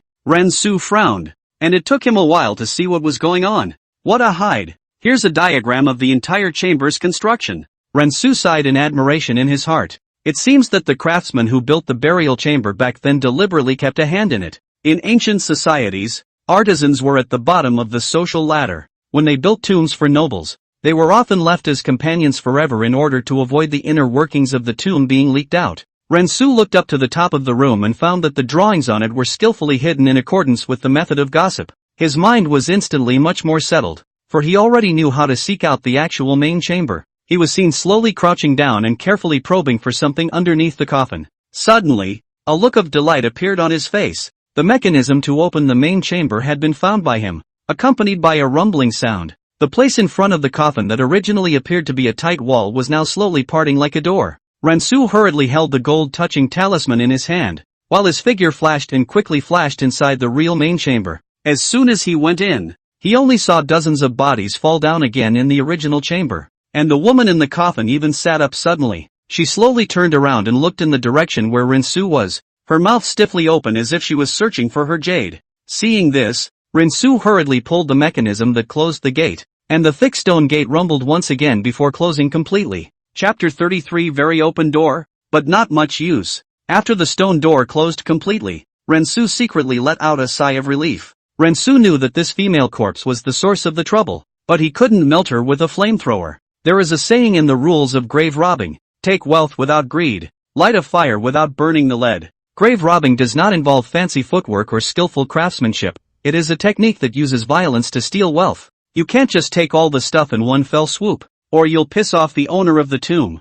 You can't light a fire and burn the fuse. You'll get the fire completely pissed off. The female corpse is the trigger of this chamber. Once her soul is dispersed, then all the invisible things in this chamber will come out. Even if you make it out alive, they will continue to follow you. And that's what's called getting burned. Tomb raiding is all about not leaving with your tail between your legs. Rensu looked at the system panel. The countdown on the right side of the task time has been 1 hour. Now just need to connect the microphone to identify the treasure. Brothers, this is the end of today's live broadcast. We'll do another live broadcast next time we have time. He then let the system shut down the live feed. Live streaming backstage. The leader of the group slowly exhaled and secretly said, "It's a good thing the broadcast was turned off. Otherwise it would have been really hard to finish." When Rinsu fought with the heads of those corpses, it really made him pinch his insides, and he was coating his opponent in the background when it mattered. But what a bold fellow. Since he couldn't block the live feed, he sat there and watched it properly. Maybe some people think that Rinsu is scripted, but he was watching a live broadcast in HD without any code, and the scene in that tomb is not like a script at all, especially when a shadow appeared behind Rinsu. It startled him. It's almost more intense than watching a horror movie. He's mentally strong enough, too. The leader of the group, still a little flustered in his mind, rubbed his brow. Team leader, I found out the IP of this live room. Where? Good. Looks like it's in the Bermuda Triangle. Are you kidding? What kind of person broadcasts live from any damn place? Don't believe me. The group member showed him a locator IP and it was there. The leader of the group balked. It's a fake IP. Just then, a member of the group exclaimed, "Team leader, look, this person has started to link up with someone else again. Block the live room for his streak." A few moments later, "Team leader, it's still the same as just now that we can't ban it. Who's the other guy on the link?" Head treasure anchor listening springs. The leader of the group sniffed and helplessly removed his glasses.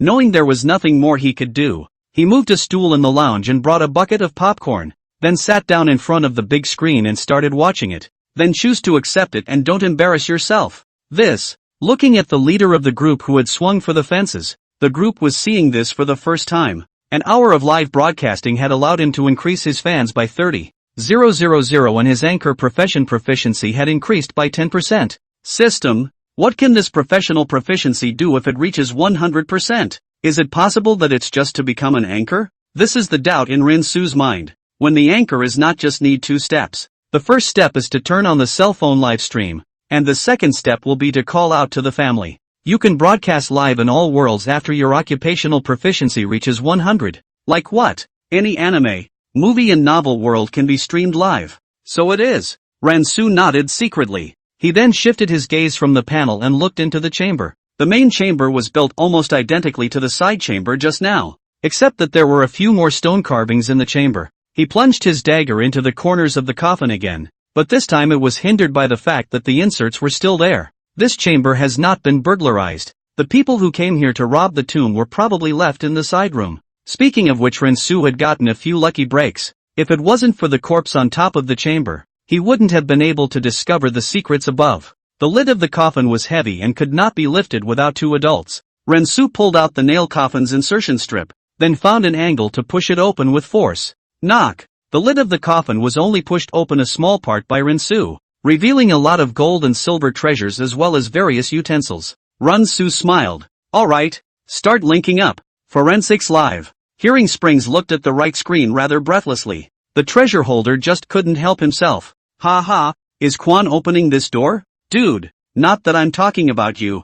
Hurry yourself down. I found it at a stall, and that owner said he'd pay 10% for a fake. Ha ha ha, this is too much of a program effect. The terracotta warriors riding a small electric donkey looks surprisingly unassuming. The gun in his hand is also a fire unicorn. The ingredients are a bit complicated. I really didn't come here for nothing today. The last cat that looked like Izumi was a real mess. The look in that cat's eyes made me think he was a cosplayer off Brother Quan. Fake 1 for 10? This boss really tried to bust his ass to give you something. But I'd like to ask if this belongs to the cavalry or the infantry. The treasure holder knew that he couldn't continue to make a scene, and responded, Okay Brother Quan, then I'll leave first. Bye. Hearing Springs nodded slightly and said, Okay, bye. Hearing Springs clapped his hands together and leaned back in his chair. Brothers, have I stabbed my way into a nest of fakes today? Appraisal for an hour. The most open door or just that brothers terracotta warriors. Can you come a big goods today? Let me up. It's almost 11 o'clock. With popular votes on popular votes, we're now on the next treasure holder's streak. Then, Ransu's account linked up with Listening Spring. Okay, double tap the flip to open the camera. The screen appeared on the right side of the live feed. Hello Azumi.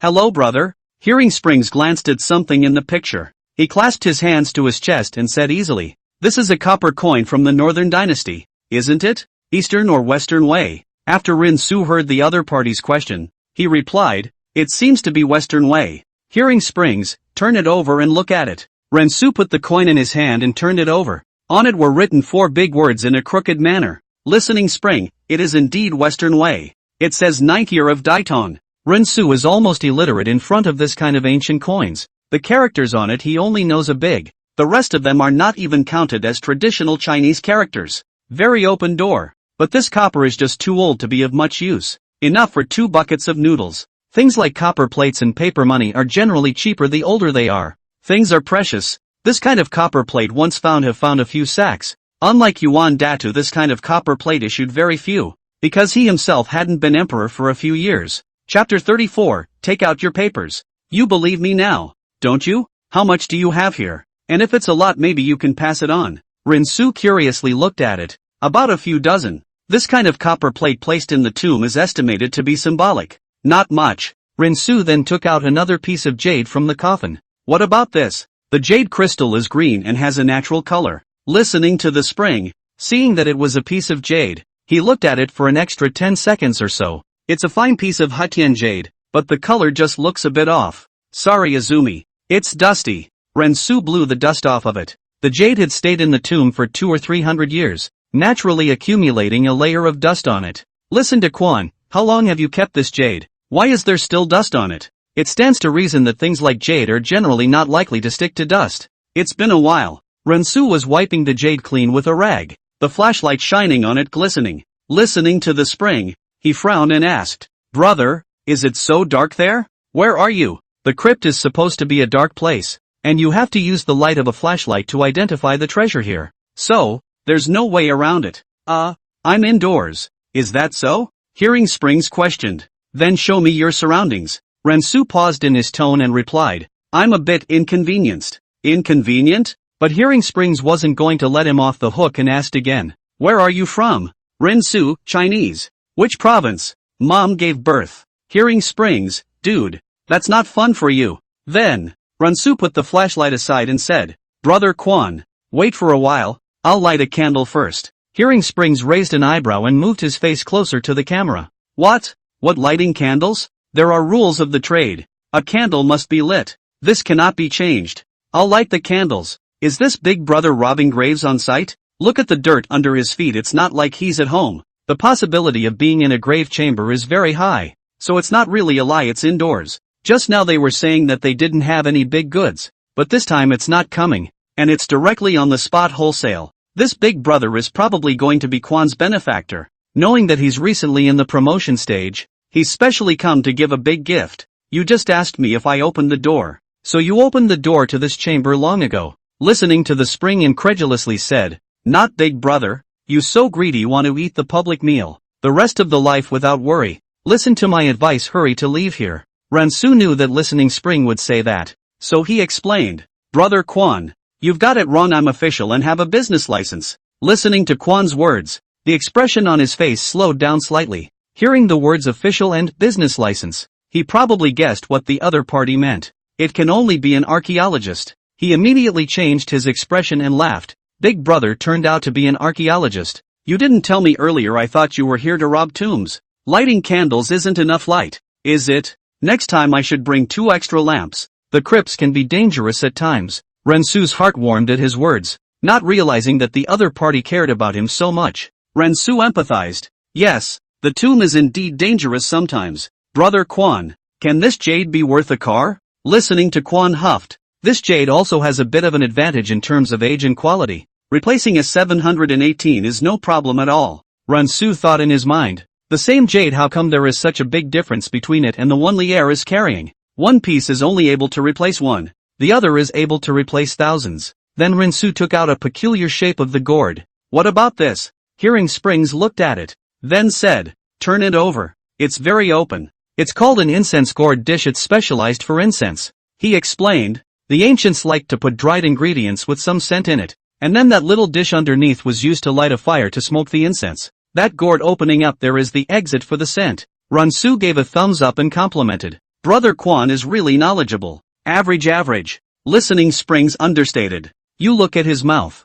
I can hardly look at it. The corners of my mouth are grinning up to my ears. Brother Quan is supposed to be great. He knows everything. His knowledge base is so powerful. It's okay, SOSO. Listening to the Spring is a little embarrassed by the official praise. Curious, he asked. Big brother, is it convenient to show what it's like inside this chamber? Rinsu naturally agreed, of course. He moved the system's camera around to give a panoramic view of the entire chamber. Listen to Quan read it, but a bad feeling rose in his heart. Big brother, don't you have any teammates? Archaeology is all about a team of people. That is, grave robbers won't be just one person. Ransu sniffed and replied, haven't found it yet. That's too dangerous. It's not easy to get lost in the crypt to find your teammates, and cell phone reception is bad there. You say that, I mean I'm the only one who came. Hearing this reply, Listening Spring looked surprised. You came alone? Which made him wonder when archaeology became popular with one person. Unless, ping pong. At that moment, Ransu's foot accidentally kicked the Luoyang shovel to make a sound. The bad feeling in Listening Spring's heart grew heavier after seeing that it was the Luoyang shovel. When Rinsu pulled the live camera closer to pick up the shovel, he saw another piece of black donkey hoof next to it. At this moment, the bad feeling in his heart worsened again. Is this something a normal archaeologist should use? Single row, Luoyang shovel, black donkey hooves, these appear together rather like a grave robber. Listening to the Spring instantly cast doubt on Rensu's officiality. Brother, can you show me your official credentials? Okay, Rensu agreed. For this, he had made arrangements. When he saw the documents Rensu took out, he was directly dumbfounded. The pop-ups on the air at this point were also having fun. This is really an official document. But it's just that the document was issued a little ahead of its time. I guess what hearing Quan was saying in his mind at this point was, the clown was actually myself. 1,000 guesses did not expect this Wulong to be able to come up with this document.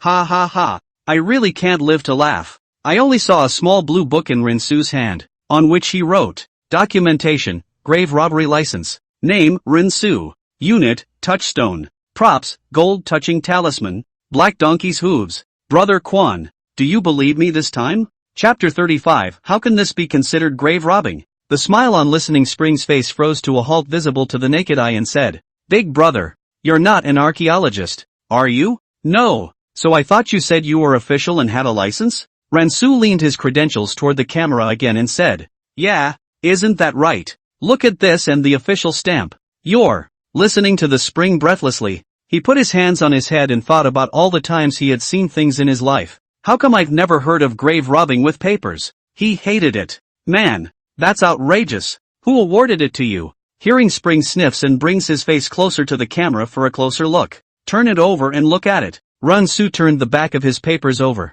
Ransu asked, Open the door? Listening to Quan tactically drink water. This ID looks old. What's with the 6 doors on the back of this? Shouldn't you have been issued one by Department 6 in the Ming Dynasty? Rensu, it's an organization called Old Sixth Gate. Haven't you heard of it, Izumi? Listening to Quan froze. He really couldn't help but laugh. I have heard of the Old 9 sect. Brother, I really haven't heard of this Old 6 sect of yours. It's not as if the conditions of your organization are such that the Old 6 won't let you in, is it? Not the oldest 6 can get in too. Rensu laughed. Hearing Springs picked up a cell phone off to the side. Ready for a stand-up deposition. Look around again for me. I'll take a picture to remember. Not to be seen. Oops. Big brother, stop it. Brother Quan. I'm really not a grave robber. I was exploring outdoors and ended up falling into this by accident. Listening to the Spring with a look of I understand. He said, I'm sure you're exploring. I'd just like to see what the chamber looks like again.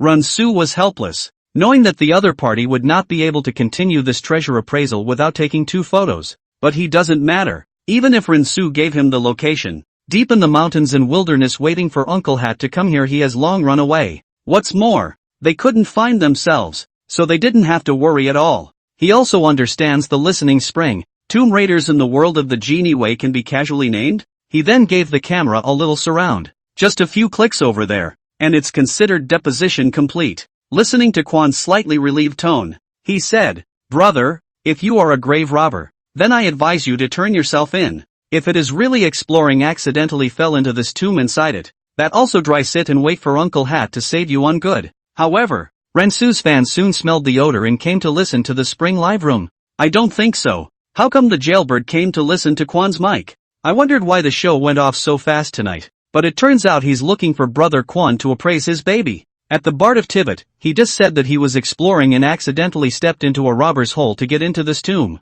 So why did you call him a jailbird? Because his live broadcasts are all very criminal, netting criminal violations of art that you don't normally see. When you say adventure, do you mean first using the dragon-seeking skill and compass to set the location, then using the Luoyang shovel to open the robber hole, then taking the black donkey's hooves to fight with the big dumplings, and then finally accidentally falling down the grave chamber? If it's true, then this big brother is so skilled. He's a technical broadcast.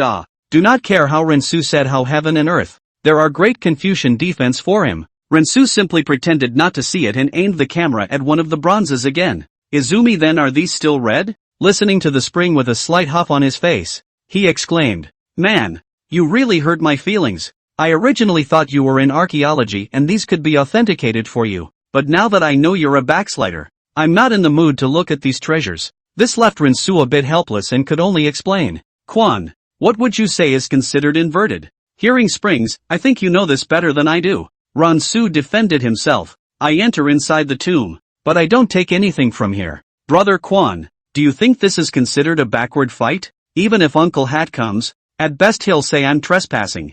Furthermore, isn't the candle next to it still burning, showing that the owner of the tomb is welcoming me here? So can this be called grave robbing?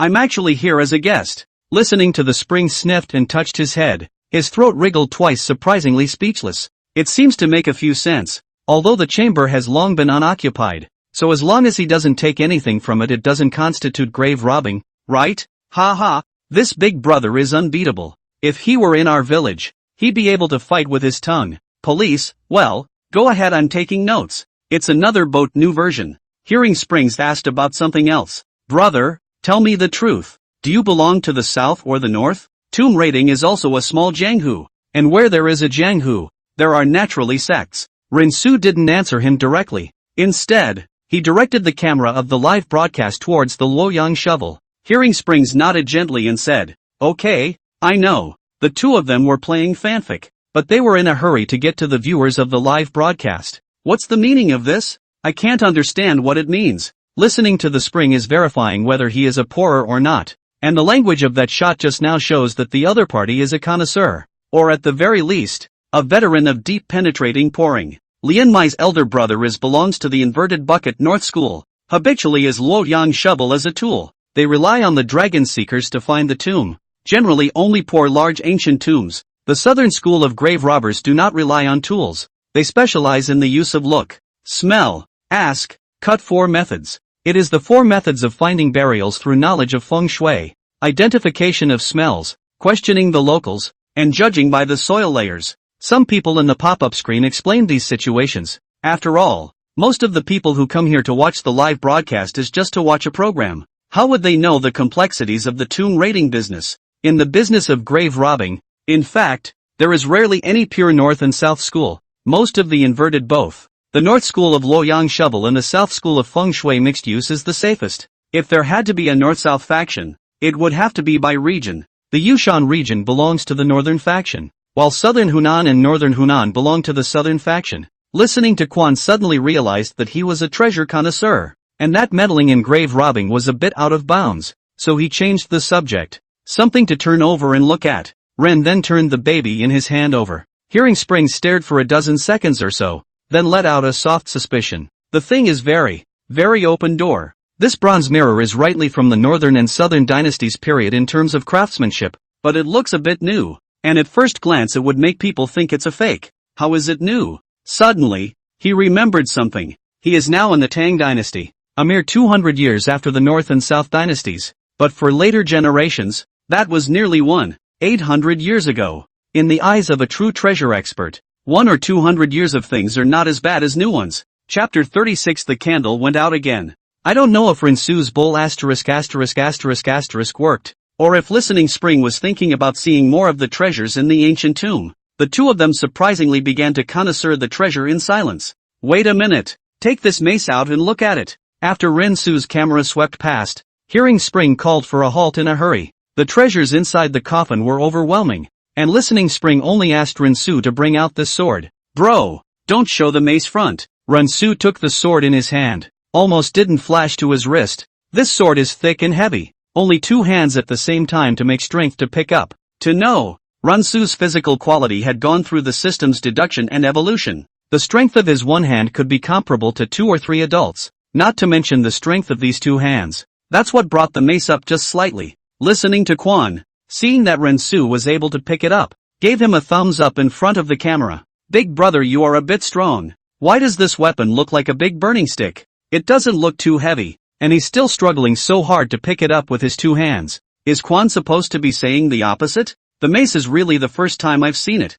It's kind of the coldest of the cold weapons. I doubt whoever designed this weapon in the first place was in a bad mental state. After all, who could use such an anti-human weapon? The only good thing about this thing is that it's heavy, and picking it up is like juggling with the heaviest barbell in the gym. It's called an 8-pronged gold-mounted mace, and it's made by melting 8 4-pronged mace in a special vessel. One mace weighs about 100 pounds, and 8 will weigh about 800 pounds. Do you know the famous General Qin Xiong of the Sui dynasty? His weapon was the 4-pronged golden mace, and this in your hand is an 8-pronged one. This is also listen to the Spring is more surprised. Rinsu can through the hands to pick up 800 pounds of things. Is pick up rather than lifting up? Shows that his arms can have 1,000 kilograms of explosive power. That's scarier than Tyson. Brother, listen to me, let's go work in a massage parlor. Don't come to the construction site and steal my food. I'm afraid the explosive force of these arms must be 1,000 pounds or more. And with this talent to go grave robbing, then I'm afraid that all the tunes in the future will have to be fitted with toughened doors.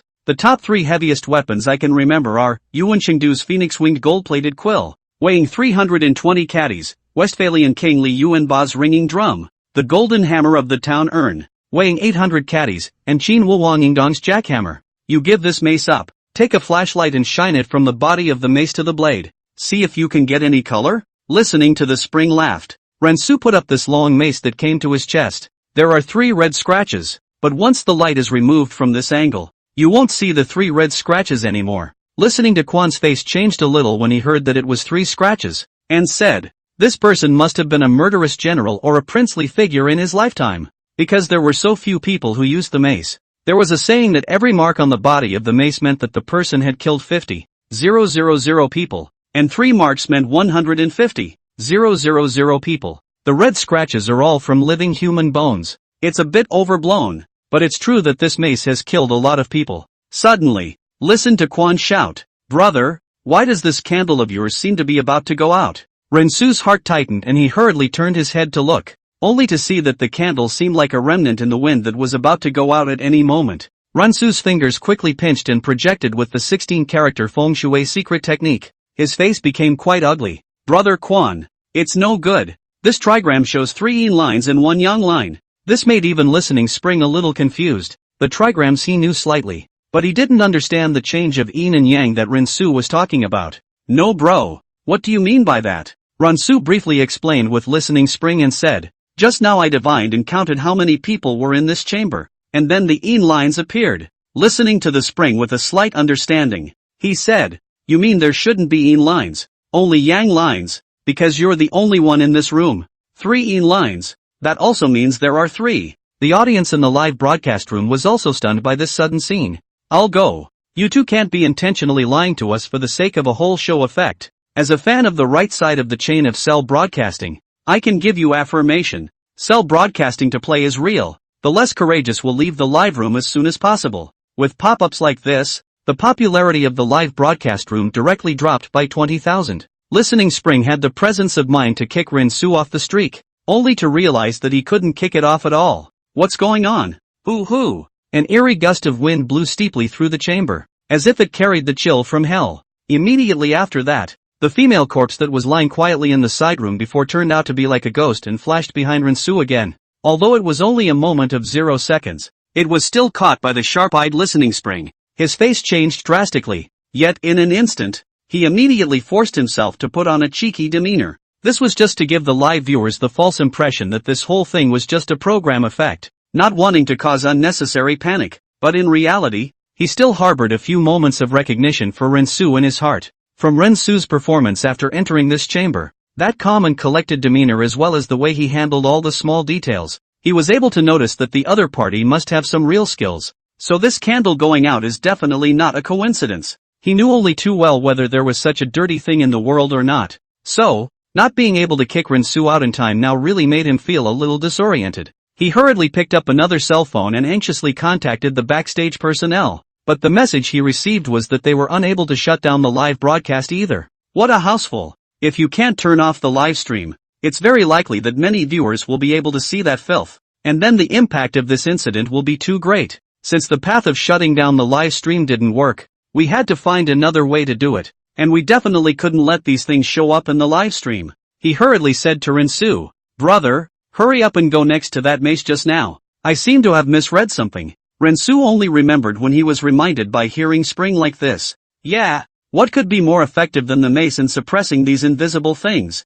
Chapter 37, I have a good idea. There are a total of 3 locals, excluding the female corpse in the coffin. There are 2 other Rensu do not know how to provoke. Maybe the string of the female corpse worked and really brought out some of the old tomb stuff. Rensu regretted in his heart. Had he known that she was so vindictive, he might as well have roasted it for her in the first place. He was already close to the coffin, and arrived in 3 steps. Hearing Quan said anxiously, "Yes, yes, yes, this is it. You hurry and take him in your hand quickly." Rensu gritted his teeth, and it took a very strong effort from his arms and shoulders to lift it up a few centimeters. This is no time to be vain. Brother Quan, you're standing around talking. Rensu's face went red as he put the mace in front of himself. Hoo-hoo! A ghastly wind blew past Rensu's ears, and this female ghost really didn't dare to approach him. "How are you doing, brother?" Hearing Springs asked softly. Apparently he's a little nervous too. Rensu, "No, nothing, but they seem to be blocking right behind me and won't leave." The 3 were afraid to face the mace head-on, so they could only go around behind Rensu. Rensu could hear a tiny voice urging him to leave, to get out of this maze of a surrounding, even as he felt hands behind him pulling him outward. He then held the mace in a death grip. Listening Spring frowned at his words. "Not leaving? You should have brought your black ass hooves, right?" Rensu brought it, but it ran out. "You ran out? No bro. You wouldn't have met a ghost before. Ghostly things, right?" Rensu shook his head slightly. "No. At that time the female body was still just lying in the coffin." Listening to the Spring then boarded up the face to teach a lesson. "Then how did you use up? This is a critical time to save your life ah. Not that I'm talking about you. As a grave robber, don't you know this bit of common sense?" Rensu, "I ran into a couple of big dumplings." Listening to the Springs. Then, he saw Rensu take out a copper mirror from the coffin. He raised his head slightly and placed the mirror on his right diagonal. "Quan, is this open?" Listening to the Spring to see Rensu at this time, there is still a mood in the identification of treasures. The heart cannot help but a little angry. About to die to the end of the still think of treasure. He droned with hatred. "Brother, you're still thinking about all this nonsense. The primary goal is to get out of this tomb alive." Who knows that Rensu not only did not wake up, but instead asked again, "Brother Quan, you quickly look at the door open or not?" Listening Spring looked at him breathlessly. At that moment, he noticed that Rensu had been giving him a scowl. Suspicion rose in his mind, thinking that the other man had been asking if the door was open. Then he turned his head to look at the roughly crafted bronze mirror. Hiss! Hearing Spring sucked in a breath of cold air and hastened to tactically drink water to calm down. Only 2 faces appeared inside the blurred bronze mirror. One of them had long hair that covered her face, revealing only a pointed chin and obscure, mean-spirited mouth. The other had a swollen face, white eyes, and fangs at the side of his mouth that made people sweat and shudder at a glance. When he was a child, he had heard the old people in his family say that a lot of people died during the war, and at night there would be a lot of unrelated people appearing at the entrance of the village. They all stood there quietly with their heads down, not speaking. For a long time, no one really saw what these people looked like, until one day, a madman suddenly appeared in the village. Says he's seen what a ghost looks like. He was so young then that he just heard the words from afar. Green-faced fangs. Listening to the Spring's throat roll, he swallowed the water. Very open door. All right, put this bronze mirror down. What are the 2 of them talking about? Why don't I see anyone else? Isn't he the only one here? There's someone else. I just saw it. 2 faces appeared in the man's bronze mirror. It's definitely a ghost. Jail podcast is really powerful. I didn't expect to get the female ghost's favor. From the side chambers, he chased her straight to the main crypt. Doom recedes. Unintentionally open this live stream and leave when I see the ghost. Amida Buddha. Amida Buddha. Listening to the spring, he advised. Then you can't leave this mace if you want to live now.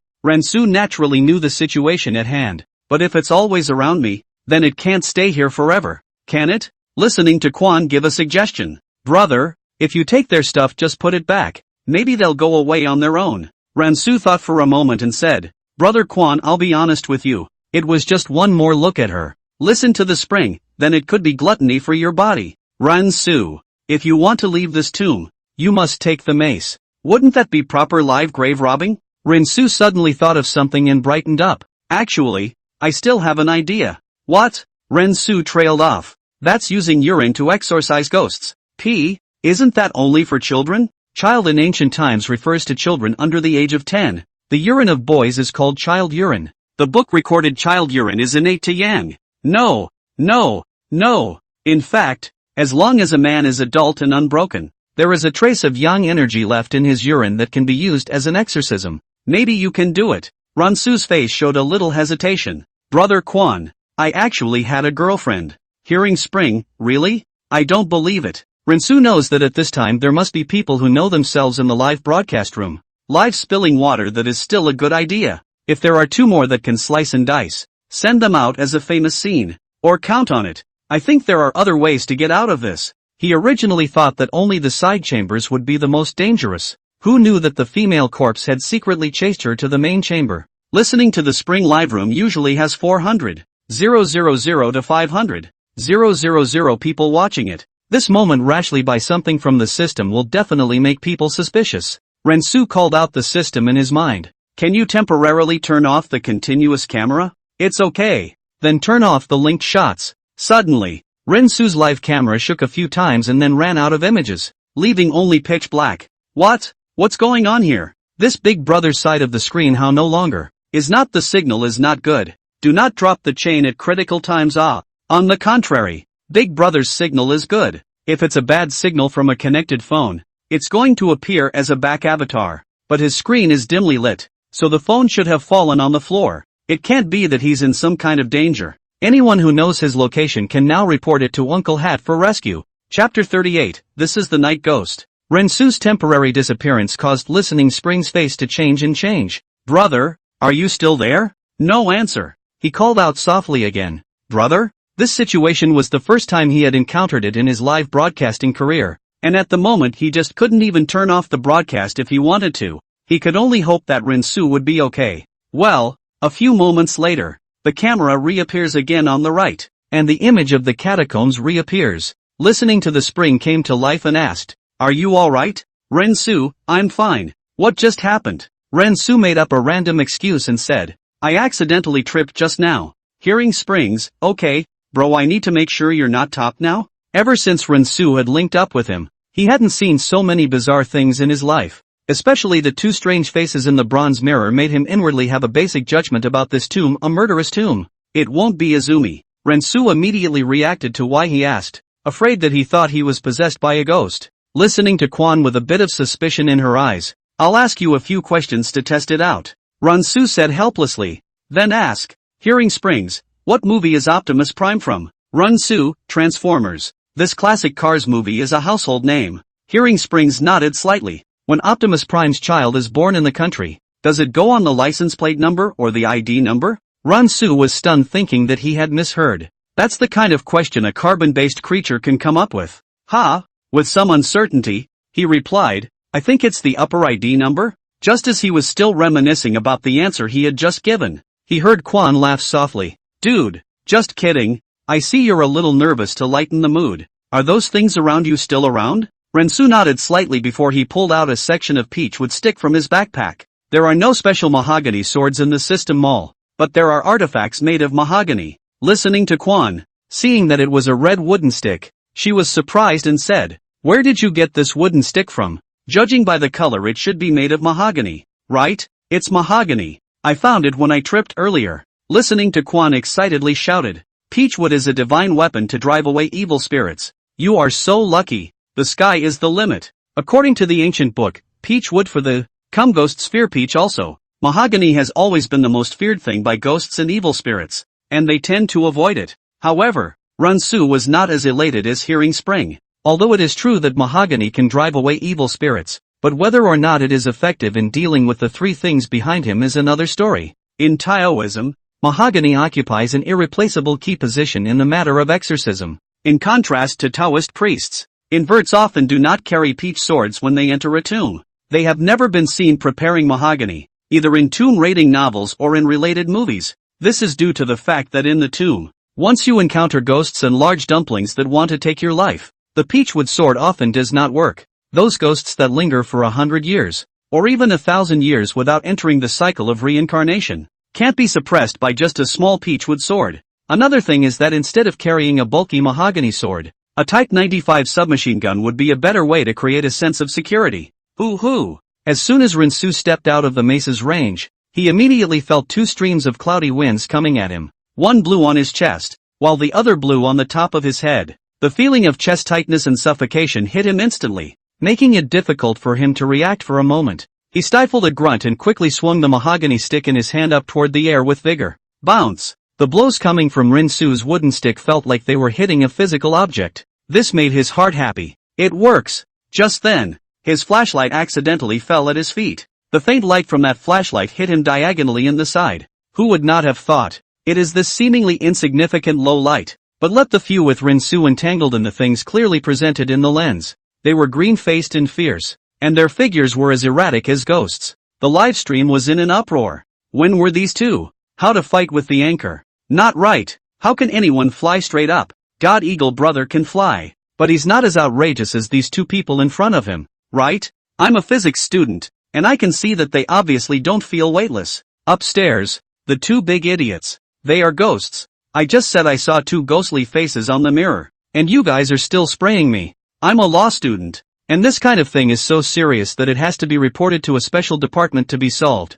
Buddy, since you're a law student, hurry up and help this big brother. I think he's dying. At BMW Shelley, you are really my living father. I am a law student, not a legal scholar. Listening to Quan noticed that the number of people online in real time in the background had reached 100,000. He had mixed feelings in his heart. Happy that his popularity had broken through the million mark, and worried about Rensu's current situation. It would naturally be excellent to live. The negative impact wouldn't be so great if you died in the grave. Then the impact of this incident will not be too great. As it involves a paranormal incident, the officials will naturally try their best to suppress this incident. It is even said that the more pressure is pressed, the more curiosity is aroused. So where will this curious bunch go to satisfy their curiosity? He's on the air. In other words, his popularity won't go down. It will even go up considerably. However, he didn't want to increase his popularity in such a way. Saving a life is better than building a 7th-floor pagoda. The peachwood swords on Rensu's side were useful,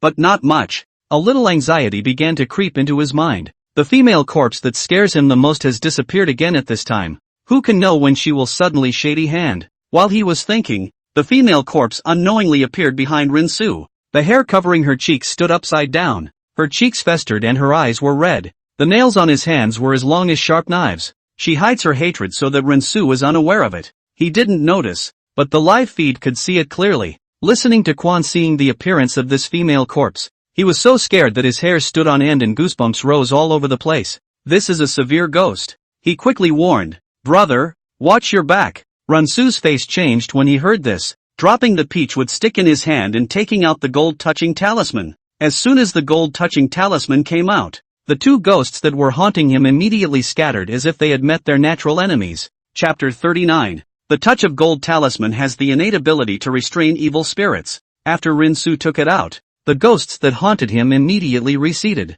The female corpse came to him almost in the blink of an eye. Sharp fangs were exposed in his mouth, along with the stench of decay. Rensu's stomach lurched with nausea, and he hastily dodged sideways. The female corpse's nails scratched Rensu's clothes, and then she turned around and stomped on the flashlight that was shining on the ground. The chamber then dimmed into reaching darkness. Rensu cursed in a low voice. Damn it! This female corpse is not only full of killing thoughts, but also has a bit of spirit left. Fortunately, before Rensu came to this tomb, he had a system to help him deduce his stance, so even if he was in the darkness, he wouldn't look like a blind man. Phew! The female corpse would have a band of cloudy wind blowing through before each attack, and he would be able to dodge her attacks just by feeling the wind. This is not the way to go. If he couldn't find a chance to escape, sooner or later his stamina would have to run out. Rensu dodged as he headed towards the mouth of that coffin. If he remembered correctly, on the map I saw on the top of the side chamber earlier, there was a hidden culvert leading directly to the outside world in the main chamber that this dead-end road led to.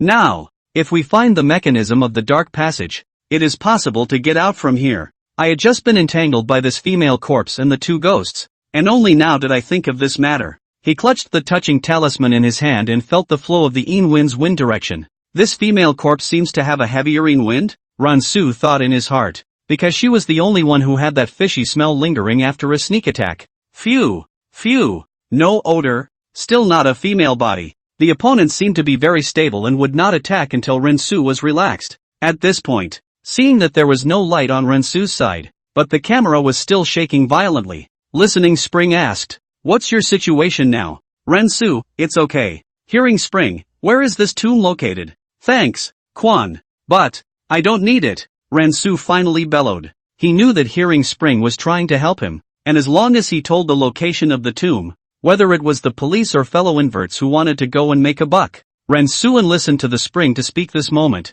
The female corpse thought he was distracted. Hiran attacked. "It's now." Rensu immediately tilted his body to avoid it after feeling that this time the gloomy wind was even bigger than the previous two times, and then when he smelled the fishy odor, he touched the golden amulet and inserted it into her mouth. Snicker. She let out two whimpers and a tiny wisp of white smoke actually came out of her mouth. It worked. Rensu was inwardly delighted. He took out another flashlight, and while the female corpse was being held back by the gold-touching talisman, he quickly ran to the coffin in the chamber. Although there are explanations of such tombs in the 16-character feng shui mysteries, most of them are in terms of the general pattern. It can't be rigidly laid out brick by brick as it is in the book. If I were one of those craftsmen who wanted to live at that time, where would I build this culvert? Possibilities began to flash through his mind. That must be a place where you can take cover and not be suspected. Where is it? Suddenly, he thought of a place. Inside the coffin. Although this is highly unlikely. Rensu took out all the gold and silver jewelry inside and put them on the ground.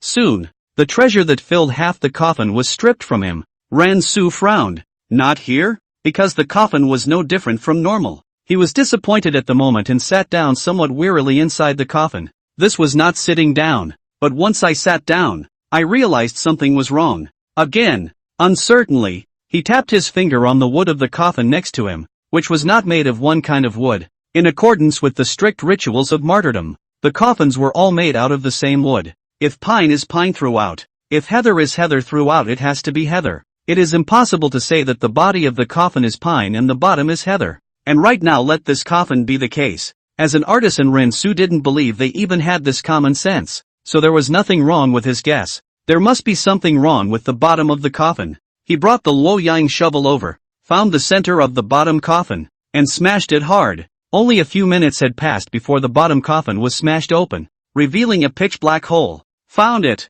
Rensu said in surprise. The livestream also praised Rensu. It was really too intense just now. This is more exciting than even going on my own. This big brother is really unchanged in a crisis. He doesn't panic in anything. It's really good to have the strength to still be able to think in such a situation. If I had been scared out of my mind a long time ago, I'd like to ask a weak question. Take an apprentice? Too hot to handle. I've decided to send my boyfriend to raid the tomb too. Rensu cracked all the bottom coffins, and put the mace on top of the hole to prevent the female corpse from following him again. He took his backpack and jumped down inside that hole. The hole was small enough to crawl through only, and it took dozens of repetitive steps before he could grovel to the front. In fact, long ago when Rensu opened this coffin, he was a little puzzled why there is only treasure here but not see the body. The female corpse in the side room also doesn't look like the owner of this tomb. More like a pygmy protecting the real owner. The soil of the culvert was moist, and Rensu speculated that there should be an underground river underneath this tomb.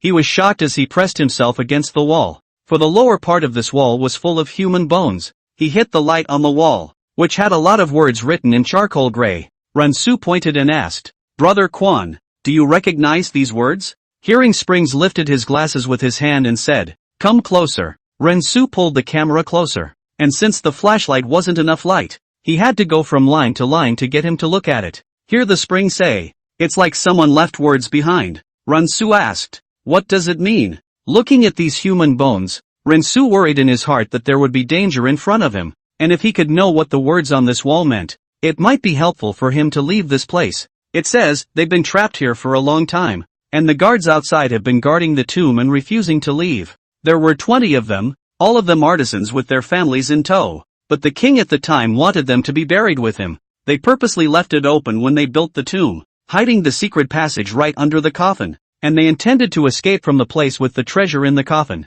The coffin was also built by craftsmen who had secretly swapped the wood of the bottom coffin long before. Rensu continued to walk forward, and the deeper he went, the more words appeared in the shot. Listening to the spring, he continued. This situation continued until the 7th day when the entire group had depleted their food. There was no food in the cul-de-sac, and to dig through this passage, you had to have food as physical support to do so. Many people have been split up as food for others after they were asleep. Chapter 40 Leaving. A change in the truth? In order to survive in the tomb, cannibalism is a necessity. Only Rensu had seen no less than 10 human bones along the way, and he made a rough calculation in his mind that this was only halfway through the journey. There's no telling how many are ahead, and it's safe to say there should be very few artisans alive. There is no record of any further on, presumably saving the effort of digging all the passages. He squatted down in front of one of the bones and used a Luoyang shovel to dig underneath it, digging until it was about half an arm's length before he stopped. No, since the wall said that 20 people left with the treasure, but up to now Rensu didn't even find a piece of it halfway. It's understandable that there were no finds on the first half of the trip. After all, there were fewer bones back then, and the treasure was divided equally after one person died. But it's a dozen dead, and it's surprising that the treasure was taken away in equal shares. Then Rensu thought that these people were stupid and regarded money as their own. In ancient times, the status of craftsmen was the lowest, and after they saw the coffins full of treasures, it was impossible for them to say that one person would just take a few pieces and leave, definitely loaded with pots and pans before leaving. Even if one person only take 20 pounds, then the debt of these people's treasure was divided by the living per capita after the hand holding 40 or 50 pounds of property. The point is that the cul-de-sac wasn't that long on the map of that side room, and excavation must have had to be done later. It is impossible to carry 50 pounds on one's back for tunneling when one is tired and hungry. That would only result in one thing. You have the life to take it, but not the life to spend it. If he was an artisan, he would never do something so stupid, necessary to shed worthless treasures. But this way, in addition to the bones and dirt, pressed to see anything, he began to hesitate, with a vague feeling in his mind that something was wrong. But if we stop there and go back to face that female corpse, better keep going. The front is even more dangerous, but not to meet something as difficult as a female corpse again. The deeper he went into the dark tunnel, the more nervous Rensu became, for it was all too much, until he saw several short spears blocking the exit as he was nearing the end. There were several bones lodged in the mouths of the spears respectively, and some broken china was scattered beside them. Rensu's heart was immediately puzzled. This is infighting? Then he realized something was wrong. The number of bones was off. The ones he had met along the way, plus these, amounted to a full 20. However, looking at their posture before they died, they should have all struggled, much less like a guilty conscience that decided to commit suicide to accompany the owner of the tomb. Suicidal people don't stab their hearts out and nail them to the wall. Jabla! Rensu pulled the spear out, and the skeleton of the corpse fell all the way down as if it had lost its support. At that moment, the head rolled to his feet, and there were 2 small holes in it that caught his attention, and an eye-like seal next to the holes. He instantly understood what this was all about, and feared that he was about to escape when he was discovered by the soldiers. I'm afraid the little hole in the head is from a crossbow. Close to the cave entrance one could hear the sound of water flowing. Rensu went out from the cave entrance. Connecting this inside was a mountain stream. He sucked in a sharp breath of air, his mind instantly much clearer. That's when the system beeped. You have completed this mission. This reward has been issued. Please check in time. You are in the middle of a live chat and are disconnecting from the live chat room. Rensu then noticed that the original mission had been completed long ago. Live in the booth. When Hearing Spring saw that the right side of the link had been disconnected, she couldn't help but wonder. Hey, where is this big brother?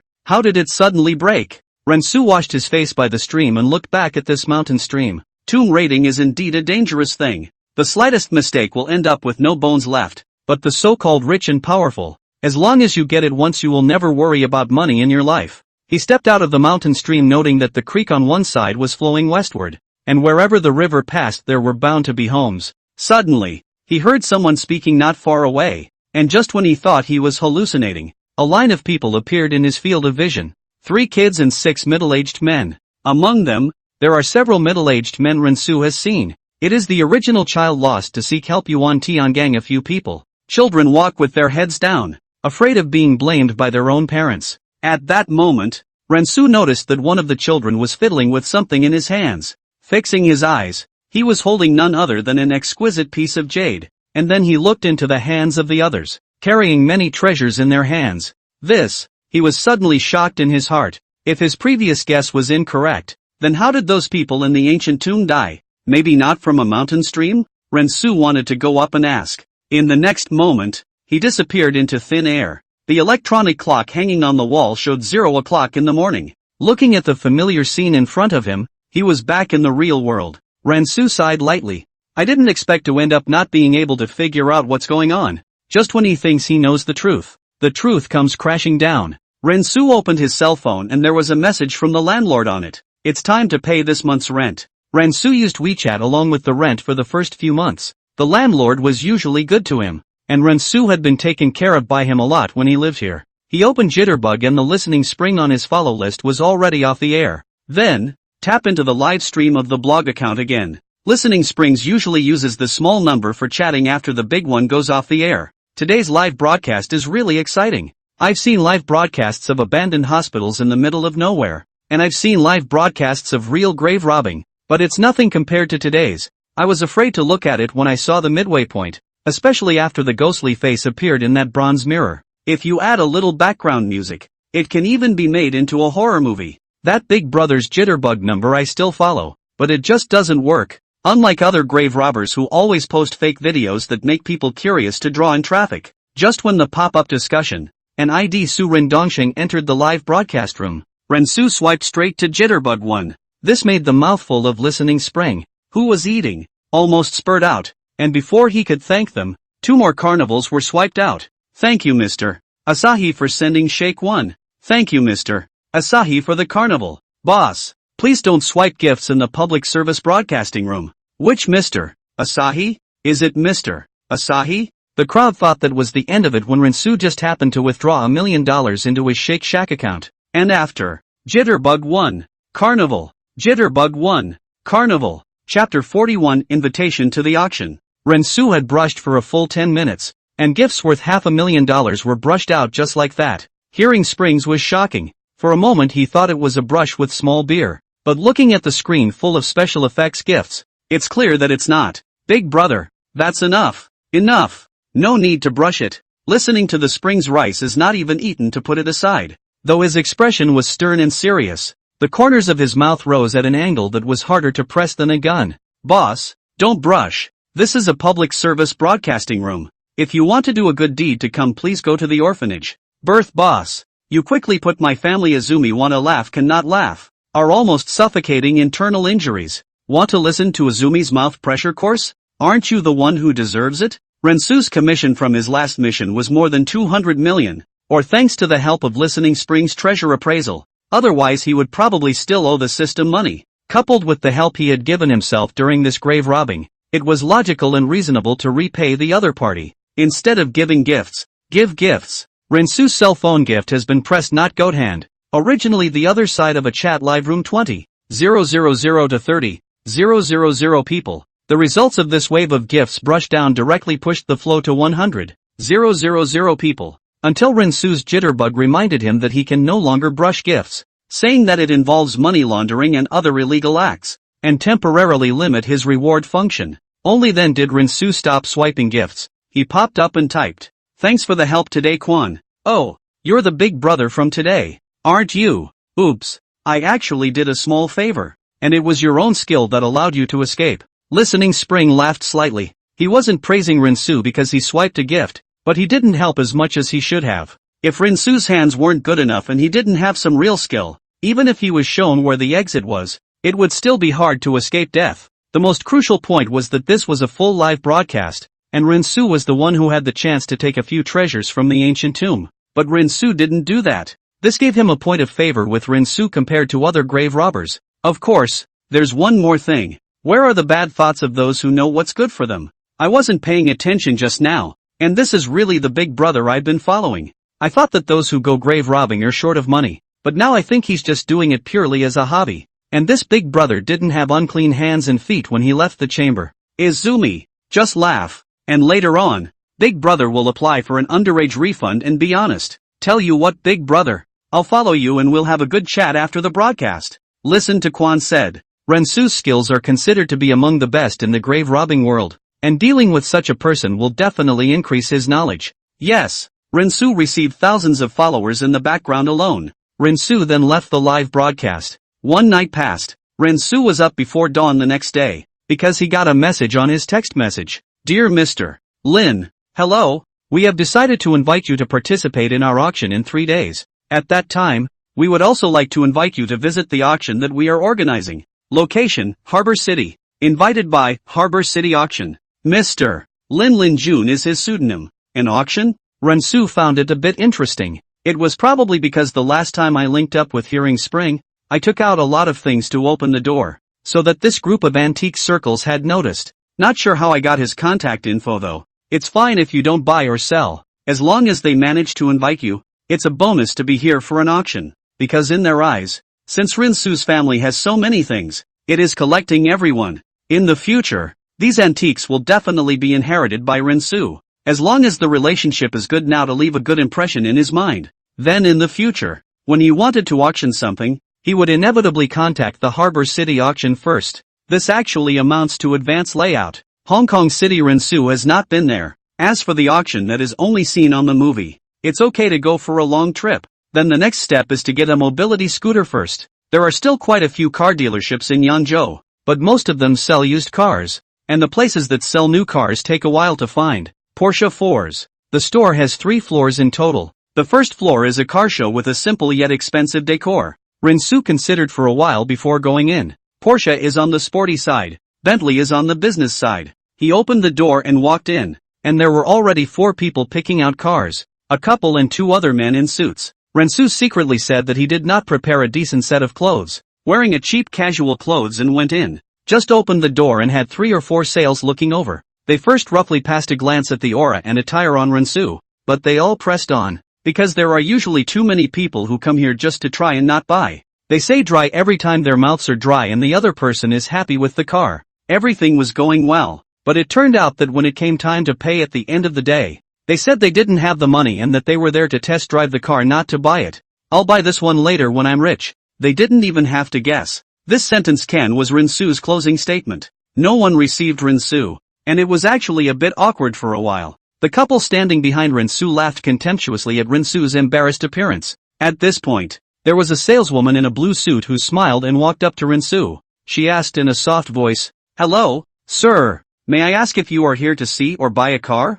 I'll just see what's out there for my car first." Put. The girl in the couple suddenly burst out laughing. Several people looked toward her in confusion. In a mocking tone, she said, "I'm sorry I didn't put up with this little brother's snide remarks." Saying he was sorry, his face remained devoid of any sincerity. Rinsu sniffed with a disinterested face and said, "Oh, it's okay. I see you look like a sneer too." The girl didn't expect Rinsu to be so stubborn, and said he was not happy about it. She sneered back, "That's better looking than you, the village man. Look, another rush. If you're really confident in your looks, you won't even contradict my words." Sure enough, the girl heard Rinsu still dare to talk back, mercilessly began to sneer, "You look like a poor man. What are you pretending here? You think you can afford to buy in this store?" That was a big hit in the hearts of the few sales that were holding down the fort. "What kind of car did you come to buy without money?" Rinsu asked rhetorically upon hearing this. "You can afford it?" "Humph.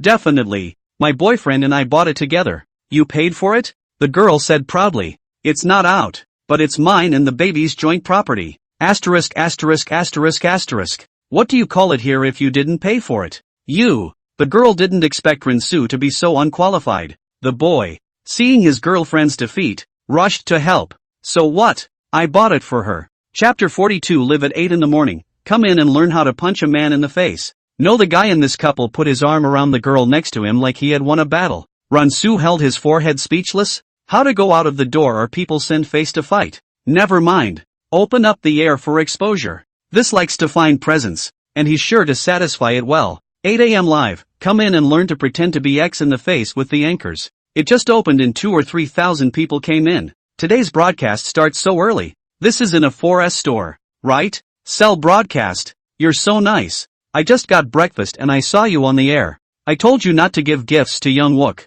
Now it's good. Someone else's Cullinan pieces are all set, right? You're sorry, right? It's not too late to regret. The couple doesn't realize they've been on TV. So what? What's wrong with me buying it for her? Ransu said lightly. There, keep your girlfriend's mouth shut next time. His words caused the boy to frown, then looked up at Rinsu, who was half a head taller than himself, and warned, no bro, don't get all puffed up if you don't have the strength, okay? What's going on? The smell of gunpowder is so strong? How can you stand this? Take out your Luoyang shovel and shovel him. What's wrong with you? Eating your food or drinking your water? Young Wook will dig up his ancestors' graves for me, and then dance on top of his ancestors' coffins. Rinsu inwardly put the original cause of this matter and explained it objectively. Families? Who gets it? I was just getting ready to buy a car here. The girl saw Rinsu froze and thought she was afraid of her boyfriend. And so, she shouted, you're going to apologize to me. Then she also dragged her boyfriend and appealed to the people around her who came to buy the car to condemn him. She had tears in her eyes, like she had been grievously wronged. The people around them, however, are not cuties, just watched as a hoot and didn't make any difference. Rinsu wouldn't spoil her as much as his boyfriend. Snickering, I thought it was okay for you to look like you were ugly, but I didn't realize you had a pig's brain. The words came out as if they triggered some sensitive word. The girl's expression changed abruptly and she shrilled, who are you calling ugly? She suddenly acted like a lunatic and grabbed Rinsu's hair with her hands. It turned out to be easily dodged by the latter, and the boys hastened to pull their object. Baby, don't be angry. We don't need to be angry with such unqualified people. Rinsu looked several people over, finally settling on the girl's face. No sound is better than sound at this time. Rinsu, look. Another rush. Ha ha. What a killer. Wook, do you have honey in your mouth? Speak so nicely. Good scolding. The anchor did what I normally wouldn't dare to do. When I met this unreasonable woman while driving on the highway, I was hospitalized at the time, and she didn't punish me much afterward, though I usually hack anchors. I'm standing with Dogwook this time. The sales standing next to him saw that something was wrong and advised, sir, let's make peace, don't get into a conflict. Ransu borrowed the slope and said, well, I won't bother with her in general. Ransu's words were like pouring oil on the fire, and the girls all of a sudden screamed shrilly. People buying cars on the second floor were curious to turn around and see what was going on here. Other saleswomen, who were watching the action, trotted over to counsel the girls. There were a few moments of anger in their eyes as they looked at Rinsu at the same time. One of them was a slightly built saleswoman with some emotion to fight for the girls. You don't buy a car or you don't mess around. That's quite a bit of pulling the plug. Rinsu looked at the sales beside himself and asked, is this your rule here? The saleswoman next to him apologized. Excuse me, sir, we don't have that rule in our store. You can come see the car as well as test drive it even if you don't buy it. Slightly chubby sales saw that she was rather speechless and muttered in a low voice. Sister man, you are really too. There have been no sales for 2 or 3 months. If we don't sell any more cars this month, the gold medal sales title is going to be taken away. She really didn't understand why gold medal sales had to deal with some people who couldn't afford a car as well. Is it hard to just make up the base? Ransu sniffed and nodded slightly, not realizing that the one beside him was still a gold medal sales. I know. Introduce me to the car. Sir, may I ask if you're on the business side, or the sports side? There is a big price difference between the business and sport types. As Rinsu was thinking about it, he saw a nice-looking car in the center of the car show. Just that one. The saleswoman followed Rinsu's finger and her face changed slightly. Sir, that car is a limited edition for my store. No wonder it looks so much better than the other cars. It looks like a performance beast just parked there. Rinsu doesn't know anything about cars. He just thinks that if it looks good and can be driven, it's fine. At this time, the girls who had already quieted down, heard that Rinsu wanted to buy a limited edition car, and said in a conspiratorial manner, someone is it to buy the most expensive car so as to find an excuse to get off the stage? The body of a slave. The heart of an emperor. Rinsu looked around like he was looking for something. Where's that barking coming from? Do you hear it? He also made a point of asking about the couple. The female's chest rose and fell in anger. You, what a lack of quality. It's just dirty to talk to you. And you know you're talking crap, don't you? Seeing another gun going off, the saleswoman hurriedly answered. Sir, would you like to try it on? Well, try it then. The saleswoman led Rinsu to the limited edition Porsche and personally opened the door for him. Sir, the front and rear covers of this car are made of high-density full carbon fiber. The saleswoman explained it seriously. Landed at 1300W. The car has been sitting here for 8 months and no one has bought it until now. And its price alone is more than a deterrent to many. She knows Rinsu can't always afford it, but she's willing to give a boy the chance to experience the car of his dreams. Rinsu secretly smacked his lips after hearing this and said, "It's a bit expensive." The girl sniffed and snorted, interjecting to diaphragm him. "Oh, ridiculous. It's bad luck to sit in a car like this when you're so poorly dressed." The saleswoman gave the girls a disgruntled look. "Sir, you are young, and just because you don't have money now doesn't mean you won't have it later. I'm sure you'll have the strength to be able to afford it later." The other saleswomen heard this and looked a little pityingly at the sale that would be taking back the gold medal title before too long. The audience in the live room sniffed but hollered, "This is a great sale from somewhere. It just so happens that I need to buy a car lately. I'm going to rush one. What do you think? That's the power of gold medal sales. Others sell 1 unit as much as you sell 10. Miss, the road is wide open." Rinsu froze, not expecting the other party to believe in him so much. He was then seen taking out a card and asked, "Swipe or transfer?" Chapter 43, Recruiting a Laugh Older Brother. Rinsu took out a lime green bank card. "Swipe or transfer?" The saleswoman was a little surprised and froze for a few seconds before responding. Do you mean to buy the car in installments?" Rinsu said in a flat tone. "Full payment. Wait, are you sure you want to pay full price for this limited edition car?" The saleswoman asked with a smile on her face. "Missy, what good would I do to lie to you? Hurry up and check in. I have to drive tomorrow for something." The sales lady smiled incredulously again. "Ha? You bought a car just for something tomorrow? Or else?" Rinsu asked rhetorically. If it wasn't for the Hong Kong City auction in 3 days, Rinsu probably wouldn't have come here to buy a car. Actually, taking an airplane would be fine, but that was a risk of crashing after all. And at the moment he didn't want to meet with jailbait. Both are jailbait. Though, we only support gateway payments here. And your bank card must be one of Green Dragon and Huaxia Bank to do so. For large transactions online, you must use a gateway to be able to make them. And the confidentiality of this type of payment is of the highest level, directly protected by the banks and the police. What a coincidence. This card of mine is the Green Dragon Bank. Until this moment, the girl remained unconvinced, unwilling to accept that the poor man in front of her had transformed himself into his unattainable tycoon. "No way. You must be acting with him," she questioned, pointing at the salesman. "I'm sorry, ma'am. We have had training and are not going to do childish things." The salesgirl had deliberately emphasized the word children very strongly. It was already implying that the girl in front of her was simply being unreasonable like a child. The girl's boyfriend did not even have the courage to look at Rinsu at this time, thinking of what he said before and Rinsu, and now they are popping to their own face. "I was so ashamed that I could not wait to find a crack in the ground." He pulled the girl and tried to leave, but the other party had already been broken by Rinsu's great defense. She snapped, "You must have stolen this money." When she said that, everyone looked at her with strange eyes. "Stealing? Try stealing a 1300W for me? Not to mention that this is at a top bank like the Green Dragon Bank, where they trace every customer's money back to where it came from, and there is no stolen money or illegal proceeds." Rinsu opened his phone, then disliked the balance to her face and said, "See for yourself." The girl looked at the string of numbers that appeared on the screen. 1, 2, 3, 4, a full 8 zeros. At this point, even if she couldn't accept it anymore, she had to admit that she had looked away and kicked the real iron plate this time. "Big brother, sorry. We are dog-eyed. Just don't take it personally." Her boyfriend was quick to wimp out. This kind of person who could casually take out $10 million was definitely someone he couldn't afford to mess with. Moreover, Rinsu looked young, so he might be one of the second-generation ancestors, and he was estimated to have a strong and scary background. The money he was able to buy a car with was only nibbled out of his parents' hands in the name of marriage. If they knew they were causing trouble outside,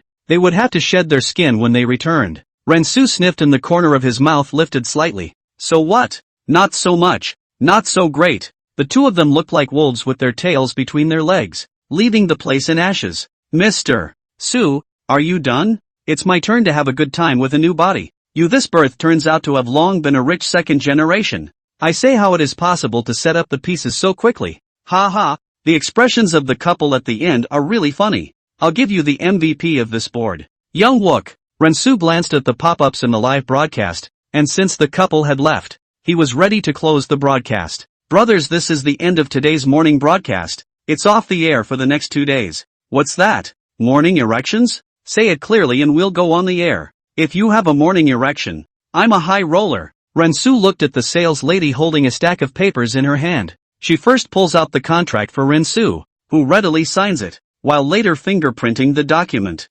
Okay, the bank will give you a dynamic verification code later. Just send it to our general manager then. The sales lady smiled sweetly. This single successful. Not only their own gold medal sales retained, there will be more than $100,000 in bonuses and belong to her small long vacation. She looked at Rensu with grateful eyes. The other salesmen, who were watching, were gutted when they saw their colleague was able to trade to complete the order. If he wanted to stick it over now, he would probably just stick it to Rensu's cold ass. Will the car's license plate be ready by tomorrow? Yes. Buying a car is not the same as buying groceries at the grocery store. You need to register it at the DMV the same day. The whole process of picking up your car and getting your license plate in one day is actually difficult to accomplish. But for special customers like Rensu, there is usually special treatment. The sales lady asked for Rensu's WeChat again and said she would alert him if there was any progress. But she already left his cell phone number. Wouldn't it be redundant to ask for WeChat? Back home, Rensu just happened to see the landlord to collect the rent back. His landlord is a short little old man, usually liked to listen to the opera. Every time to let Rensu help him download the opera to listen to. Rensu taught him how to surf the internet several times, but the other party didn't like to learn. He also has a trademark Cockney voice. Where have you boys been getting rich lately? I haven't seen you in a long time. Rensu scratched his head, a little embarrassed. Went back home. The old man usually liked to pull him along to listen to music and play chess, and not seeing him for such a long time had probably bored the old man to death. Well, it's good to be home more often. As he was about to enter the house, the landlord suddenly touched him at the waist. That's a nice little toy. The imitation is quite real, the old man said, holding the keys to his new car. Rensu snorted. Plucked from a street stall. The old man nodded slightly and said, young people can have goals, but they have to remember to keep their feet on the ground. Reminiscing about my day. As soon as Rensu heard that the old man wanted to blow water again, his head was as big as a bucket and he immediately ran back to his room. Just after sitting on the bed, he heard his cell phone ringing and opened it to see the message sent by the Hong Kong City Auction. After reading the message, Rensu secretly thought to himself, this is implying that I can also send something to shoot. It should have been found during the last treasure appraisal at Hearing Spring. Those things are locked in the system and the only way to get them out is to buy them at the original price by listening to what Izumi said. However, he didn't want to auction it off. The water is too deep here. Then he thought that the Luoyang shovel from the last time he robbed a tomb was still sitting in his backpack. This must be destroyed promptly and not left in the house. He emptied the entire contents of his backpack onto the floor in one fell swoop. Suddenly, a piece of white stuff fell on the carpet, catching Rensu's attention. He fixed his eyes and his scalp tingled. It's the same jade that the female corpse had in her mouth. Chapter 44, trying to undermine me? I'll pass it right on out. The jade looked out of place here, and the light from the room made it look surprisingly unspeakably weird. Rensu only felt his scalp tingling. It was really shady. When was it in there? He frowned, remembering what had happened earlier when he was in the side crypt. A few moments later, there was still no impression of this. However, he did figure out one thing. No wonder the female corpse had been chasing after him, appearing behind him from time to time. And those two old 6s keep stealing his ass. It turned out that the jade she had in her mouth was inside his backpack. He moved in his mind and used the 16-character feng shui secret art to divine his recent fortune. Start the trigrams with multiple lines of yin and yang. The upper trigram is can and the lower trigram is can. The outer trigram is zay and the inner trigram is water. The hexagram says, Zephyr water is trapped. Rensu divined this trigram and his right eye jumped straight up. In feng shui, a trigram with wind is auspicious. Can is water. It's bad. And his trigrams for this up and down, inside and out, are can and water, representing danger. He suddenly remembered that he had gone out to buy a car this morning, only to run into someone looking for a fight. I'm afraid this is also the beginning of the evil trigrams. If the hexagrams were broken, the only way to do this would be to violently blow up the entire chamber by completely disrupting the pattern of the tomb. The female corpse will naturally be erased without a place to start. But not to mention the fact that Zhongnan Mountain has become a scenic spot, even if you can go into blast. But where to get the explosives? If there are no system quests during the week, Explosives are not sold in the mall. The murderous tomb is definitely still in Terminal Hill. The only slight difference is that the historical timeline has been stretched out. When he ran into the female corpse, he was at most 200 or 300 years old. Time is drawn back to the present, and the cultivation is directly super doubled to become a 1,000-year-old dumpling. He tried asking the system, holding out a glimmer of hope. System, can you remove the doom of this female corpse for me? In the process of testing, not checking your body for abnormalities. Sure enough, the system could only check out the physical injuries sustained on the body, and it had no way to do anything about arcane chi luck like this. Systems can be viewed as super technology, but the end of science is metaphysics. Some people are poor and downtrodden, but the next moment they win the big lottery of hundreds of millions of dollars. There are people who are well off, but then they collapse in the middle of the road. There's no way to use a formula for any of this. Chakra is something very elusive, and the female corpse affects his chi like a curse that will follow him until he dies. This is also the point that Rinsu is worried about. The female corpse is almost staring at him. As long as the jade is in his hand for a day he will not have peace. Therefore, this piece of jade must be passed on. But the female corpse's grievances are too great, and the living can only wait for death when they hold it in their hands. Then it will have to be passed on to the dead. To the morgue? There are plenty of bodies in the morgue, but that's all to be cremated and doesn't address the root of the problem. It's better to find a dirt-buried body. When an elderly person dies in a rural home, it is more common to cover them with earth. But most of them were very conservative and would never let Rinsu, a stranger, get close, let alone put something in a dead person's mouth. He looked down and thought, see the text message on your hand from the Port City auction. In a flash, an idea lit up his mind. One must die at some point? To say which kind of people in China are the most superstitious, rich definitely tops the list. The most famous tycoon in Hong Kong City once spent $5 million on a feng shui master to borrow his life from heaven when he was about to die. It is amazing that rich man who was on the verge of death could actually come back to life and live for many more years. This jade is moreover selected by the ancients. In terms of quality it is certainly not as good as the Emperor Green, but if it is about its martyrdom it can certainly be comparable. There will always be people who will die to pay for it. With this in mind, he replied to the auction, saying that he had something to send to auction. Soon after, he received a reply. Please write a brief description of what you're sending for auction and mail it through the China Post. The other party also let Rinsu make up $100,000 in fees. The next morning, Rinsu received a message from the sales lady. The car license plate has been good, can come to pick up the car. He just came to the door. He saw the manager in a suit, leading a large group of sales came to set up a battle to welcome. The female salesmen who were originally disdainful of Rinsu yesterday also showed up in droves. There's just one thing that hasn't changed. Rinsu's dress code is the same as yesterday. Dear owner, thank you for supporting our Porsche brand. Instead, Rinsu felt a bit embarrassed by this formation and just faintly returned. Aha! He saw that standing to the left of the manager was yesterday's sales lady. When the manager saw that Rinsu noticed her, he introduced, this is our gold medal sales, Miss Chen Ming. Chen Ming is a female college student who has just graduated not long ago, and the student's temperament on her body can still be seen at a glance. Hello, Mr. Lin. Chen Ming revealed shallow dimples when she smiled, and she politely extended her hand. Rinsu also extended his hand and said, hello. The respect was all mutual, and he only gently held Chen Ming's 4 fingertips. However, this small detail was a bit of a surprise to Chen Ming. I thought the other guy was a rich dude, but now it seems like I'm a stereotypical esthetician. Rinsu opened the car door and said, I'll leave first, I still have some things to do.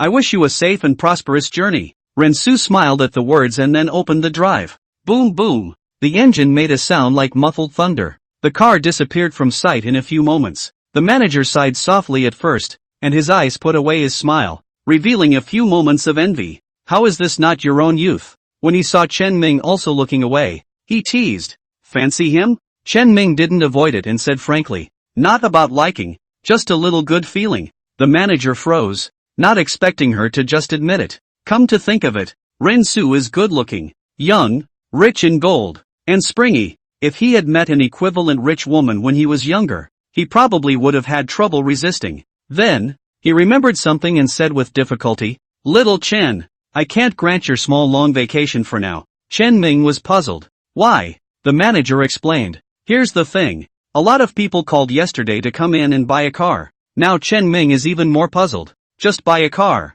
One less is not impossible to sell. They all have to name you as a salesperson or they won't buy. Ha! Chen Ming was surprised. You don't have that many contacts yourself, do you? Then, the manager was heard to say, they said they all met you through a person called Jinyu, and came to buy the car because they thought you had a good character. Chen Ming was full of questions. But I don't know him? Chapter 45 Opening. Auction tasting fine chaff. 2 days later. Harbor City. Open road. There was a sign on the side of the road that said in traditional Chinese characters, road construction. No passing. Several suit thugs were in the middle of the road, stopping vehicles passing through this road. At that moment, a jeep slowly drove by. A head stuck out from inside the car window, sunglasses on and a cigarette pinched in his hand. Hey, I say you ponies get out of my way. I've got some important business. The man in the suit didn't pay any attention. Instead he pointed his finger at the words on the sign. Seeing that the other side does not let the road thought to scare them.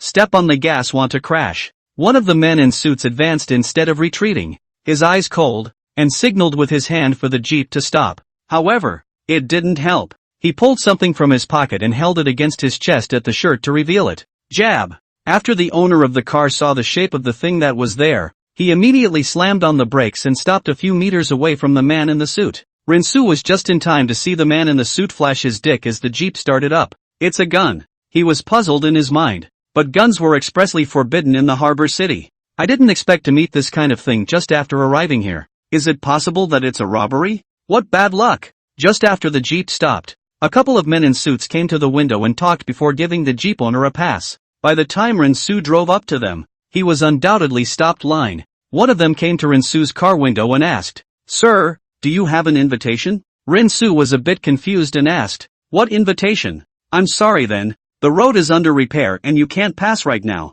I have something to do to get to the scent house. This auction is taking place at the Fragrant Court, and it's the only road on the navigation that's passable." The man in the suit's eyes shifted slightly as he asked, "May I ask what you were doing there?" "Rinsu, the auction." The man in the suit's face visibly changed now and asked, "Did you forget to take the invitation?" "I really didn't get it, but I have a cell phone text." Rinsu then took out his cell phone and showed it to him. The other man read the address and time on it were correct. Then he greeted his companion at his side and whispered a few words. "Please wait, we need to make sure." A few moments later, the man in the suit received a phone call and then explained, "I'm sorry, I didn't realize you were a backup guest." 10 minutes later, Rinsu arrived at the so-called Fragrant Pavilion. The outside is in the style of medieval European architecture and has 3 floors in total. The parking lot in front of the door looked like a luxury car show as far as the eye could see, and except for the out-of-place Jeep, there were no cars under $10 million. Rinsu had just parked his car when 2 beautiful ceremonial ladies appeared.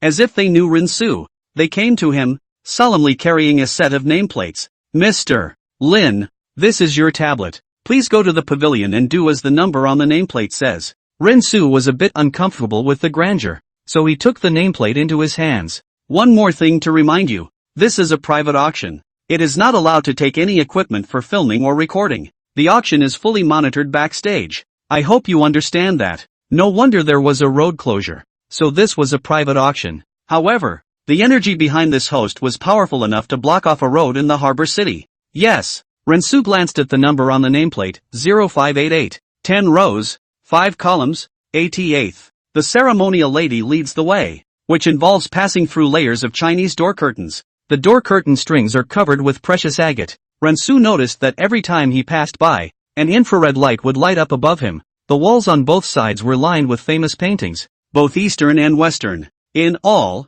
you have to go through 10 curtains before you're inside the main arena. Rinsu found his place and just sat down. He smelled a refreshing fragrance. It's musky. Extravagance. After half an hour had passed, more people came in one after another. There were 100 seats in total, and as far as the eye could see, they were packed. There were also a number of bearded Yankees in the mix as well. Rinsu made a man beside him, the very same owner who drove the jeep just now. He pushed Rinsu's arm and said, "Dude, my name is Zhang Xiao. What's yours?" "I didn't scream. I asked you what your name was." Rinsu didn't want to deal with him, but he didn't expect that the other party would have to pursue the matter to the end. "Lin Jun." Zhang Zhao's eyes lit up. "Surname Lin? Could it be the Sanzhou Lin family?" "Rinsu, no. I'm just a member of the general public." Zhang Xiao hemmed and hawed. "It's fine to fool me. The general public can come to the auction of Emperor Hong Kong?" Rinsu looked surprised. What Emperor of Hong Kong? Seeing that his expression did not look like a fake,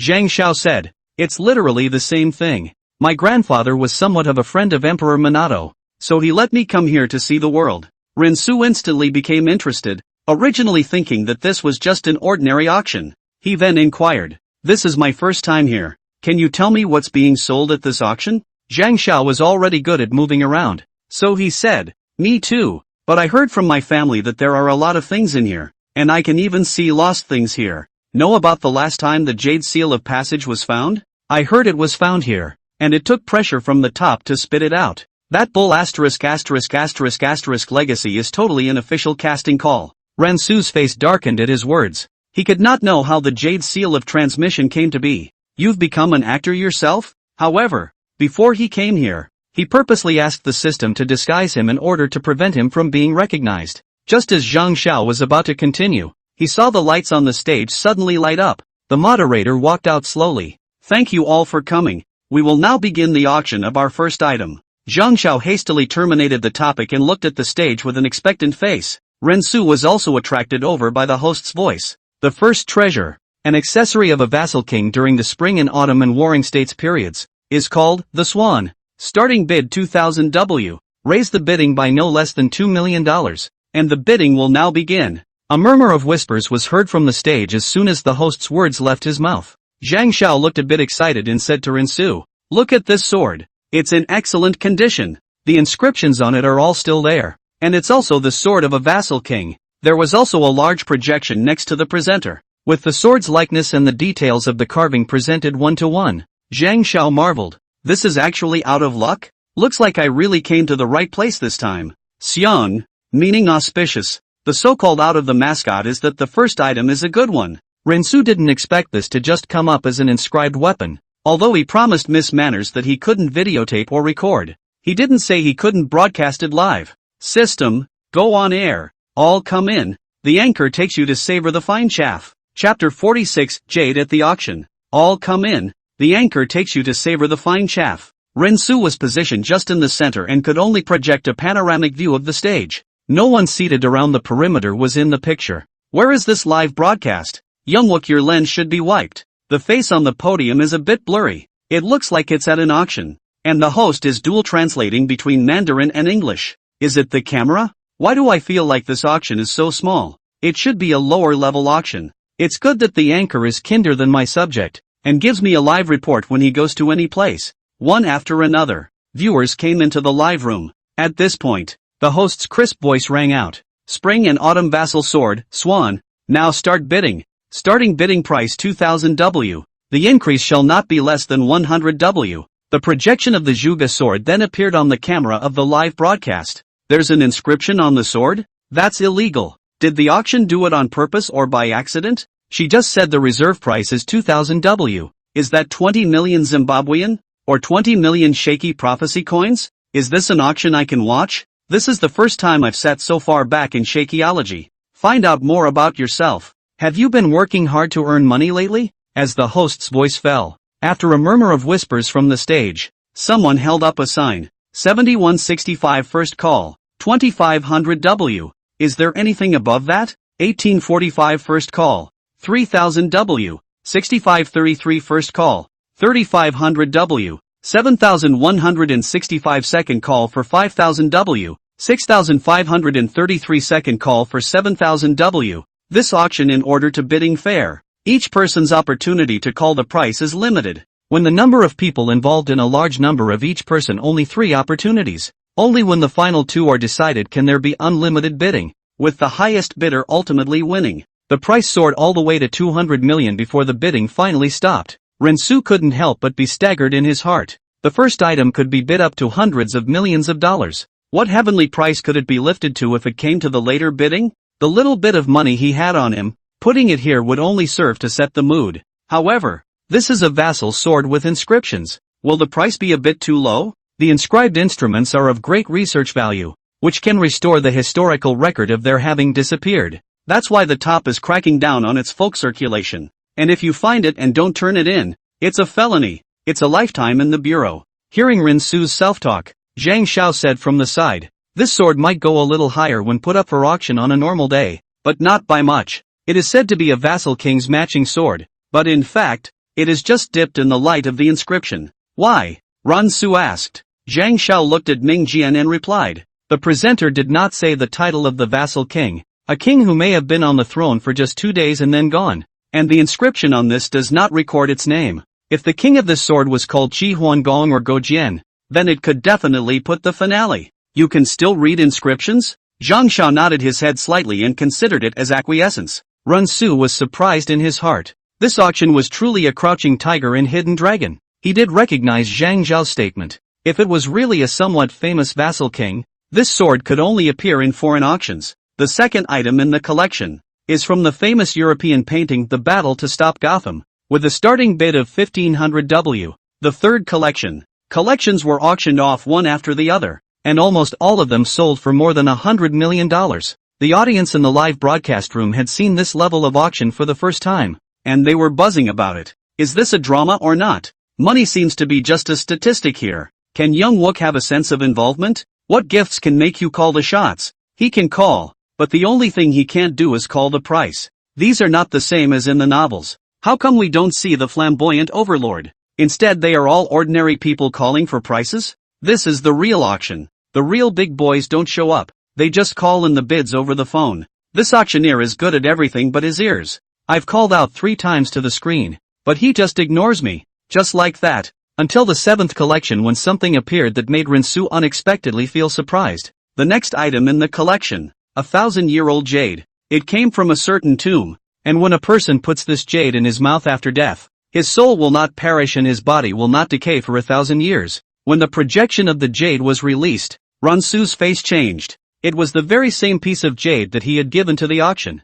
In fact, after he had seen the scale of this auction, he didn't have any hope for his piece of jade to appear. It might be devolved to some other small branch. How much it would sell he didn't care, as long as he could drop the hot potato. A cacophony of murmurs emanated from the venue as soon as the moderator's words left his lips. Then someone else raised their hand, with a phone hanging out of their ear. May I ask how you can prove the effectiveness of this jade? The host said aloud. This jade was found with its body intact for over 1,000 years, proved by our Chamber of Commerce's master treasure hunter and feng shui master. Also, it is a great evil omen for the living to possess it. The implication is that only dead people wear them. Starting bid 5,000 W. After Zhang Xiao saw this jade, the cynicism on his face disappeared and was replaced by a look of gravity. This jade, it appeared on my Zhang family's records. Everlasting jade. They, the Zhang family, as the leader of the Western Hunan tomb raiding sect, naturally knew some of the treasures of the ancient tombs. His Zhang family's ancestors had come across this jade once when they were robbing a tomb.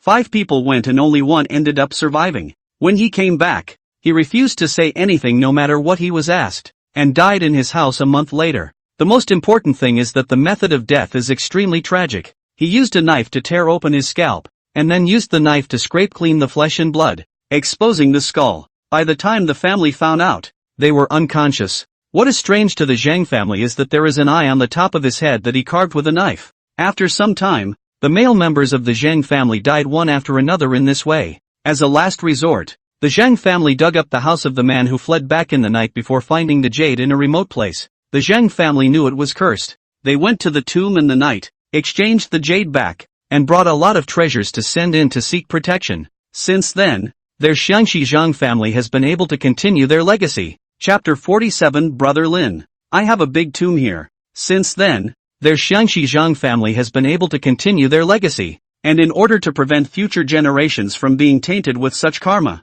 the Zhang family treated the location of this tomb as a near taboo and ordered that no one should mention it. But the jade's appearance was recorded in the family, and I didn't expect to see the everlasting jade here. Could it be that the Zhang family and this jade are so connected? The host announces the reserve price of the everlasting stone from the stage. Starting bid 5,000 W. Ran Su was still slightly taken aback after hearing this price. On second thought, he realized what was going on. Although the stone has a high lower limit, it has an extremely low upper limit. Mostly, people want something they can enjoy while they're alive. And who cares so much when they're dead? What's the point of having an incorruptible body? The only people who can buy this jade are probably some people who are going to die. Sure enough, only a smattering of voices called for the price, and it sold for 5,500 W. Why does this rock look familiar? I remember. Isn't it the one that Young Wook brought out of that tomb some time ago? Just this small piece is worth more than $50 million?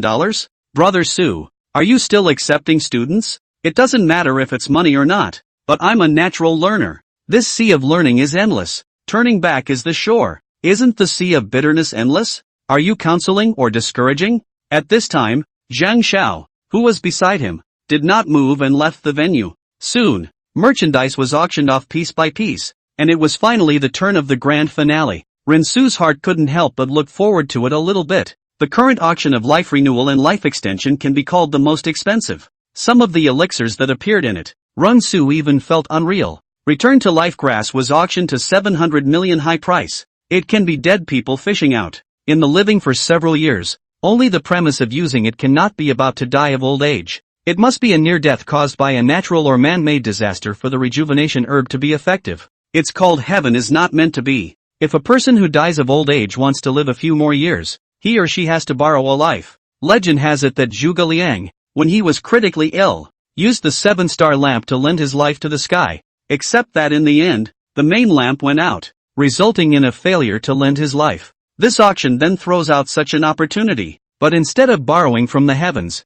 it is borrowing from the ghosts and gods. And the one who struck was the White Dragon King of Siam. This person has a very high reputation in the harbor city and is known as the Old Earth Immortal. Although there is no guarantee of 100% success, it is still being auctioned for $500 million. The host takes a sip of water to wet his throat while continuing to shout aloud. The last item up for bid is next. Zigzag. A brightly shining armor appears on the projection screen. It's a piece of gold Ron soft armor worn by the Ming emperors during their military parades. The starting bid is $250 million.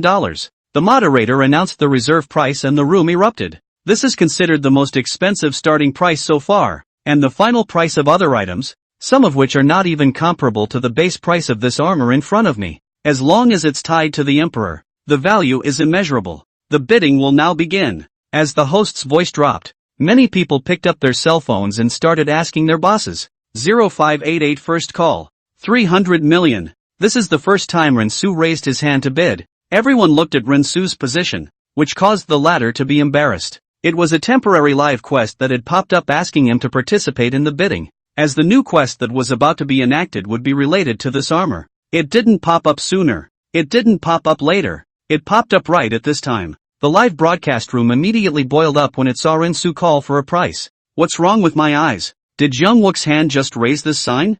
300 million. I have to save up for a month to play Subway Escape. You fart. That's not a hand raised. It's the path my father showed me to follow. How is it that all 3 kingdoms are dead, and there's still Lubu? I said how I felt a sense of closeness as soon as I saw Brother Su. So it's this innate ping billion approachable. Winning hemp. Sooner or later, we, the Asahi army, will rule the antique world. May I ask if there is anything above that price? The hostess asked as she scanned the room. 7732 first call. $350 million. 2734 first call. 400 million. 1983 first call.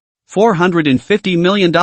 Prices are hot on the heels of each other. And not only domestic bigwigs, but even foreigners are starting to get in on the bidding. The price increase was no less than 1 million, but no one wanted to waste these 3 opportunities, and each increase was 50 million. 9966 third bid. $1.66 billion.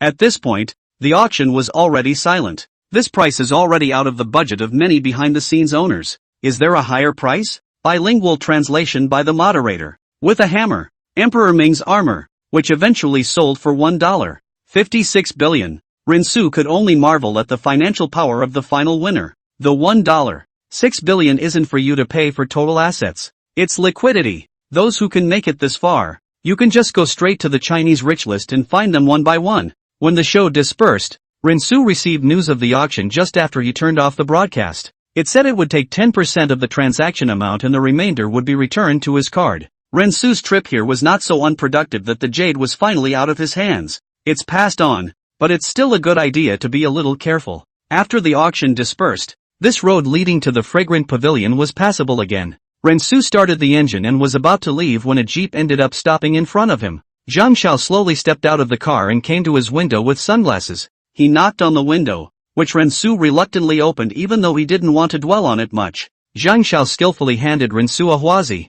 Su gave a refusal. Brother Lin, I just went to inquire. How did you get this jade?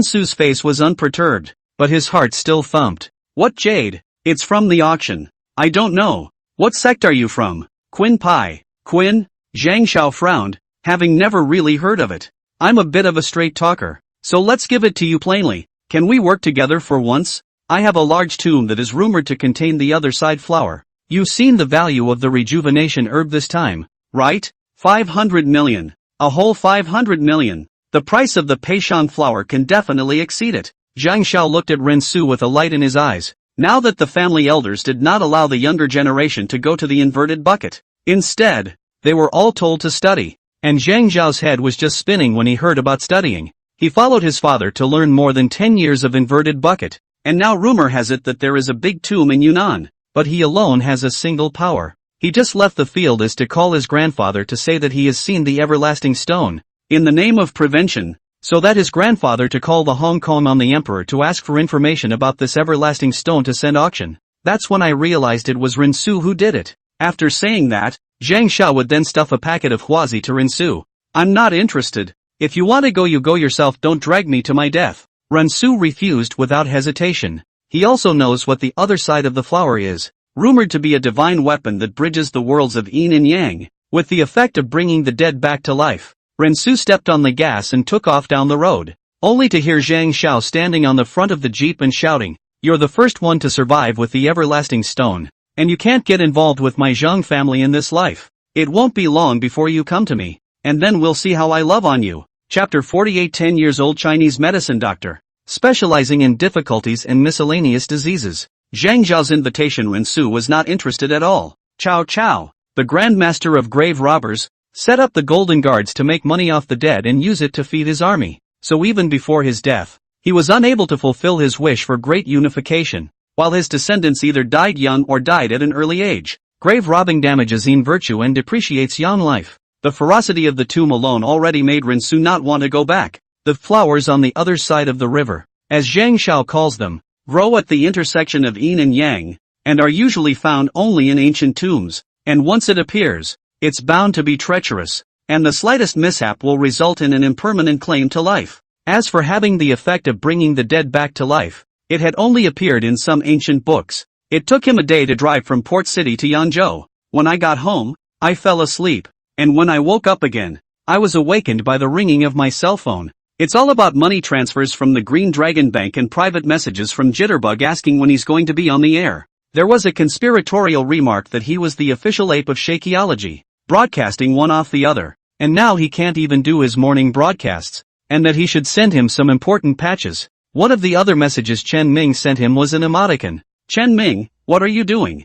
Su didn't think to reply to her message either. The two of them weren't very familiar with each other in the first place. He then opened the system panel, and he then realized that there was also an unread message within the system. "It's a new mission?"